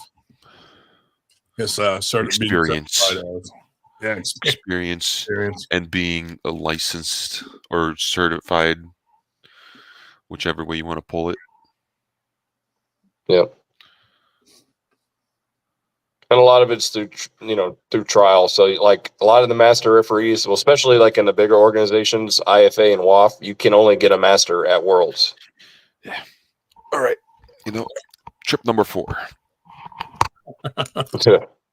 So some of the other organizations here in the States, I think you can obtain a master. I think like Bill Collins, he has his own rule set. So he can, I think he just made Tim Talmadge a master, maybe under UAL. But we were thinking about doing our own like 98 rules and have our refs be certified under like our own rule set. Well, I mean, I think if you could get somebody that could obtain, like, say, a master level that was part of your organization, then as long as, we thought about that too. We thought about, creating our own type of rule set and, and I got to the point where, like, my first thought was having some of my senior referees train juniors that we could use at our events, and then have those juniors go out and get certifications under Sean or Leonard, and stuff like that. But we could basically train juniors in house. That's exactly what we're trying to get to that point. Like our Ray's level 3 now, and he's shooting for level 4. So we were thinking like he could at least be training like the level 1 guys, at least on the basics, and they can get certified watching Sean's video now. Yeah. His website. So at least he could work with them and make sure that they can at least down ref properly. Well, see, that's the thing is that you walk out of armfighter.com once you pay the fee and you watch the video and take the written test, you walk out with a level 1. Yeah. So you already have a entry level certification just by doing that. And then I like the way Sean does it with the practical, where he actually puts you in an event and determines your level of certification from there. That's what he did with Ray. Like Ray skipped level 2. Yeah. Sean refed with him and was like, "Oh, you can be level 3." Yeah, exactly. So now, whether you would, so like underneath the same idea that I was thinking, and I don't know if that's the same thought you had, you would basically be certifying under 98%. Yeah. Because I'm not sure, that's the thing. They're pretty protective of who can issue certifications here in North America. So, yeah. But, I think, for leagues and stuff like that, I think it's important to, like, I don't know about y'all, but I don't want to afford flying in refs for every event. No, that's why I'm thinking if we could get our own guys certified in our own league rules, then Ray could be the one certifying them. I'm saying, all right, you're a level 1 in 98 rules, or But they also get certified from Sean just to have that also, Oh yeah, any additional, I mean, definitely encouraged and recommended. Well, we have 2 separate questions, 2 separate people thinking about Arm Assassin's tables, and also what do you think about Ian Carnegie's tables? I think Arm Assassin tables are like the perfect first table to get. Personally, I like him. They're portable. They're definitely better than Armbet. Armbet's trash. It's the same thing. Same guy makes it. Same guy? Yep. Well, then I don't like him then. I thought they were built a little bit more sturdy than an arm bed table. Good Lord. I'm trying to make one, and I did start, but I made it out of very thin steel. Yeah. And let's just say we just bent it a little. Yeah. Well, I'll tell you what, I've had an arm assassin now for 7 years, and we had to replace the pads a couple of years ago. They were getting soft. We got a harder elbow pad. But other than that, the only thing we really had to do is we've had to, where they screw together, we were stripping things. But on the other hand, I would suspect that I've taken this table apart and put it back together at least 150 times. Yeah. It's a travel table, and I'm, sometimes taking it apart and putting it together twice in a week. And so it's really held up very nicely. Well, we got that trailer so that our arm combat arm sports tables can stay together and we don't have to take them apart ever. I would tell you that's the best. I mean, so I went to Florida to help out with the FAL, and needless to say, their tables were beat to shit. And I'm like, man, I've never seen a combat table look like this. Like, what have you guys been doing to your tables? And because we use our tables, we've been using the same tables for 4 years, and we use them at practices every Friday, and we use them at all of our events. Yeah. But the kicker to that is that we don't ever take them apart. Right. Same here. You don't over tighten them, and you don't ever take it apart. Now, when it comes to tables, I mean, anything's good for practice, and anything's good for. I think when you're running events and stuff like that, I think it's important to have a really good table. The only modification we made to the table was we put pin lines on all of them. So we're looking at bringing the pin lines back as an option. Oh, really? Yeah. Oh, nice. Yeah. So we got a few things in the works that we're looking to bring back. The pin lines are one of them. We're starting to kind of lean towards some more production of the half tables. Okay. There's only a few people out there that actually have a half table combat table. Mm-hmm. So that'll probably be a much lower production, probably on special order. We're working on some new designs for some pads and stuff like that with different materials. Looking at changing our pad system up a little bit. So we're looking at making some tweaks. Mm-hmm. What do you want to change about the pads? Because I love those. Those are the most comfortable pads ever. They are comfortable. But we're trying to experiment with some new designs, and see. I don't know. They're not going to be replaced, but it just as the additional options. Oh, okay. Right. Where the raised sides. Mm-hmm. So like almost like the donut pad, the old donut style pads, but in a square form, but with a raised edge on it. Oh wow! We want to make one of those and with some different stuff and test it out, see, how that does. That's cool. We still got a lot of stuff in the works that was never done before. Like we start kind of brainstorming about pulley systems that are attached to the combat tables. Yeah. Different things. So I'd be interested in hearing what the tables are like this week at IFA Worlds, because the report from the WAF Worlds is that the elbow pad was basically hard as a rock with a piece of rubber on top. It's like they should be Mazurenko tables. It was like a rock with covering on it. That Mazurenko tables their elbow pads are hard as rocks, and you see everything. Mm-hmm. Yeah. Yours are the most comfortable for sure. They are. The one thing that we're looking at changing is the post system, just so it adds a little bit more quickness to changing them and stuff like that. Gotcha. But more of a convenience thing, Like change it to like different threads or different more like a stud. Yeah, like this, like longer studs that go through and. Yeah, there's no wing nut, just a stud. Yeah. Okay. Yeah. Yeah, I've seen those. Some that have that. They stay in. They seem to stay in place. Yeah, pretty well. So usually it's tight enough fit where it's not popping out during a match and all that. Yeah. But that's cool. We got some other stuff coming out. We got one thing that I can't stand, and is when you're running 3 or 4 or 5 tables or whatever like that, and they stick a piece of paper up on the side of it with like a 1 and a 2. Table 1, table 2, yeah. And I'm like, man, it sucks that you've got a $600-700 table sitting there with a piece of paper stuck to the side of it.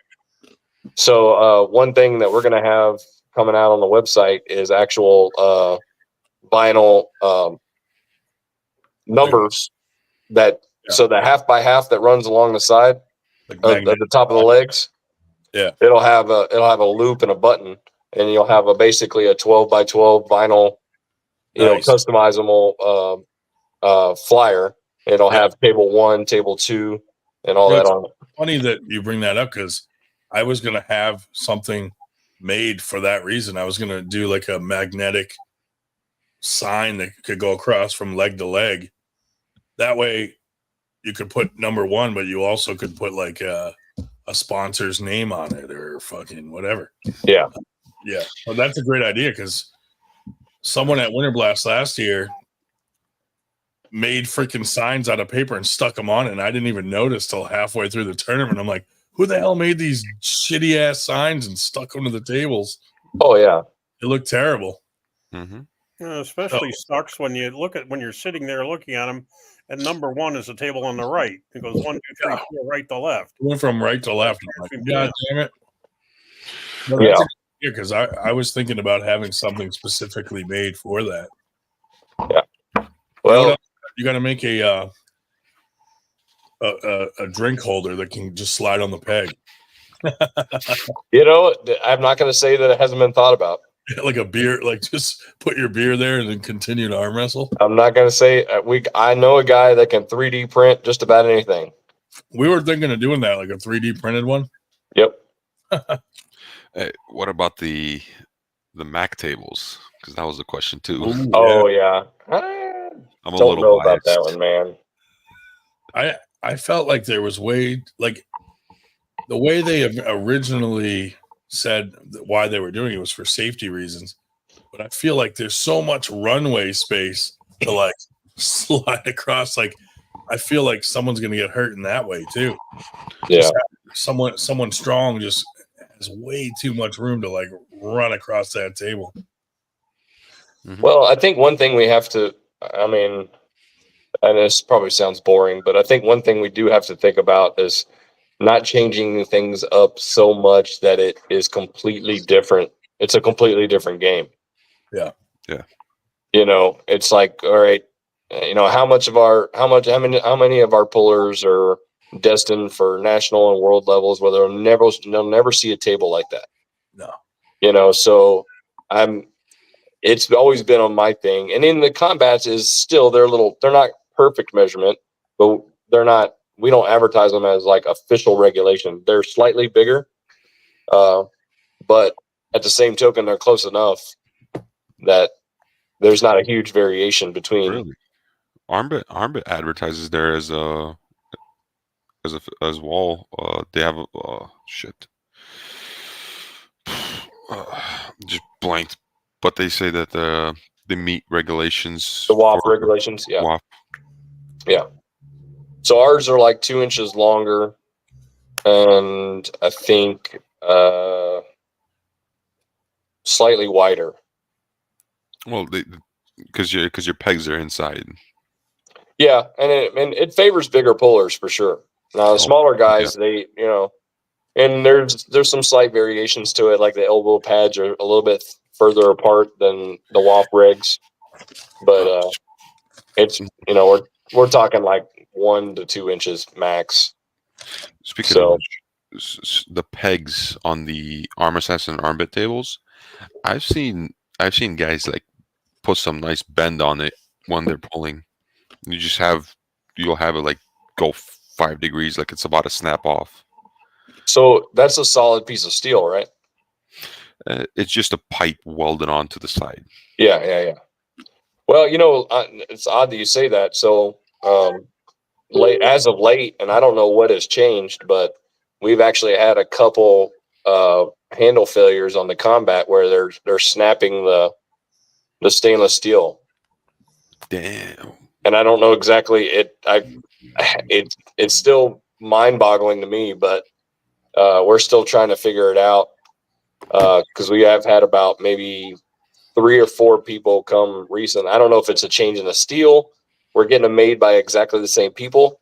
So I don't know if something's going on a little bit different there, but arm wrestlers are evolving. Well, I mean, and that's the thing too. Like, too strong. I don't know how they're using them. You know what I mean? Like, if they're using them to train, if they're leveraging off of them more. One thing is that they may not be screwed in.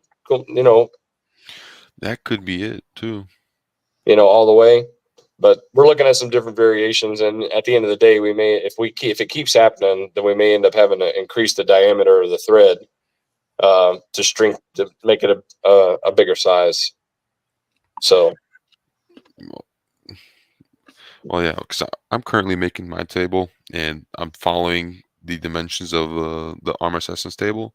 Yeah, but also trying to improve with that peg, essentially. Yeah, and I'm running a couple designs, but I need the material, which I would call the place and they have the material, but like the minimum they could give me is 20 feet of it.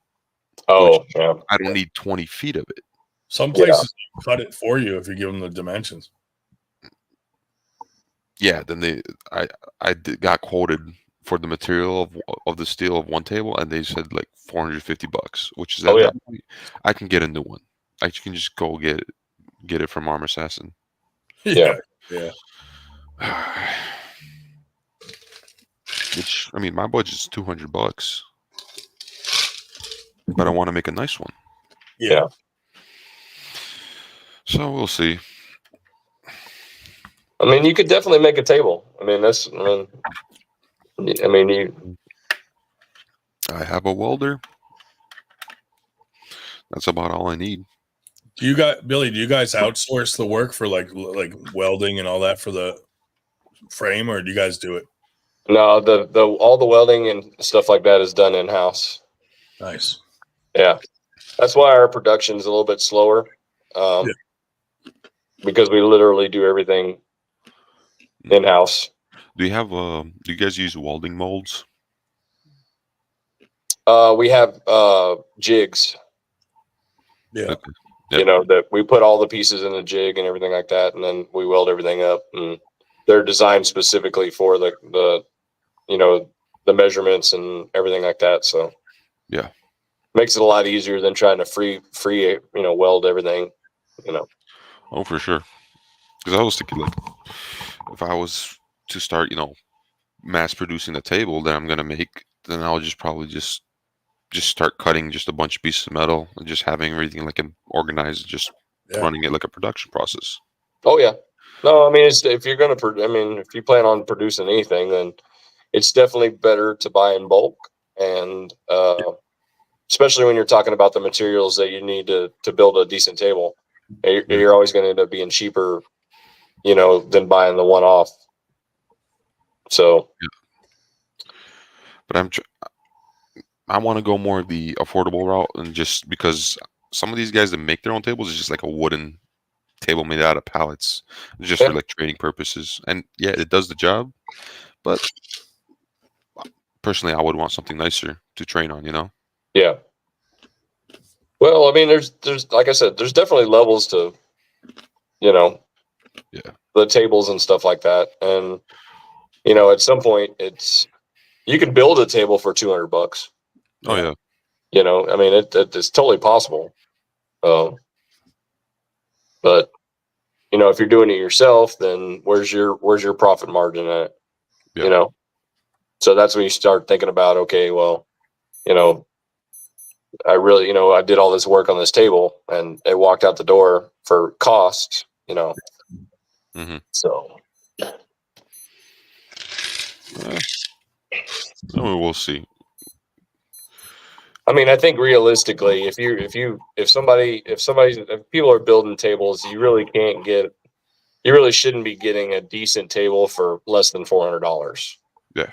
You know, if you're talking about profit and cost and all that kind of stuff, and it's actually a decent table, it shouldn't be less than. Now you can get some shit from China, you know, for the Amazon tables and stuff like that.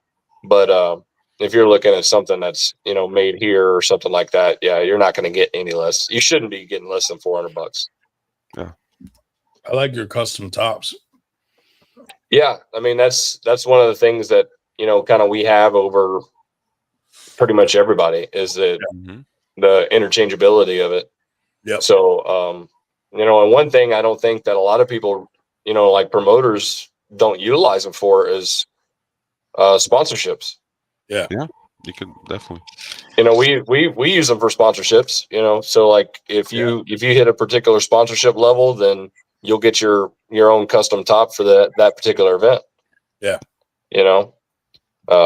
There's been very few people that have ordered tops that actually have sponsors on them, and it's kind of surprising. I offer it in one of our packages. Yeah, but no one's ever gotten that package yet. Like that's our most expensive package. Yeah. So but definitely, I like that idea. That's why we added it to that. Yeah. So it's definitely a plus. Like with the table numbers that are coming up, same thing. Adding something to that. Yeah. How are those going to attach? Did you figure that out?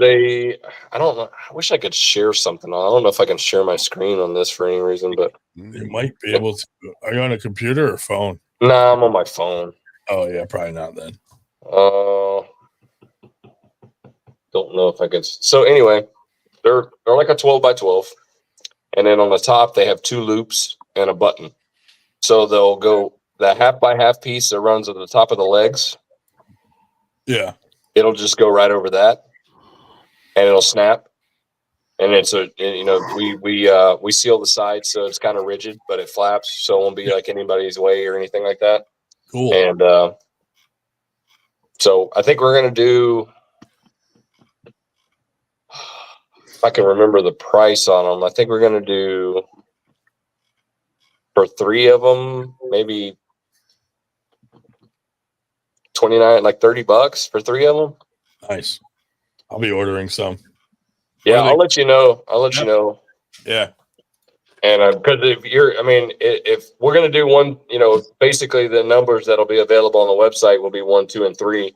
But because there's not very many people that are running more than 3 tables. But if y'all are doing something like Winter Blast running 6, then we can definitely like special order that.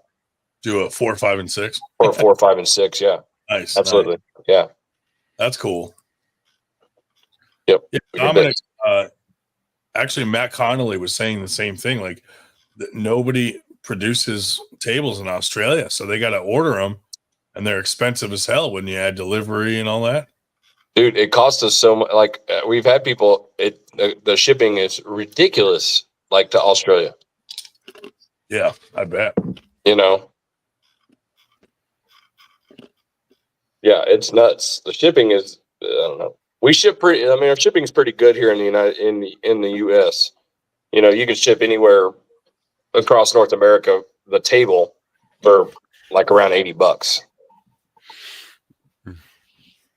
So yeah, shipping in North America is not bad, But once you start getting, even the small boxes, we ship some small stuff to. Like we were going to ship a box of the mini tables here. Yeah. To a guy in I think it was Sweden. Yeah. And it was gonna be like a couple $100. Oh wow. To ship this thing. And I'm like, it's almost not worth it. Are you selling those little tables? Yeah. What are they made of? They're 3D printed. Oh, nice. Yeah, so It's an exact replica of the combat table. Yeah. The pads even come off, and they're offset, like you can offset them. Yeah, so that's awesome. They look just like it, and yeah, they're $30 on the website. Oh, wow, and if you have a custom top already, like you've ordered a regular custom top, yeah, for anything, then we could reproduce that and add it to the mini table. So you can have a custom, like if you had your special top, you could add it to a mini table. My daughter will make her Barbie dolls arm wrestle on that thing. Yeah, well, that's the first thing my son did. Is he had some like WWE action figures when we brought these out, and the first thing he did was have them arm wrestling on the table. That's awesome. Oh, that is sick. Yeah, that's cool that you can do the exact replica of the big covers. Yeah, and we've done it for a few people already. You know, they've ordered covers for their actual tables, and we save every file that it is made. So all we got to do is look it up, and we scale it down, and it prints it, and you have your custom top. What are you selling those for? 30. 30. Dude, someone's gonna buy them as trophies. You watch. Well, see, and that's the thing. Somebody said, "Oh, those would be good as trophies." So we're actually gonna do something. Our overalls that we're gonna do next year are gonna incorporate the table. That's cool. Yeah, that's a really Someone cool. made me a 3D printed table at last Winter Blast and gave it to me as like a gift, and someone walked off with it. What? God damn it! And I had it like behind our booth, like on the, like behind us, so it was like safe with my backpack and stuff. Mm-hmm. And someone fucking grabbed it, dude. I was like, "What the hell?" Wow. We have a question from Australia here. What's your company? Combat Arm Sports. I've always been my first table I bought from you guys, and I just loved it. And I've been able to luckily find 2 people that were selling their tables that were same brand, and they were selling them cheap, and I was like, oh, I didn't even hesitate. I'm like, here, take my money. Yeah, I sold it for $300, dude. I was like, steal. Oh, yeah. That's Where'd a you steal. find that? On Facebook Marketplace? No, just people I knew in the community that were, saying, hey, I'm selling my table. When I see if it's a Combat Arms Force table and someone's selling it, dude, I jump on that shit right away. And they're always in good shape, unless like they're an asshole. But for the most part, everybody's tables are in good shape. One of them, like their legs were a little beat up, and I just hit them with some spray paint. They're fine now. Oh yeah. I mean, it's powder coated, but you hit them with a little Rust-Oleum, and it comes out just fine.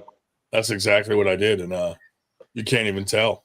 No, I mean it's minimal difference, but yeah, it's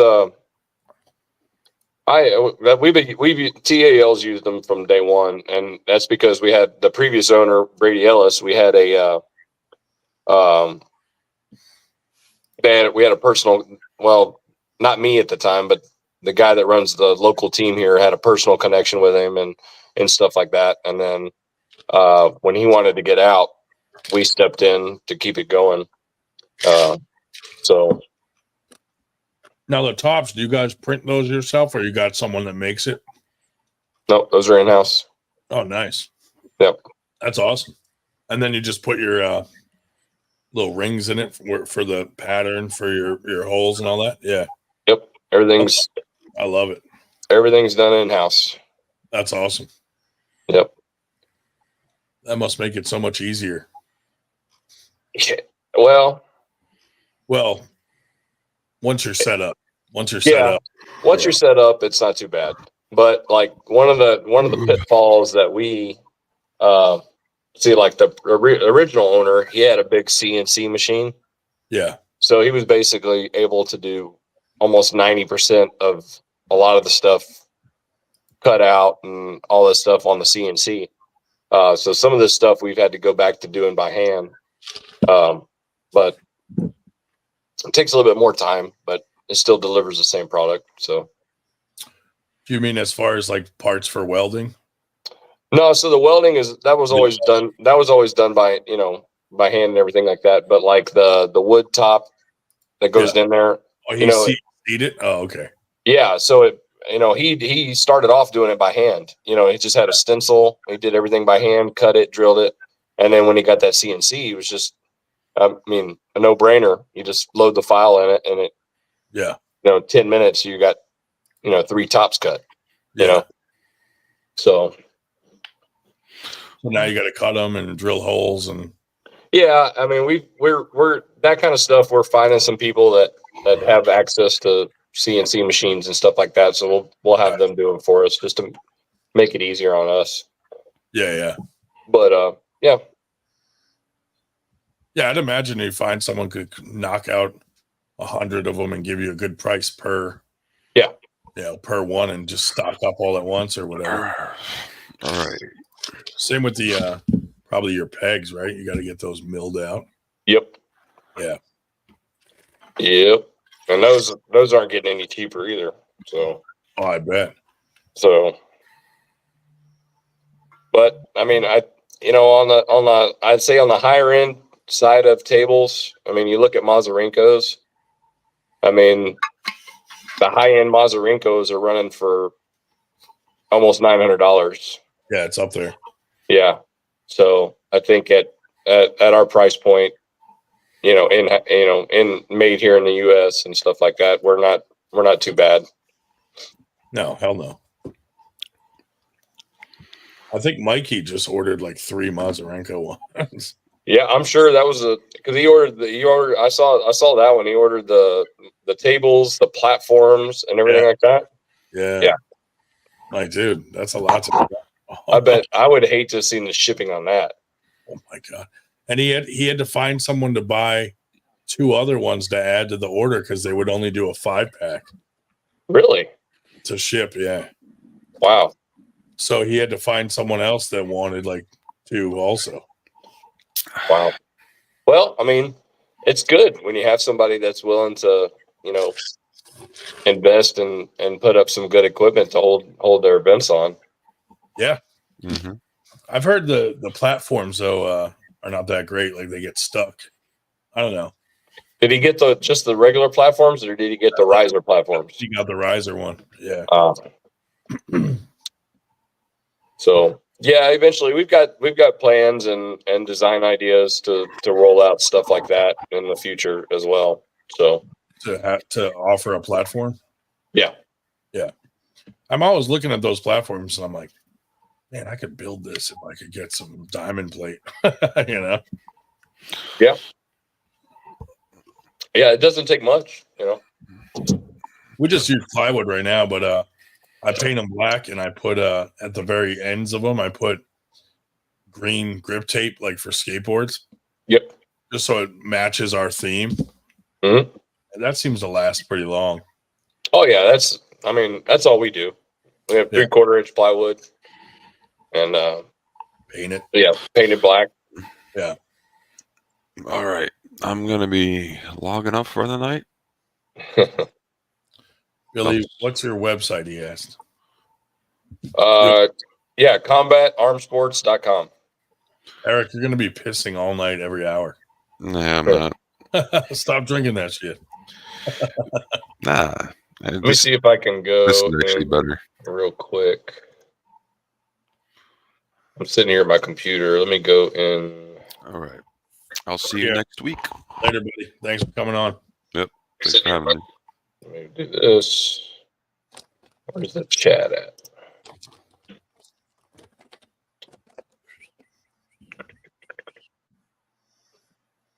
Oh my goodness. There's the chat. There we go. Let me just do this.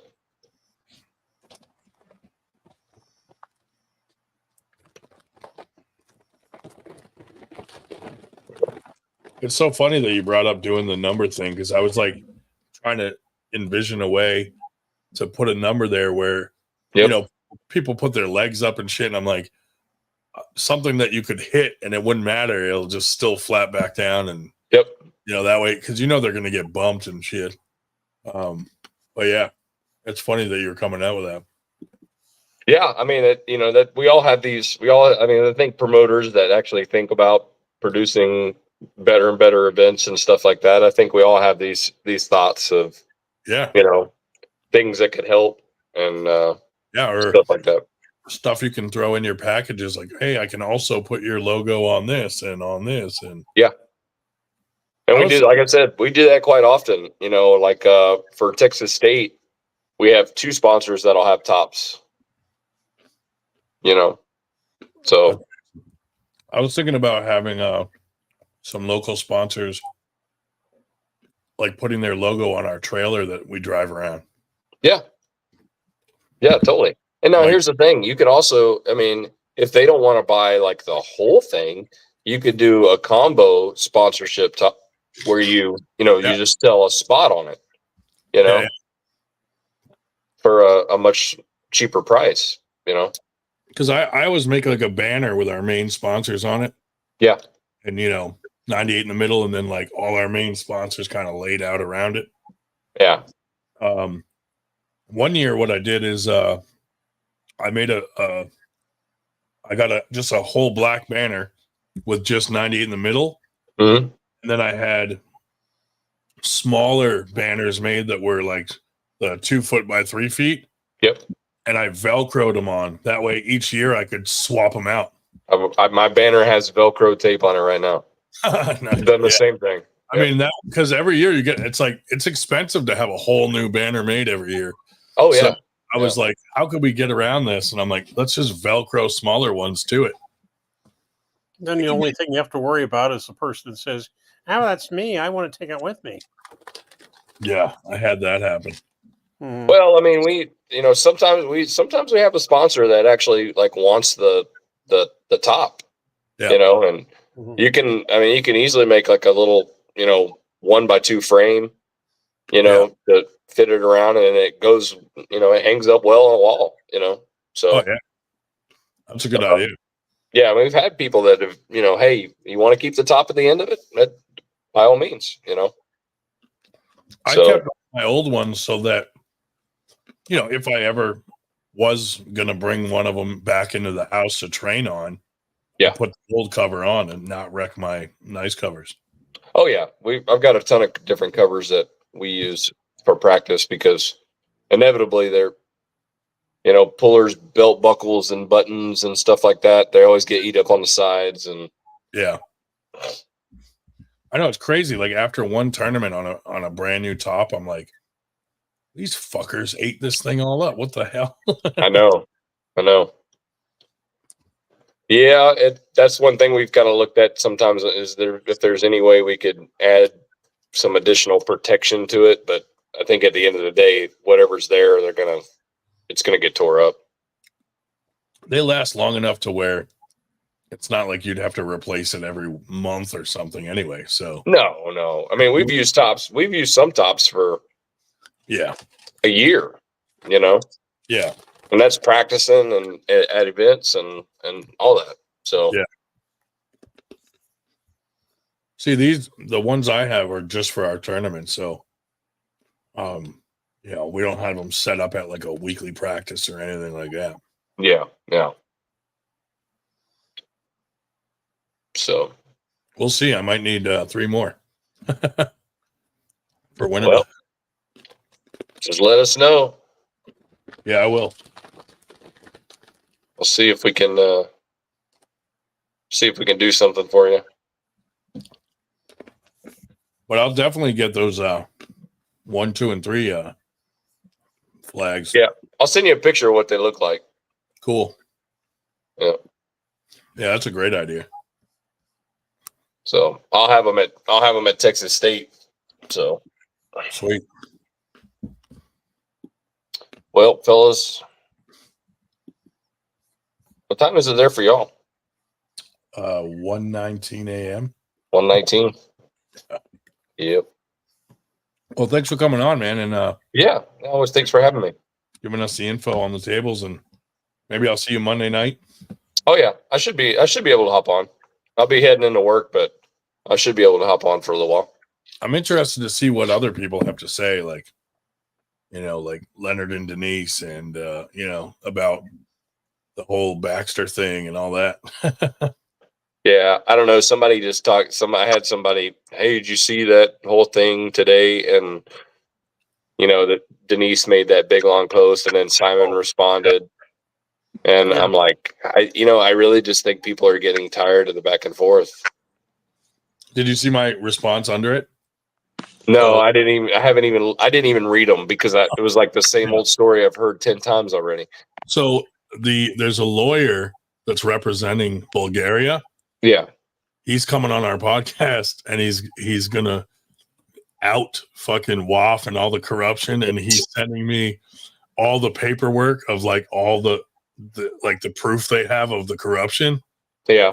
He's having it translated to English so that he can send it to me. And that way we literally have some proof of what actually is going on behind the scenes. And he wants to come on the podcast to talk about it because he's apparently been in a lawsuit against them for 2 years now. Oof. And he's like, dude, there's so much corruption. It's ridiculous. Like they were, selling packages of they were taking government money from like Bulgaria for these training sessions that didn't even exist. Oh, yeah. And the people that were supposedly doing the training weren't even involved in it. And it was all just a scam to get money. And they have proof and receipts and all this stuff. And so he wants to come on the podcast to like kind of talk about what's going, why Bulgaria is banned and how it's all bullshit. And it's just personal. They don't like, someone over there, and they decided to ban the whole fucking country and all this stuff. So that'll be kind of interesting, but yeah, I mean, I don't know. I think everybody's kind of made up their mind. I don't think at this point, no, it won't. We're not really, like I said, I think everybody's made up their mind. People that think that all that is true, think that, and then people that are in favor, of the other side have their mindset. In which at the end of the day, if I had a place at the table and I was eating like some of these guys are eating, I'd be inclined to probably favor them as well. So yeah, but time will tell. Yeah, I'm just interested in seeing other people's take on it. Well, I'm just like personally, East versus West and Engen and them don't affect 98 in any way because we don't even cater to we're just tournaments. We don't do these high level super matches or anything like that. So well, I mean, they kind of changed the game a little bit with the new WAF rule. Yeah. Right. Yeah. So my thing is I'm in the same boat as you. I don't we're not really fond of like the big super matches, and we are tournament based and we're Texas, but I do want to know the ins and outs of this new rule, and just in case something pops up. If I have some international pullers show up to one of my events, if I don't think they're going to show up to a random event, but they could show up to something like Texas State and Arnold qualifier, and what repercussions could, not necessarily would I be facing as Texas Arm Wrestling League, but how could that affect any of the other pullers that could be there? Yeah. I agree. So that's the only thing I worry about, because at the end of the day, nobody has any control over anybody else on an organizational level. I agree. Yeah. The only power they have is leverage to the pullers. Right. So that's literally the only power they have.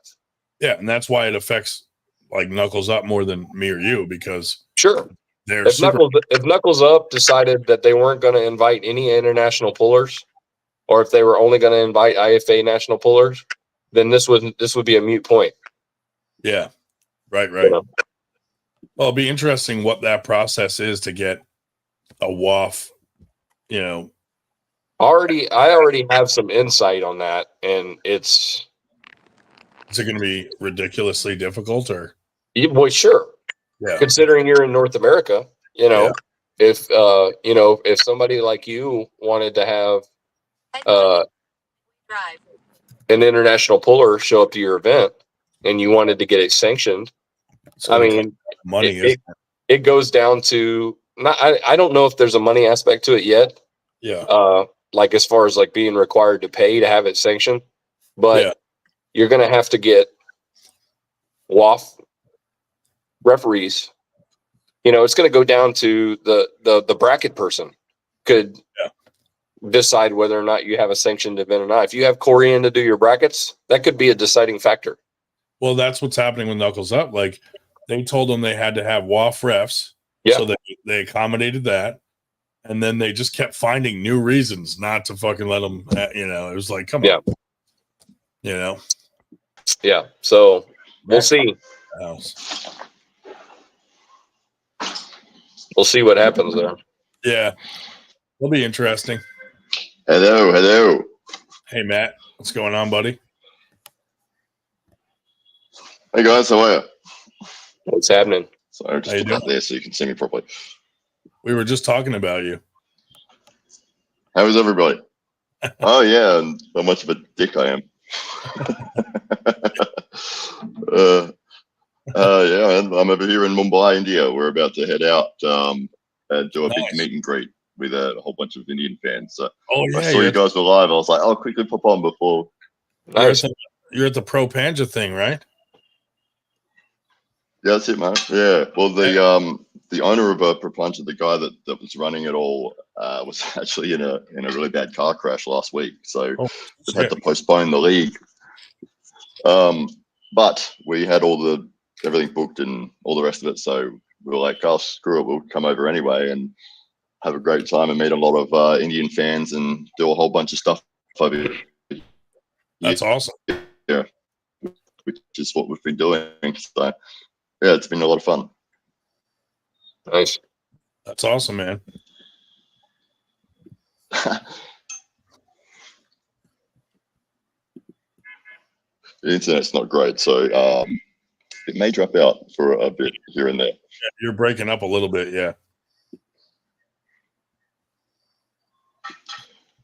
Like it has right now. Yeah. I can't hear anybody. Give me a sec. Hopefully it'll come back. All right. Well, I'm going to head off here, fellas. All right, Billy. What's up, Stephanie? Can you hear me? That Pro Panja League is huge over there. They get like millions of views on all their stuff. Oh, yeah. That's crazy. Dude, I get probably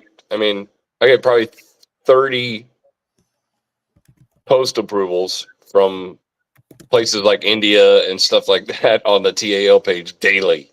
Oh, yeah. I mean, some of it I have to like not accept because it like doesn't even relate to. Yeah. It's spam, basically. Yeah. Yeah. Or it's the same video 30 times. And I'm like, dude. Yeah. So, all right. I'm heading off here. Thanks for having me on. Yeah. Thank you for coming. Later. Later, buddy. Matt Connolly. That's it. Good day, mate. How's everybody? Yeah. We're good. G'day. How are you, champion? Cover? Yeah, Lorenz was asking what 98 was. Either you guys are being really quiet or I've got bad internet. Do you know Dominic Lorenz? Matt? Yes, he's a good guy. Yes, he's a good guy. Yeah, he was asking what 98 was, and we're making up an FAQ as to what it's questions like that, and it was limiting me as to how many characters I could put in a comment, so I had to put it in like 4 chunks as to what we are and how we got started. And before we get just into ask Engen, he'll be able to tell you what it is. Before we get into anything too deep, 98 eyebrow hairs. Stephanie needs to show us her new painted nails. Matt, what do you think about Engen's partnership with Robert Baxter? It can go either way. I think it could be a good thing and it could be a bad thing. I don't know. Time will tell. I feel the same exact way. I'm like, this could be really good or really bad. We'll see. Yeah. Well, hopefully it's really good because Robert has sponsored a lot of IFA events. So Is that okay? Is that a problem? You know, Well, he's banned then. That's what I mean. Yeah, We got to ban him immediately. Yeah. He can't be seen with him. If anyone takes a photo with him, they're banned too. If anyone looks at a photo of him, they're also banned. Yeah. That's crazy. Yeah. It bans for everybody, really. It's what's the Oprah meme. You get a ban, and you get a ban, and you get a ban.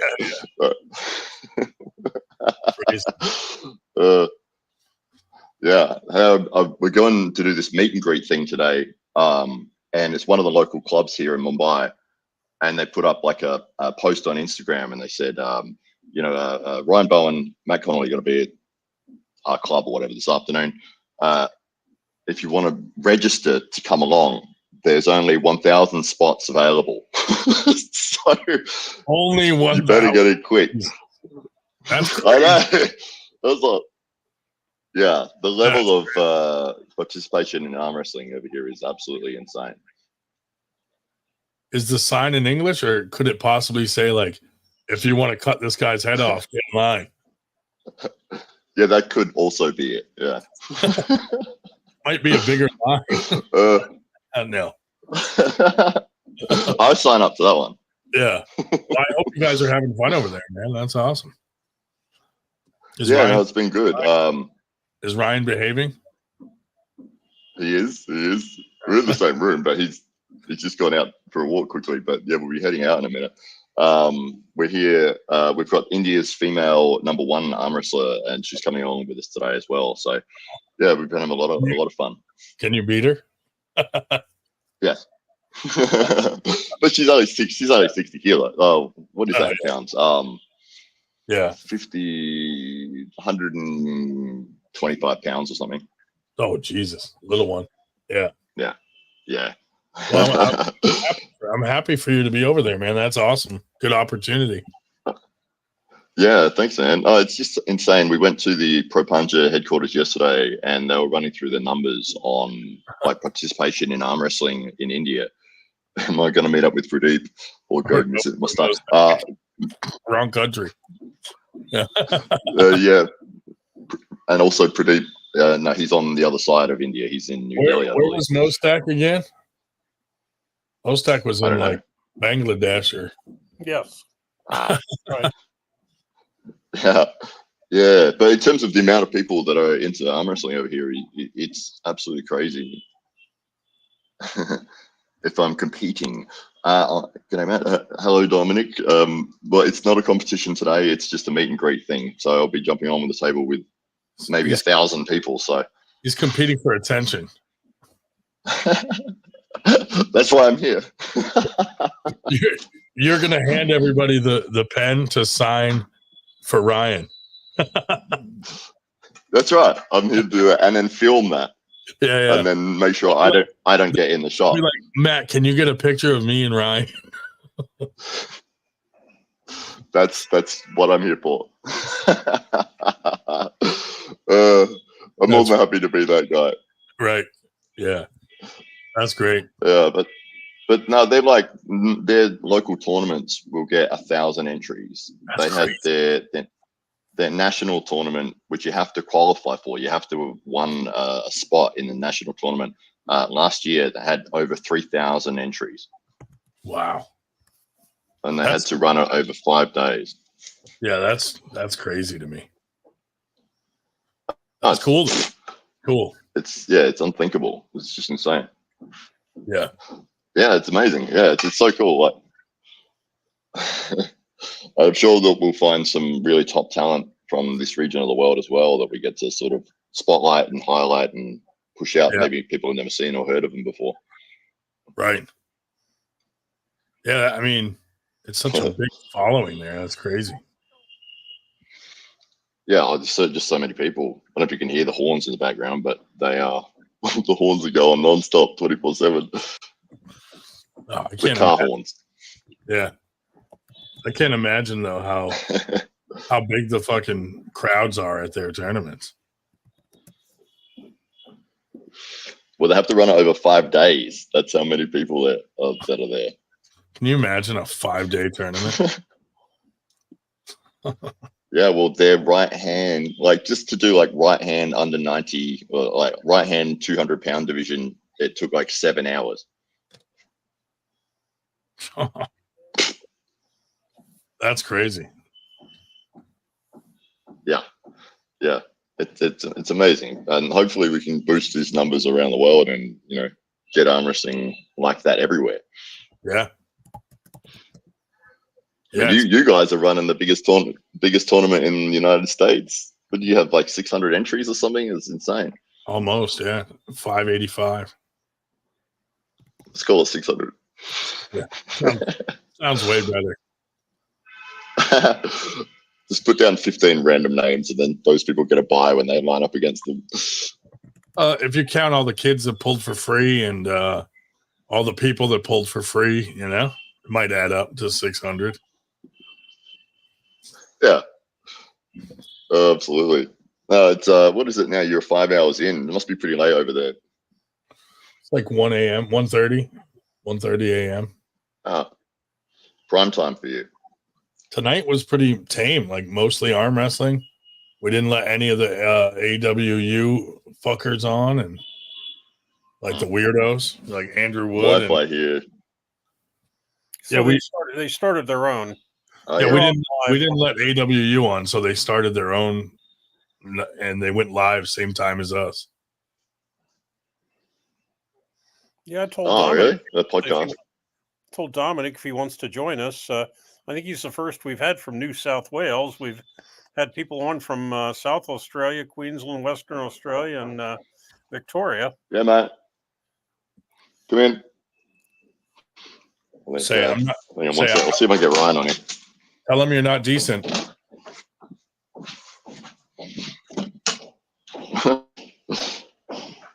you want to say hello to the 98 crew on the podcast? Yeah. We're about to head off. All right. Hang on. There he is. What's going on? Indian sunburn yesterday. Everything was great. It was great. We can't even tell you're a redhead anymore. Man, I pretty much blend in now. Everyone, I walk down the street, no one thinks anything different of me. I'm so much a local now. I ate beetle nut yesterday. I didn't know what it was, but it was I wasn't sure if you meant to chew it or swallow it or do both, but I ended up doing both for a while. It was good. So it's been fun. I'm about to go group up with the number 2 ranked guy in India and a whole bunch of other dudes. When I say a whole bunch of others, we're talking like they capped the event at 1,000 people. So that's crazy. Well, you guys have. Anyway, we got to run. We're gonna miss the train, so we're gonna go. All right, thanks, guys.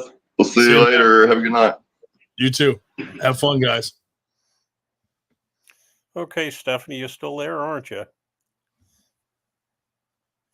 But Stephanie said her nail polishing was done, and said, "Well, come on and show us." But okay, move it, Stephanie. We're not going to stand all night. At least I'm not. Oh, Dave, be nice. Mm-hmm. What was the name of that troll that was in earlier? Oh, there it is. Oh, yeah. It was, yeah, I'd have to scroll back and see that. Yeah, there we are.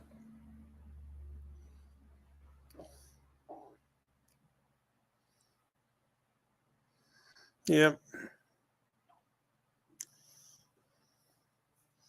Oh, well.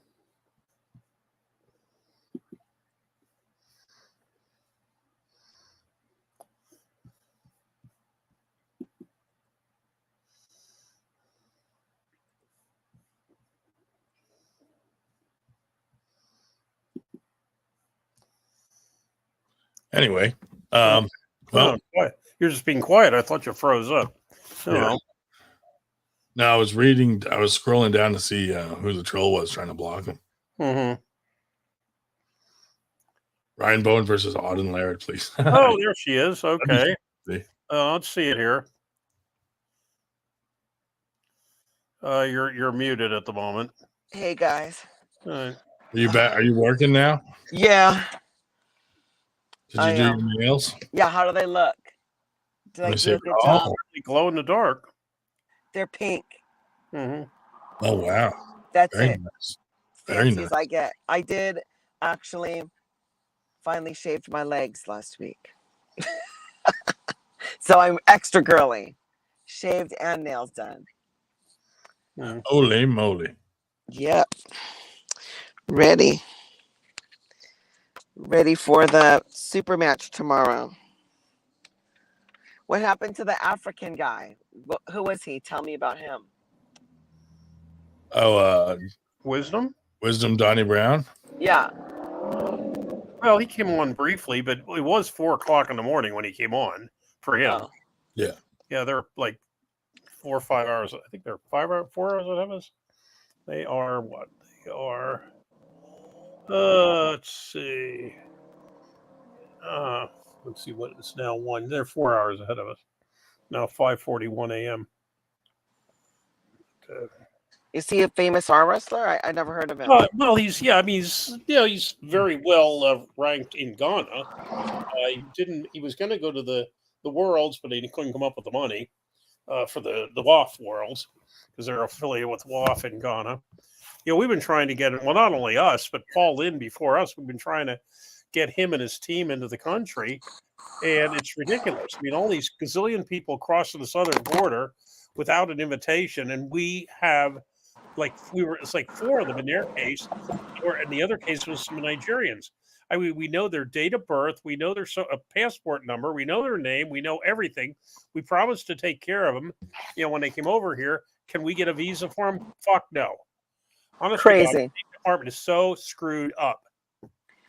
Well, I'm feeling it down here in San Diego. I'm sitting outside McDonald's waiting to get an order, and the guy next to me gets the order, and then I go in and I'm talking to him while he's waiting for his order, and he's from Brazil. He can't work anywhere else. He doesn't have a green card, and these guys, there's tons of them every single day taking the money that I could be making.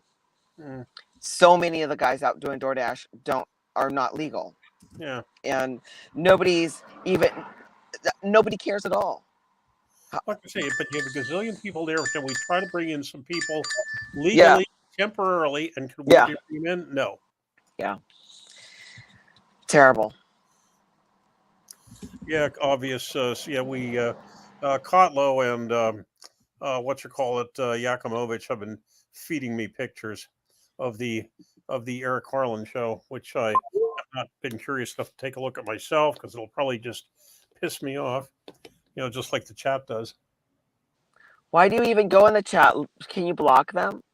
I don't. I'm off the chat. And I told them, I said, look, if I stay on this damn thing, I am not going to feel like going to Houston.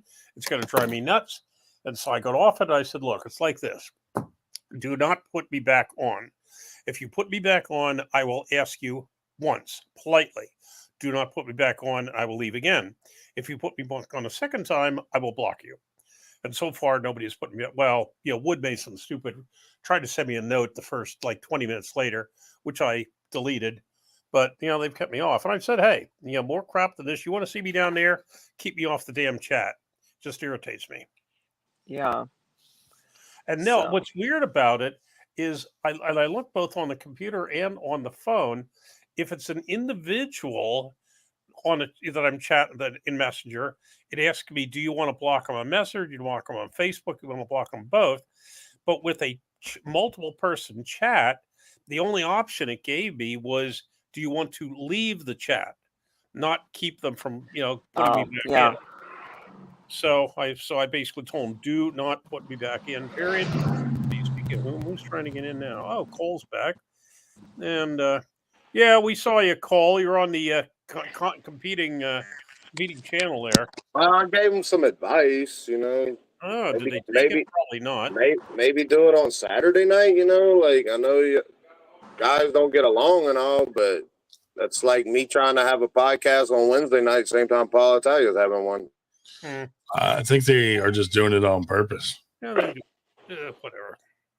I mentioned that though, you know what I mean? So whatever. Mm-hmm. But anyway, but yeah, it'll be enough to meet you and them when I get down there. I don't need to see him in the meantime. Actually, Wood probably won't show up in Houston anyway because he'd probably be assassinated.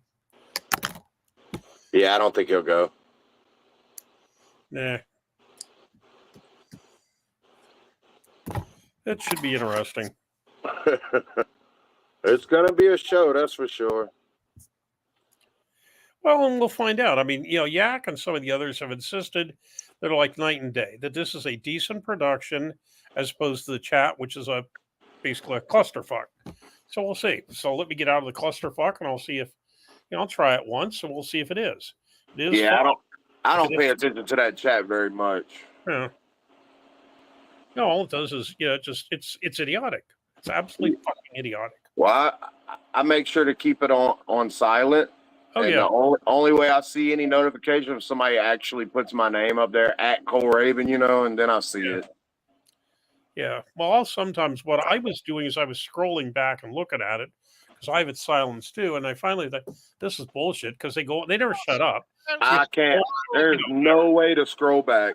Fucking goddamn what's his name sees this shit, he's gonna shit his pants. Well, but then what I'll do there is what I now do is I just put my name in the search. I'm gonna say that shit right now.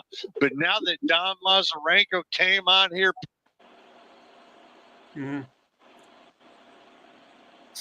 yeah, I mean, I do like I'll type. I was typing my name in a search box to see what the assholes were saying about me, but I am so glad to be off it. Well, everybody's been messaging me like, oh, in that AW chat, they're saying fuck 98 and they're saying fuck Lucky's channel and they're saying dumb shit. Gee, there's a real surprise. I know. Can't imagine them saying fuck 98. Yeah. I could have predicted that with my eyes closed. Whatever. People are wild, bro. Mm-hmm. It's all right. Like Captain said, Kotlo's just trying to do like a dinner for schmucks type show with all the fucking weirdos. Well, I'm okay with the show and all. If they would do it on Saturday or something, it would be cool. Yeah. So we need a show on Saturday, I don't have nothing to do when I'm here on Saturday. I do the same shit. Just ain't got nothing to do. See, and Eric's basically in Eastern time zone too. So it's almost 2:00 in the morning for him too. Yeah. Yeah. But I don't see anything good coming out of having two different shows when this one gets about 30 viewers to 50, and then they got about 3 or 4 so far. So, yeah, well, we're down to 13, but we were holding in the 30s for most of the night. Yeah. I mean, trying to make the show more serious comes with a consequence because some people like the weird shit show stuff, which is fine. But like some of the shit just got way too crazy. We can't. Mm-hmm. I don't want to keep deleting. Like every time we have to delete a show, like it's pointless. We just wasted all that time for nothing. Yeah. Yeah, and those dudes just talk shit on us like constantly. Like when they first went on the show, people are sending me clips of all of them saying, oh, the 98 show sucks and it's boring and fuck those guys. And even the guys that were on here earlier. And I'm like, well, fuck you guys and don't come on. Well, they kept irritating me, and one of my training partners was on there. I wanted to go see what the fuck he was doing. So, whatever. Fuck those guys.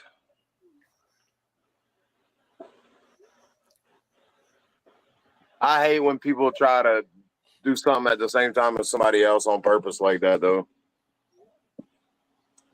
That kind of irritates me. I know, like they didn't have to do that shit tonight, Well, I'm gonna keep it cordial. I went on there. I said, "Look, I fuck with you, Eric, and I fuck with Ryan and them."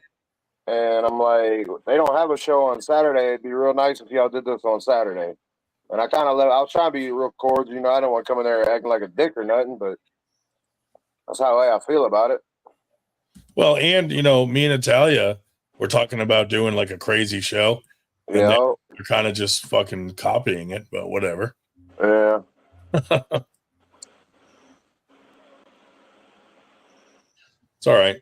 People always steal the best ideas, you know? Definitely.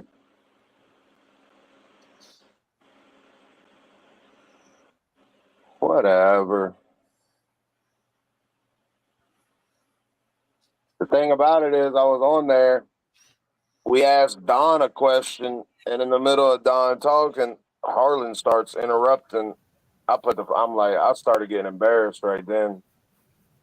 You interrupted Mazurenko? Yeah. Who did? Harlan, of course. Of course. What's up, Dominic? G'day, Ryan. How's it going, man? Yeah, good. Thanks for inviting me on the podcast. Yeah, sorry. Usually it's crazy. Or David invited me. G'day, Dave. Yeah. Proud of your Australian boys being over there in India. That's cool. Yeah, that's really good. It's a part of the sport, part of an area of the sport in the world that's obviously grown at a crazy pace, and I think the world's slowly catching up. That arm wrestling's quite giant over there. Yeah. How they do it, it's a bit of a mystery. I know they have the Pro Panja League, but I mean, there's still a lot to learn about what's going on in India. So I think the Australian guys are leading the way on that at the moment. I'll be back. I think there's some good arm wrestlers. Ryan's arm wrestled Mazza here and had a good match. Yeah. So, but look, I reckon they'll come out of the woodwork and probably see him on the world stage eventually. So always good to arm wrestle anyone, doesn't matter where they're from, right? Absolutely. I think it's great that it's so big over there, and hopefully other countries start keeping an eye on how they're doing it. Probably some good lessons to learn there. It's just the travel, for to go from Australia is a long way, and to go from America would be a long way, and that's just part of the world stage at the moment. But what everyone does locally, I think that's where all the fun is, really. Right. I didn't know about. I've been watching you guys for a couple of years now, and I really didn't know the whole history of how you came about. But I just found your podcast to be entertaining. I'd always catch them halfway because in Australia they might be on while I'm working or something. Yeah. So I'd always just get half the story of what's going on, and I really never knew. I think your production's really slick. It's really modern looking and colorful and everything. But you've had some funny characters come on, I must admit. To say the least, yeah. Yeah. I won't say any names, but I mean, the arm wrestling world, we like to have a bit of a debate, don't we? We like to debate about what's happening, and as soon as money started to creep in, it just sort of, it's interesting what's happening with the money side of it, but everyone needs money to promote the sport. Some are doing it faster than others. Some are trying to take over the whole sport, but no one will ever own the arm wrestling. No, I don't think so. Yeah. So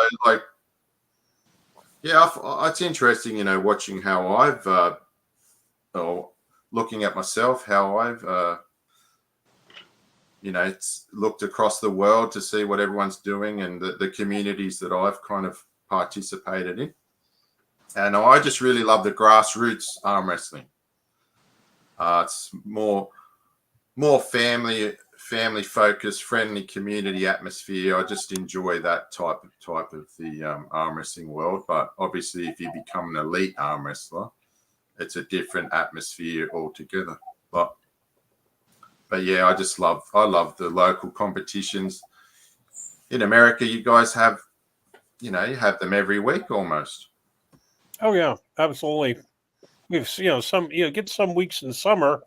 What I do is I keep track of the events coming up in the Northeast, which is basically 14 states in the northeastern United States, ranging from Ohio and east to Virginia north, if that means anything to you.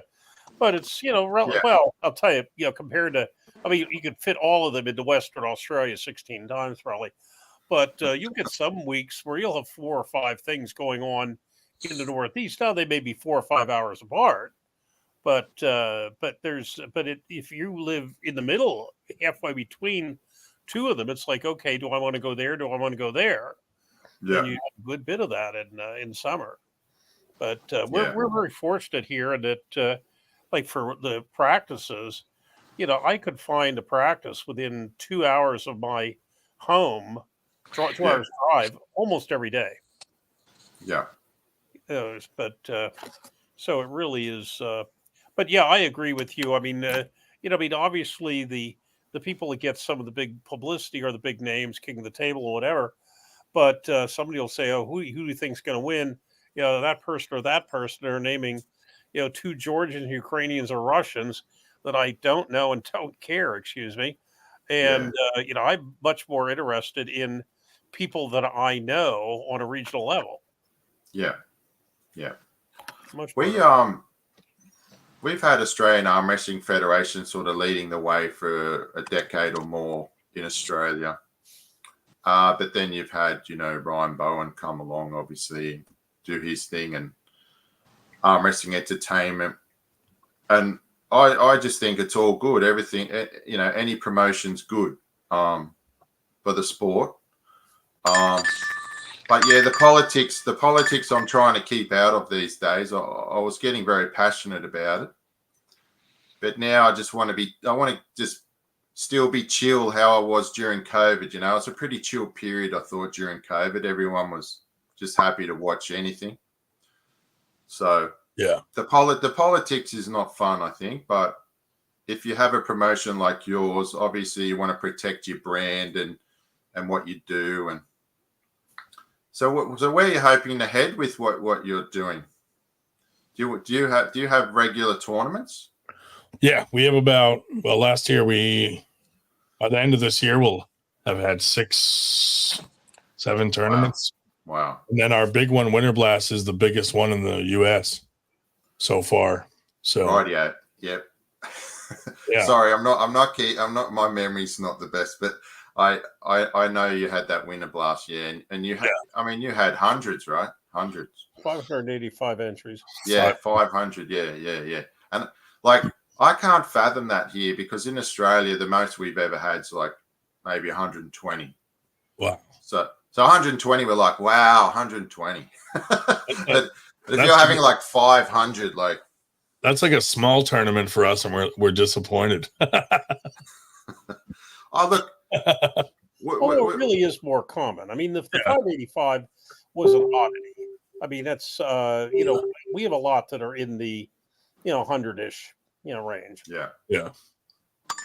Does Stephanie, do you arm wrestle? Yes, I have a super match tomorrow with Katie.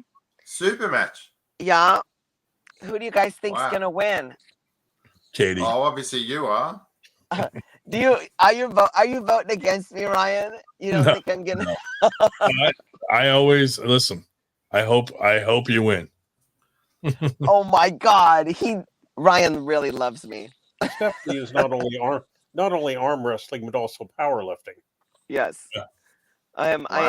I'm going to the Arnold's for strict curl this year. Me and Camille. I got 110 on my strict curl, so I qualified to go. Is that just one arm? No, it's 2. Oh, yeah, standing with your back to the wall. And your head on the board. How many, is it pounds or kilograms? Yeah, how many pounds? Pounds. I got 110 pounds. That was my maximum. Wow, that's pretty good. That's pretty good. Well, it's very good. Yeah. That's scary strong, right? Well, and I just did it a couple months ago. Well, no, several Yeah, weeks ago. A few weeks ago, I did it. And I remember, I mean, I know that Ryan probably knows what it's like to have a really delicious meal and your mouth actually waters before you go eat it. Well, this time my mouth was actually watering before I lifted the weight. Sometimes I'm about to do a heavy lift and my mouth will water. It's as if my body knows I'm going to get it. It's that, but sometimes I don't. But that time I did. And I'd been waiting, like I'd been stuck at 105 for a while. So I was pretty happy to get 110. Oh, And congratulations. yeah. And this last year I did 2 different strongman competitions, which was very humbling because the work that you put in, it's such a different sport than powerlifting. You just have to train completely different. And Yeah. there's always different lifts and there's always different challenges and it just completely humbles you. So it was very fun. So every time I see Danielle and she can do everything. She kicks everyone's ass at arm wrestling and she's does all these fun lifts and does strongman. So yeah, and to translate that into the rest of the world, we're talking 44, 45 kilo for her. That's very good. Yeah. Fun. I won't compare you to me. I'm less than that anyway. I say I'm less than that. Is it fun? Is it fun there? I always wonder what it'd be like to go to Australia. And I have these friends who are so conspiracy theorists, and they're like, "Well, if Trump doesn't win, where are you going to go?" And I'm like, well, first, I don't think I have to leave America, but if I do, where would I go? And I was like, wait, I don't think I want to go to Australia. It's probably too hot there. I think, I mean, I've lived, I was born here and I haven't even traveled around the whole country. So, I've only been to a number of states. And I think everyone that comes here, it's hard because they get preconceived ideas of the country. And you just have to make your own choice and just find out for yourself. That's how I promote it. I say, yes, it's very beautiful, but yes, it depends where you are. Like there's certain places in the city of Sydney that I wouldn't say go there because it's very low socioeconomic area. But it depends what you like doing. Do you like walking out in the country or walking amongst the trees, or do you like being on a beach, or do you want to be in the sandy deserts, hot 45 well, I don't know what that is in Fahrenheit, but that's what I was going to say. It's a spring afternoon there. What is it now, temperature? Probably 20 degrees Celsius. I don't know, sorry, I don't know what that is in your temperature. Well, 20, no, that's 20, 36, 68. Oh, that's still nice. Yeah, it's good. It's good. But it can get very cold. It just depends where you are. Australia's very unique. It's just, if you live up in the top end of the country, it's just hot all the time. Where I live, I'll tell you where I live anyway. I live in a town called Cootamundra. You can look at it up on the map. It's very famous for an Australian cricketer called Donald Bradman that was a world champion cricket player back in the day. Anyway, that's a sport that Australians like, is cricket. But look, you have to come. But I feel sad when people come and they don't stay for very long. It's like an in-out trip. Yeah. You have to stay for like a month, I reckon, and then you'll really know what it's like, what Australians are like. If you're just here for a couple of weeks, you won't get to know Australians very well. I've heard some interesting stories from the Marines who've been stationed there, telling stories about the Aborigines and stuff. What's the name of the story? Hey! I tell you what, they're stories. They're not real. Yeah. They're not real. They're not real. No. Look, when I grew up as a young boy, all we used to make jokes about, and Americans were in the jokes for some reason. I don't even know why, but the Americans seem to be the smarter ones in the jokes. Oh my Sadly, that anyone from another country was not so smart in the jokes that Australians grew up with. But look, I stopped joking about anyone from any country. I just thought, hang on, I want to be friends with everyone. So, so look, Americans somehow they seem to be pretty smart in the jokes. I remember. I see a nice piano in your background. Do you know how to play it? I'm a fake. It's all fake. My face is fake. The Liar. bedroom's fake. Play us a song. What's your favorite? It's not Do you have a? You should make an arm wrestling song. Can you? It's We need not. more singing No. arm wrestlers. I'm giving a fake impression. Next time I'll have a. There'll be a. Let me hear your American accent. Can you fake it? Make fun Next of time our I'll have accent. there'll be kangaroos and koalas behind me, and emus and snakes and No way! I spiders. see a nice piano. Have you heard Matt Connolly's attempt at a Boston accent? No, come on! I want to hear. Where is he? Terrible. It's terrible. I'll So be back. I got a question. So is Stephanie, No, Stephanie a hooker or a top roller or a mixture? I bet you like hooking. Yeah, I like a high hook. Yeah, strong. I've seen strong men, women. They like to hook. They just like to get really deep with the flesh. Well, I forgot. You've been following this. You've been following the podcast. Have you heard some of my bedtime stories that I'm not going to tell anymore since we're trying to be normal? No, I have seen you come on, and you can be a bit cheery. You cheer, you that's a nice way of me describing you. Let's just say that Stephanie had a varied career, some of which were performed with somewhat less clothing than she has on now. Yeah. All right.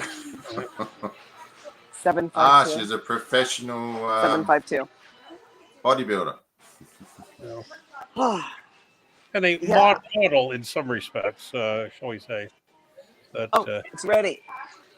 Well, we come on at about 10:30 a.m. your time. Yeah. Every Friday. Well, Saturday in your case, 10:30.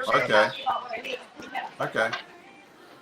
So we do get you folks on from time to time. It's difficult getting the Europeans on because the time does not, commute for them. But for you folks, 12, 13 and a half, 14 hours ahead. Yeah. Do you have any favorite arm? Is there any arm wrestlers in Australia that you kept an eye on over the years, or do you only know about Ryan and Matt? To begin with, myself personally, as I was saying earlier, I really enjoy more of the local. I mean, I've met, we met Ryan when he comes over. We met, Jake Ward, of course, Matt. But as far as Lachlan, but the famous names. But beyond that, I really couldn't tell you. Yeah, I can tell you I've arm wrestled Lachlan. I've been defeated in after pulls. Matt's defeated me. Jake, we kind of had a stalemate. But funny, you meet the arm wrestlers, you all want to have an arm wrestle, right? Well, So we had France on.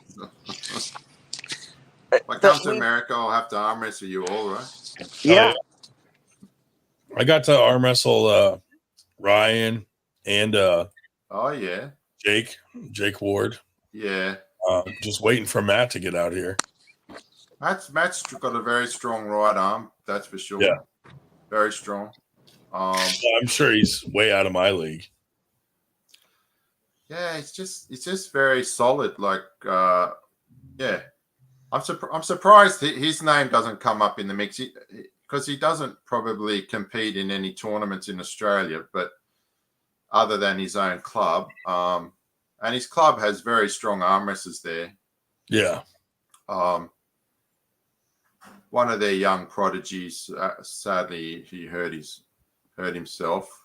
Hamza. Oh yeah, that sucks. And, And, Australians were very hopeful of seeing him skyrocket. But yeah, I'm not sure where he's at the moment. Yeah. G'day, Cole. I think you're muted. Let's see. Yes, Cole, you are. Now you're not. Now you're muted. Oh, there we go. Hey, man, how you doing? Yeah, good. Where do you fit in the mix of the arm wrestling world? Oh, man, what a good question. Where do I fit in? Ouch. Well, I'm down here in southern Louisiana. Yeah. So all I can say is I'm looking up to like Craig Touye and guys like that. I got Dan Mosier and a couple of guys I train with. So what did you think of Craig's match with James? I was very impressed to see Craig have to top roll him. Yeah. That was something different. They I stopped couldn't in the believe how middle. strong Craig was. I was like, far out, he's strong, man. That's a strong dude, man. That was a good match. Like James is really, like in UK, has really crushed a lot of blokes over there. He was super nice too. Yeah. So it's good to see the levels, isn't it, from people from other countries? Yeah. To get a comparison. Yeah, that's the fun part. Yeah. Yeah, that guy was good though. Do you arm wrestle? Oh yeah. I'm How long? Relatively new at it. I started January 27th, 2023, so a year and 9 months now. Well, I want to tell you, it's all true when they say it takes many years to become a very good arm wrestler. When I started, I thought, my brain was saying I'm like 20, but that wasn't how old I am. But you feel like you know everything, but you actually don't know anything. Yeah. So I had to injure myself to realize that I needed to be a smarter arm wrestler. Yeah. Well, so I tweaked my arm pretty good a couple months ago, and ever since then I've been being a lot smarter. So I guess that's kind of what it takes. You think you're invincible until you're not, Luckily, it wasn't like a bad injury, So luckily I learned my lesson with a small injury. So now what I was doing, I'd let people hit on me, even if I was tired at practice, no matter how small, big they were, just go ahead, hit. Yeah. And I was wore out one day and I stopped the hit and it went straight into that elbow and it was bad. Yeah. So, I mean, I really enjoy the sport and so I don't want to hit as hard as I used to. But look, different clubs train differently. Do you have guys there that just want to smash everyone, or do you take it easy on each other? It's a big mix, Yeah, I think, yeah. Some guys come there and they want to train technique, and then some guys come in there and they just want to pull you. You just got to stay away from the guys that want to rip and grip unless that's what you want to do that night, Yeah, that's right. Yeah.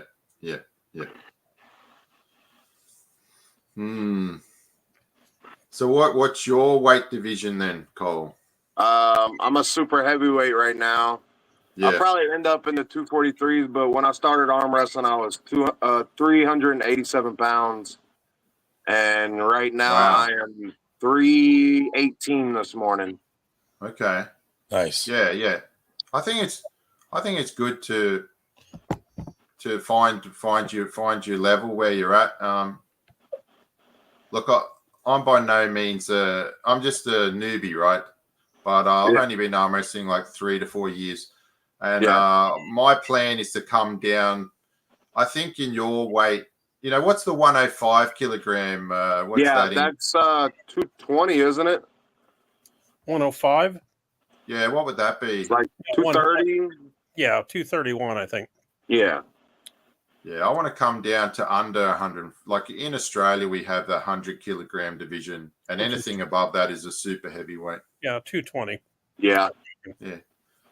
It's fun talking about it. It's just getting there, right? It's the hard part. Yeah. Well, and assuming I just had to look you up, assuming you're not fibbing on your profile, you're 51. Yeah, yeah. I thought if you said you weren't 20 anymore, I had to take a look. Hey. But look, I've got hope because you got the Todd Hutchings and the John Brzenks and the Devons of the world that, they're all they're at their peak. They're at their peak, right? That's the reason I didn't, when I finally found arm wrestling at 37, I wasn't stressed out. I got enough time still. Oh, yeah. Look, if you're a MMA fighter, your career will be over by now, right? That's right. Yeah. So this sport, you can have a community of friends and participate for the rest of your life. Yep. Yeah. I'm exhibit. I mean, not that I'm comparing myself because basically, admittedly, I suck. On the other hand, I'm exhibit A when people say, "Oh, it's too late for me to start this." I started 7 years ago at age 66. I'm 73. Yeah, wow. Yeah. And you look great, mate. You look great, David. It probably has helped your health out too. Yeah. Well, that's been a big thing for me. Like I told you, I was 387 pounds when I started. I hit 314 the other day, but I'm back up to like 318 in the morning, something like that. Anyway, I feel amazing. I feel much better. Well, we need to have a race to the bottom there. Well, I got a reason now to do it. Before, without any reason, I didn't find a reason to get up and go walk or get up and do anything, So now I got a reason to do it, and it's really made a difference in my life, arm wrestling, Yeah, for sure. And I didn't have no friends, dude. Like I moved away from all my friends, so I really didn't have no friends. So I met a lot of people through arm wrestling. Oh yeah, this is my main activity. No friends. Especially now that I'm retired, this is my main activity. I tell them, and I mean this sincerely, you folks are keeping me alive. Right. If I wasn't doing this, what would I be doing? I'd be sitting at home on the couch watching Law and Order reruns, getting ready Eating to drop something. Yeah, eating. That's what I did. I ate and watched movies. Mm-hmm. Have you had any super matches, Cole? Yes, sir. I've had 4 of them. How have you gone in them? Yeah, I've won all of them so far. I mean, the first 3 was at one event that it was like a big practice, and I set up left-handed and a right-hand super match with the same guy. I beat him, and then another guy challenged me while I was there, and then I beat him. And then I just had one with Palmer, that guy Palmer. Okay. I don't know if you know who that is, but we had a little $500 bet. All right. I beat him 3-2. It was a good match. It looked good. I messed up in the 3rd and 4th round. I just tried to hold him center without hitting on the go, and he pinned me with 2 presses. So, well, from just a guy that has only been arm wrestling a small amount of years, you won't look back. You're probably going to be 3 times stronger in a couple of years' time than you are now. Yeah. So I think people will be a bit scared of you in the future. Well, I'm getting better. I'm not that strong, but I tell people it's part of my crusade to prove that you can get stronger at age 73 without chemicals. Yeah, awesome. So, oh wow, you've been guys going for 5, nearly 6 hours. Yes, sir. Every Friday. Wow. Okay. All right. Well, I won't stay here too long and keep up boring everyone. Oh no. Feel free to come on anytime. We love getting new people on. Yeah. I'll let you talk to each other a bit more. But I just wanted to, thanks for inviting me, and I'll make sure I do a bit of study on your history and what you're doing in the future, and just keep doing what you're doing and have fun. And thank you. Just remember how you started out. That's all I say to people. Just remember what it was like when you started, and I never forget because I'm at the same level as I was when I started. All right. I'll say bye then. Yeah, see you. Good having you. I'm again. Nice talking with you, Dominic. Thanks. All the best. See ya. See ya. Oh, nice guy. Yeah, he was cool. I love having new people come on and talk about what, different points of view and what they got going on, where they are. Bro, I swear, everybody from Australia is just down to earth, cool people, though, man. Oh yeah. I feel bad because Australia, they do have the biggest collection of deadly animals and insects and snakes. And Did you also know that they were paying $800 power bills in Australia? Yeah, man. I seen some stuff. I seen a little TikTok video. Something I was scanning through my videos, and it had a video about Australian, like older people in Australia. They can't even pay their light bill. So I hit up Hollywood, Matt Connolly. I'm like, dude, is this stuff true? And he's like, yeah, man, it's very expensive for a light bill and all over there. And Elon Musk went over there and fixed their power outage problem. Really? And yeah, they were having bad power outage, and he went over there. He fixed their stuff, but they're still charging them the same amount. He said, "Of course, they're robbing them." That's crazy. Well, it depends on what they're using for generation too, because anything the eastern the very eastern sliver of the country is fairly wet, but most of the country is desert. Yeah, the majority of Australia is desert, and even the areas in South Australia where some of the rivers have been really running very slowly, so if the hydro is not working for them. But I'm not sure what they do for power generation. Well, like I said, Elon Musk went over there and worked with their team and fixed their problem that they had. But Hollywood, I don't want to misquote him or something, but he said they got the energy people over there got a monopoly on the energy, so they can just charge whatever they want. Crazy. Well, what do you think, Ryan? It's now 2:22 in the a.m. Should we pull the plug? Yeah, we can. I forgot something else. We're somewhere in the teens. We're at 19 at the moment. But hey, we've given people watching, dude. What are you guys, crazy or what? Yeah, we've given them Yeah, the that's crazy. They got their money's worth Hey, tonight. Like I said, for the most part, we kept the topic on arm wrestling tonight, so that was good. I like it. I agree. If y'all trying to get a little more professional, there's nothing wrong with that. There's gonna be some haters, but Yeah. Well, it was just getting too crazy with some of those guys, dude. Like, and here's the problem is, I'm not about always banning people or anything like that. But with Wood, the AWU chat, they would invite tons of arm wrestlers in there that are all seeing Wood scroll the N-word over and over, and then they see this guy on our show. Yeah. Like, we can't have that, Same with Eric Harlan. The dude bashes women. He don't care. It's crazy.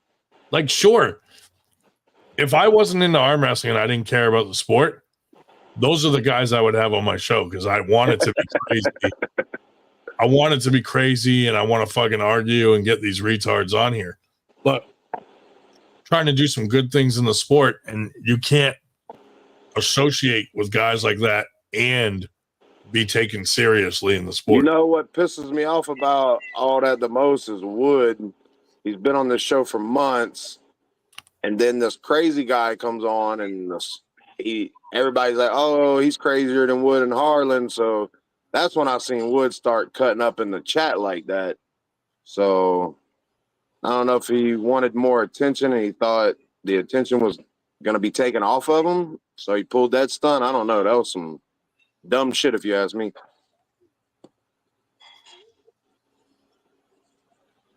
Yeah. I think he definitely felt threatened by someone being crazier than him. And he felt like he had to act out. That definitely had something to do with it. Yeah.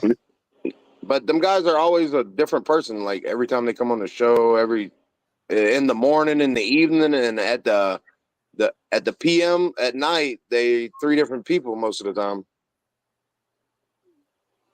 Mm-hmm. Yeah. Yeah, I'm looking at where he's from. Yeah, he is west of the mountains in New South Wales, just up the road from Wagga Wagga. Mundra.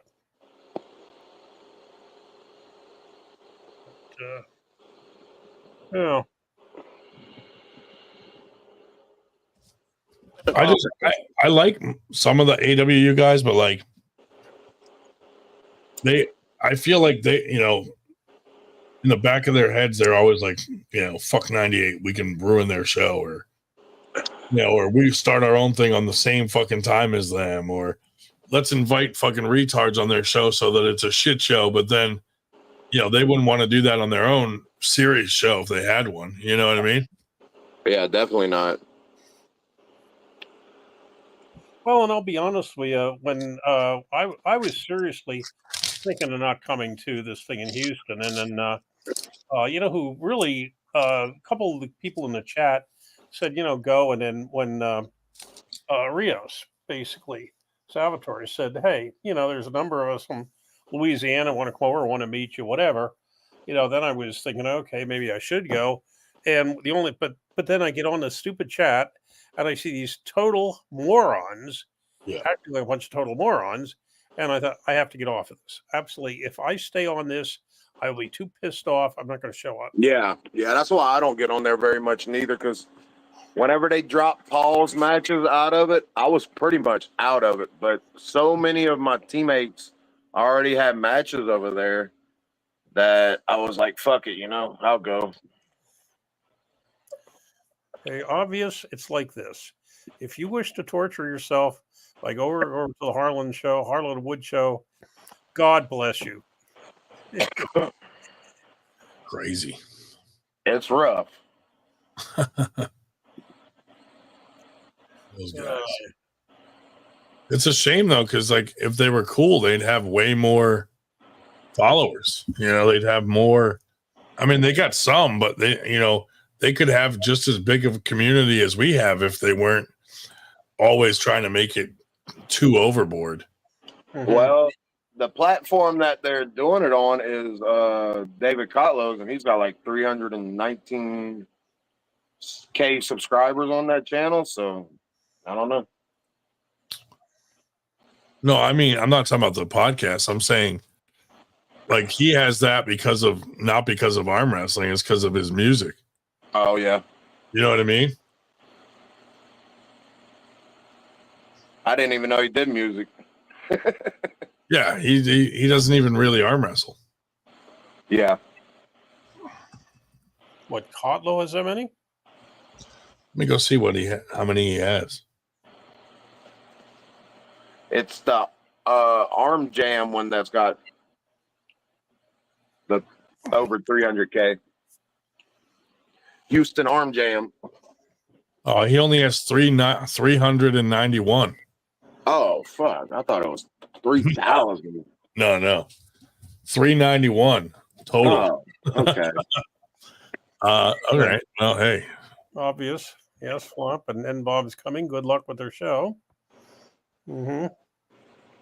Yeah. That's what's going to happen eventually. Wood's going to have to out crazy someone, and yeah. You know, I mean, Kotlow's risking his fucking channel getting shut down from these guys. I don't know. He made Kotlo the host. I mean, Eric Harlan the host. So, I mean, if they start saying crazy shit, someone might report it, and that could affect the channel. Yeah. I don't know why he would put it on his personal. I would have just started a brand new AWU channel. Yeah, that's what I would have did. AWU arm wrestling or something. Something, yeah. Oh well. What are you gonna do? Yeah. Well, as long as they do it on Saturday, I'll watch. But if they're doing it on Friday at the same time as this show, I'm not going to support it at all, you know? I hope they don't do that just to be dicks. Well, that's the reason they sent me the thing, asked me to come over there. I waited for like a good 20, 30 minutes. I'm like, all right, let me go talk to these guys. See what the fuck. Why are they doing it tonight? Just do it on Saturday. Come on. Oh yeah, they sent it to me too, which I ignored. The link. Yeah. But it is what it is. Yeah, hey, on the other hand, if they get on the same time we are, maybe they'll draw it kind of like draw the wackos away from us. Yeah. Better program. Definitely.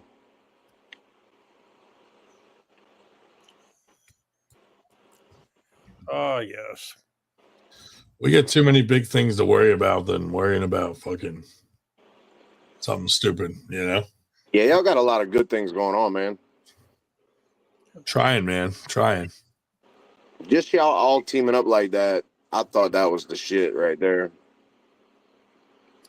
Yeah, it works out good. Then y'all got that round table coming up, man. That's good things. So are you close enough that you're just going over for the day on November? No, I'm gonna stay the night over there. Mm-hmm. I'm gonna go on Friday. Yeah, because I might be coming through the area on Thursday if I, do the usual. Okay. Cole, we got to get you out to Winter Blast, buddy. I'm going. I got plans on it. It's on my board right here. Hell yeah. I got October 25th, November 2nd, November 18th. No, where's it at? Somebody erased it. I'm going to have to put it back up there. Oh, no, March 21st and 22nd, huh? Yep. Yeah, it's up there. Nice. I got it scheduled at work. I just got to figure out all the arrangements out to get out there and all when I get a little closer. Yeah. It'll be my first time flying, probably. Cool. So, yeah. I hate flying. I never did it, so I probably hate it too. Don't do it. Getting there is getting into the system, like through the airport, whatever, and flying itself is, I might fucking drive. That's why I'm surprised. Yeah, from Louisiana to Houston. Oh no, I'm talking about the Winter Blast. Oh, okay, yeah, all right. Yeah, you have to drive Shit, there. how long of a drive is that? Oh god. Oh, that'd be like 18 hours probably. Damn. Yeah. Well, you are. Let's see. Oh, they got IHOPs up here. Get transferred. I bet y'all's IHOPs are a lot better too, or a lot busier. Probably. Yeah. Probably. Yeah, because ours over here, our economy is so bad in Louisiana, man. I don't know. Really? You in now? Yeah, it's bad. Have you guys ever thought about moving or no? Yeah, but we just bought a trailer and I got a mortgage and shit on it and all that shit for 25 years, whatever. Yeah. What town you live in? Houma. Houma? Yeah, Houma. Dave, are you looking out how long the drive is? So from Valley Forge, Houma to the Valley Forge Casino Resort is, drum roll, okay, take your good old time here, 18 hours and 18 minutes. Damn. How did you drive fast? 1,277 miles. Two. Yeah, I ain't putting them miles on my car. Fuck that. Hell no. Yeah, that's by way of. It'd probably be a really nice drive, though. I ain't gonna lie. Yeah, the shortest one's by way of Birmingham, Tuscaloosa, Birmingham, Chattanooga. Probably spend more in gas on a plane ticket anyway. Yeah, for sure. Yeah. IHOPs up here ain't making good looking food like Cole. No, probably not, but that's funny. Probably not. Most IHOPs ain't making food like me. I'm not trying to brag, but it's very true.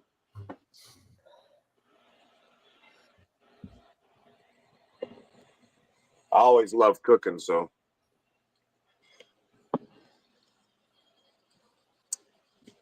I like doing the eating. You would think I wouldn't. I like cooking most of the time. After I cook, I don't want to eat it, but I don't know. Well, I'm gonna have to come down there and meet all you guys at some point. Yeah, that'd be awesome. Hang out. Yep. Well, and that's basically why I wanted to go. This wasn't to join the shit show. It was to meet everybody. Yeah, that's pretty much why I'm going, so I can meet a bunch of people, a bunch of new people. You know, a lot of people on the show. I'm glad you're going, David. We're really excited to meet you, to be honest with you. Yeah. Ryan, I can't wait to meet Ryan one day. Next time, if I would have known that stuff about that Florida event you went to, I went to another, I think Mississippi I had lined up. If I'd have known about that before Mississippi, I'd have went there. Yeah. That would have been cool. Yeah. There's a lot of people at that event that was fun to meet. Well, we'll meet up at one someday. Oh yeah, most definitely. Well, Winter Blast apparently. Yeah, Winter Blast. Yep. I should make it. Like, if I don't make it, it ain't gonna be because I didn't try. Yeah.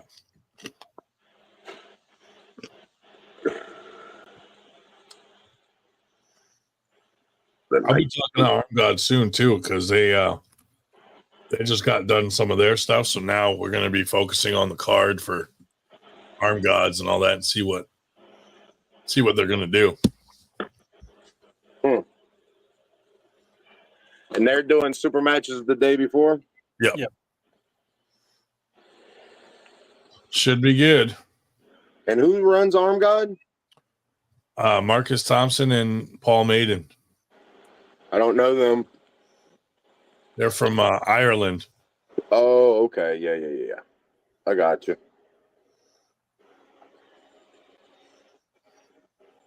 Should be good though. They usually put it on a good card. I've seen some. I just didn't know who ran it. Yeah. I'm pretty sure it's going to be live stream, Captain.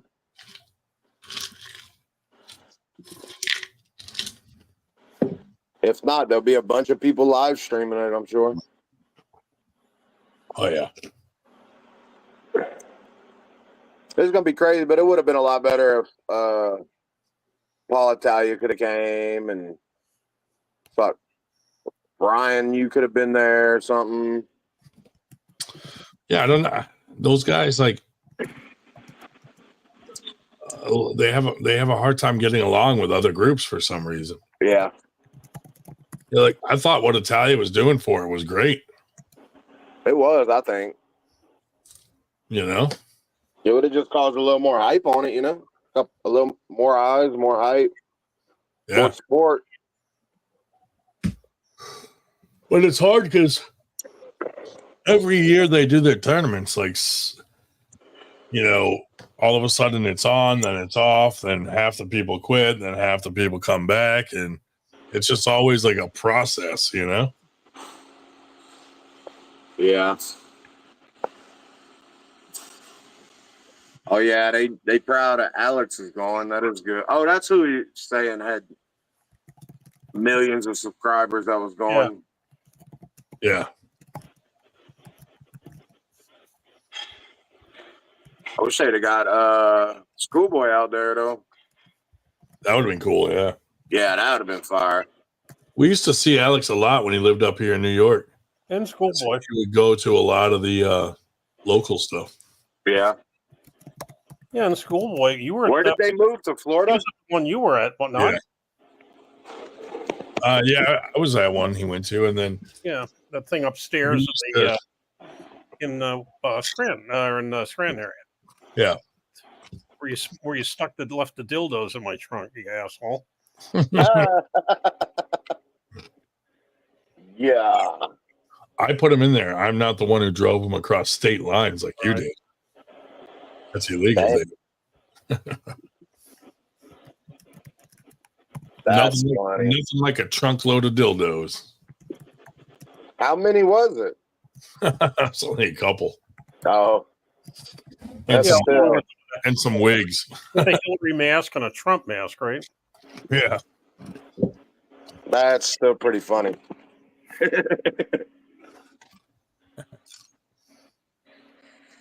Yep. Driving around with a bag of dicks. Yes. I should have called the police and been like, I just saw this guy shove someone in his trunk. Then they go search his trunk and find dildos. I really don't think dildos are illicit. Like, sir, what are you doing with these dildos and wigs and masks? And yeah, if you stamp Canada on all of them, I would direct them to your house in Delaware County, Pennsylvania.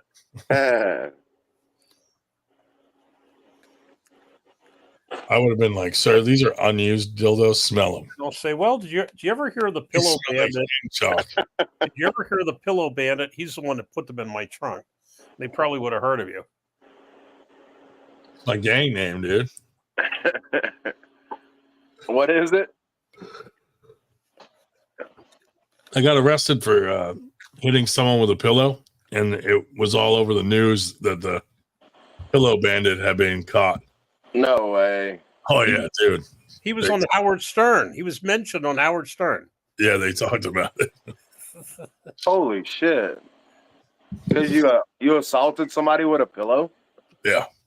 Well, I yelled out pillow fight first. Oh, well.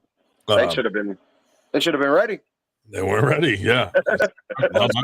It was a woman, and she didn't object. It was the authorities that wanted to nail his ass. Yeah, I didn't even get caught or in trouble. Some random fucking douchebag saw it, and he ran up to the lady. And he's like, "Hey, are you okay?" And she's like, "Yeah, dude, it was just a pillow. It's just a prank." And he was like, "Well, I'm calling the police," and the police came and wanted to press charges. I'm like, are you kidding me? That is wild. Yeah. But when they arrested me, they were like, when they're booking you in jail, they're like, "Do you have any gang names?" And I was like, "Yeah, the Pillow Bandit." Pillow Bandit. They put that down, AKA? Yeah, and it's stuck there forever. Oh, my God. I got pulled over, and they're like, "Are you Ryan, the Pillow Bandit Grande?" AKA Pillow Bandit. Oh, my God. Like, that's right. That's like the joke that Ron White tells about, they call me Tater Salad. Tater. Yeah, that's exactly. It went down the same way. Like, so are you telling me you got a minor? Not a minor. What you call that? Misdemeanor. Yeah, misdemeanor. For that, yeah. Yeah. What you have to do? Simple assault. I had to go to jail for a month. No way. They were pushing for a year. Holy shit. It got knocked down to a month. First offense, bro? Yeah. Well, no. Oh, okay. Yeah.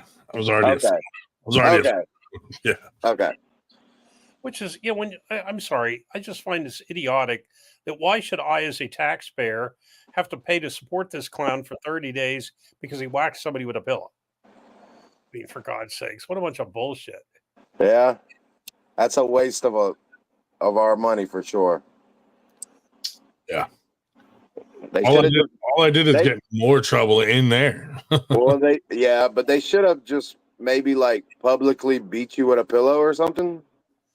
Yeah, it was when they tell him how it was lucky you got out the day you got out, because you probably would have been killed if you'd stayed in. Bro, when I was in there and I got my first phone call, I called my mom. I was like, "Mom, because of the crime, they won't let me have a pillow in my cell." And she was like, "Oh my God, I'm gonna call the." I'm like, "I'm kidding, dude. Relax." Oh my God. But dude, the last day I was there, like they told me in advance, like, "You're getting out today around 9 a.m." Yeah. So I had to work in the kitchen because I was sentenced. So if you're sentenced, you can have a job. Yeah. So I took a handful of egg salad or whatever it was, and I threw it at the back of one of those huge industrial fans. Yeah. Bro, covered the whole kitchen in egg salad. So the fucking guard was like, "Who did this?" Nobody would fess up. And then he's like, "Okay, you all are missing your visits today." So now all the inmates are pissed off at me. Like, bro, shit, yeah. My fucking visit, they're all like, "You're dead, motherfucker," and all this. Yeah, that's where they get their contraband through visit. Yeah. So then I told him like, yeah, I did it, you know. Yeah. And he goes, well, then you're going to be on dishes, which was the worst job in there. He's like, you're going to be on dishes for a week. And I'm like, just a week? And he's like, oh, you want 2 weeks? And I'm like, why don't we make it 3? And he's going on and on. And then like, we just finished the conversation and I'm at like a month on dishes. And he's like, someone walks in and they're like, Grondin, let's go. You're released. I was like, there's nothing the dude could do. He was so pissed off. That's awesome, though. Yeah, it was pretty funny. It was good. Perfect timing. That's awesome. Adam Sandler. Yeah, Adam Sandler's from my hometown. Went to my high school. Seriously? Yeah. Oh, wow. Not at the same time as me, but yeah. Manchester. We're hoping to. I think this is not private information. We're hoping to maybe run a tournament in Manchester in the near future. Not next month, mind you, but in the foreseeable future. Better way of putting it. We will be throwing a tournament up there with our co-host, possibly Paul Italia. Oh, nice. He wants to do something up near Boston, and since I'm from up there, I said, why don't we do it in my hometown? It's 25 minutes north of Boston, pretty much. Oh, that's going to be good. So, yeah, that'll be cool. Y'all don't have a date or any time yet? Not yet. It'll be next year. Okay. Well, they do have a very good Granite Arms Arm Wrestling Club Christmas party with 10 tables, no waiting. Well, actually, it's so big that there is waiting, even with 10 tables. But I've been going up to that for the last couple of years and may drag Ryan along this year. But, yep. Granite Arms Badger Fest. Captain Obvious, you should be there. Nice. Show up for it. It is let's see, let me just pull up the calendar here to make sure. I think I'm going to go to it this year, so I'll be up there if will be anybody's going. Saturday, the 14th December. Shut up, Alexa. Bro, y'all got so many more tournaments than we have. Oh, dude, there's one like every fucking weekend up here. It's crazy. Yep, obvious. Saturday, the 14th December. You got to move up here, Cole. Get your rear there. Yeah, I wish. I heard it's really nice over there, too. Yeah, when you come to Winter Blast, you might want to, in March, you might want to, bring long pants or something. Last time, Chance came up in the middle of winter with the... What are you talking about? I'm probably going to look like an Eskimo getting off that plane. I'm from the South. I'm going to be free. I'll be in shorts that day. Yeah, I'll be in, what's them things called you wear under your clothes? The long johns and shit? Yeah, I'm definitely going to have them on.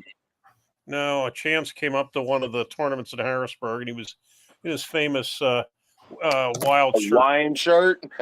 Wild shirt and Bermuda shorts in the middle of whatever the hell that was. It was kind of nippy. I'm surprised that he was okay with that, being from Florida. Yeah.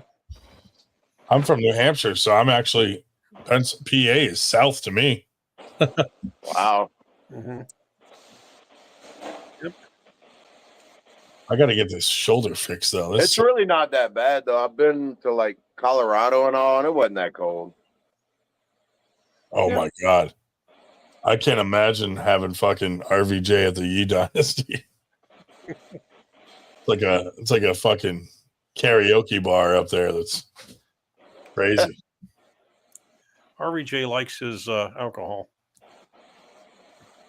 and can be a wild and crazy guy. I have a lot of crazy memories of the Yi Dynasty.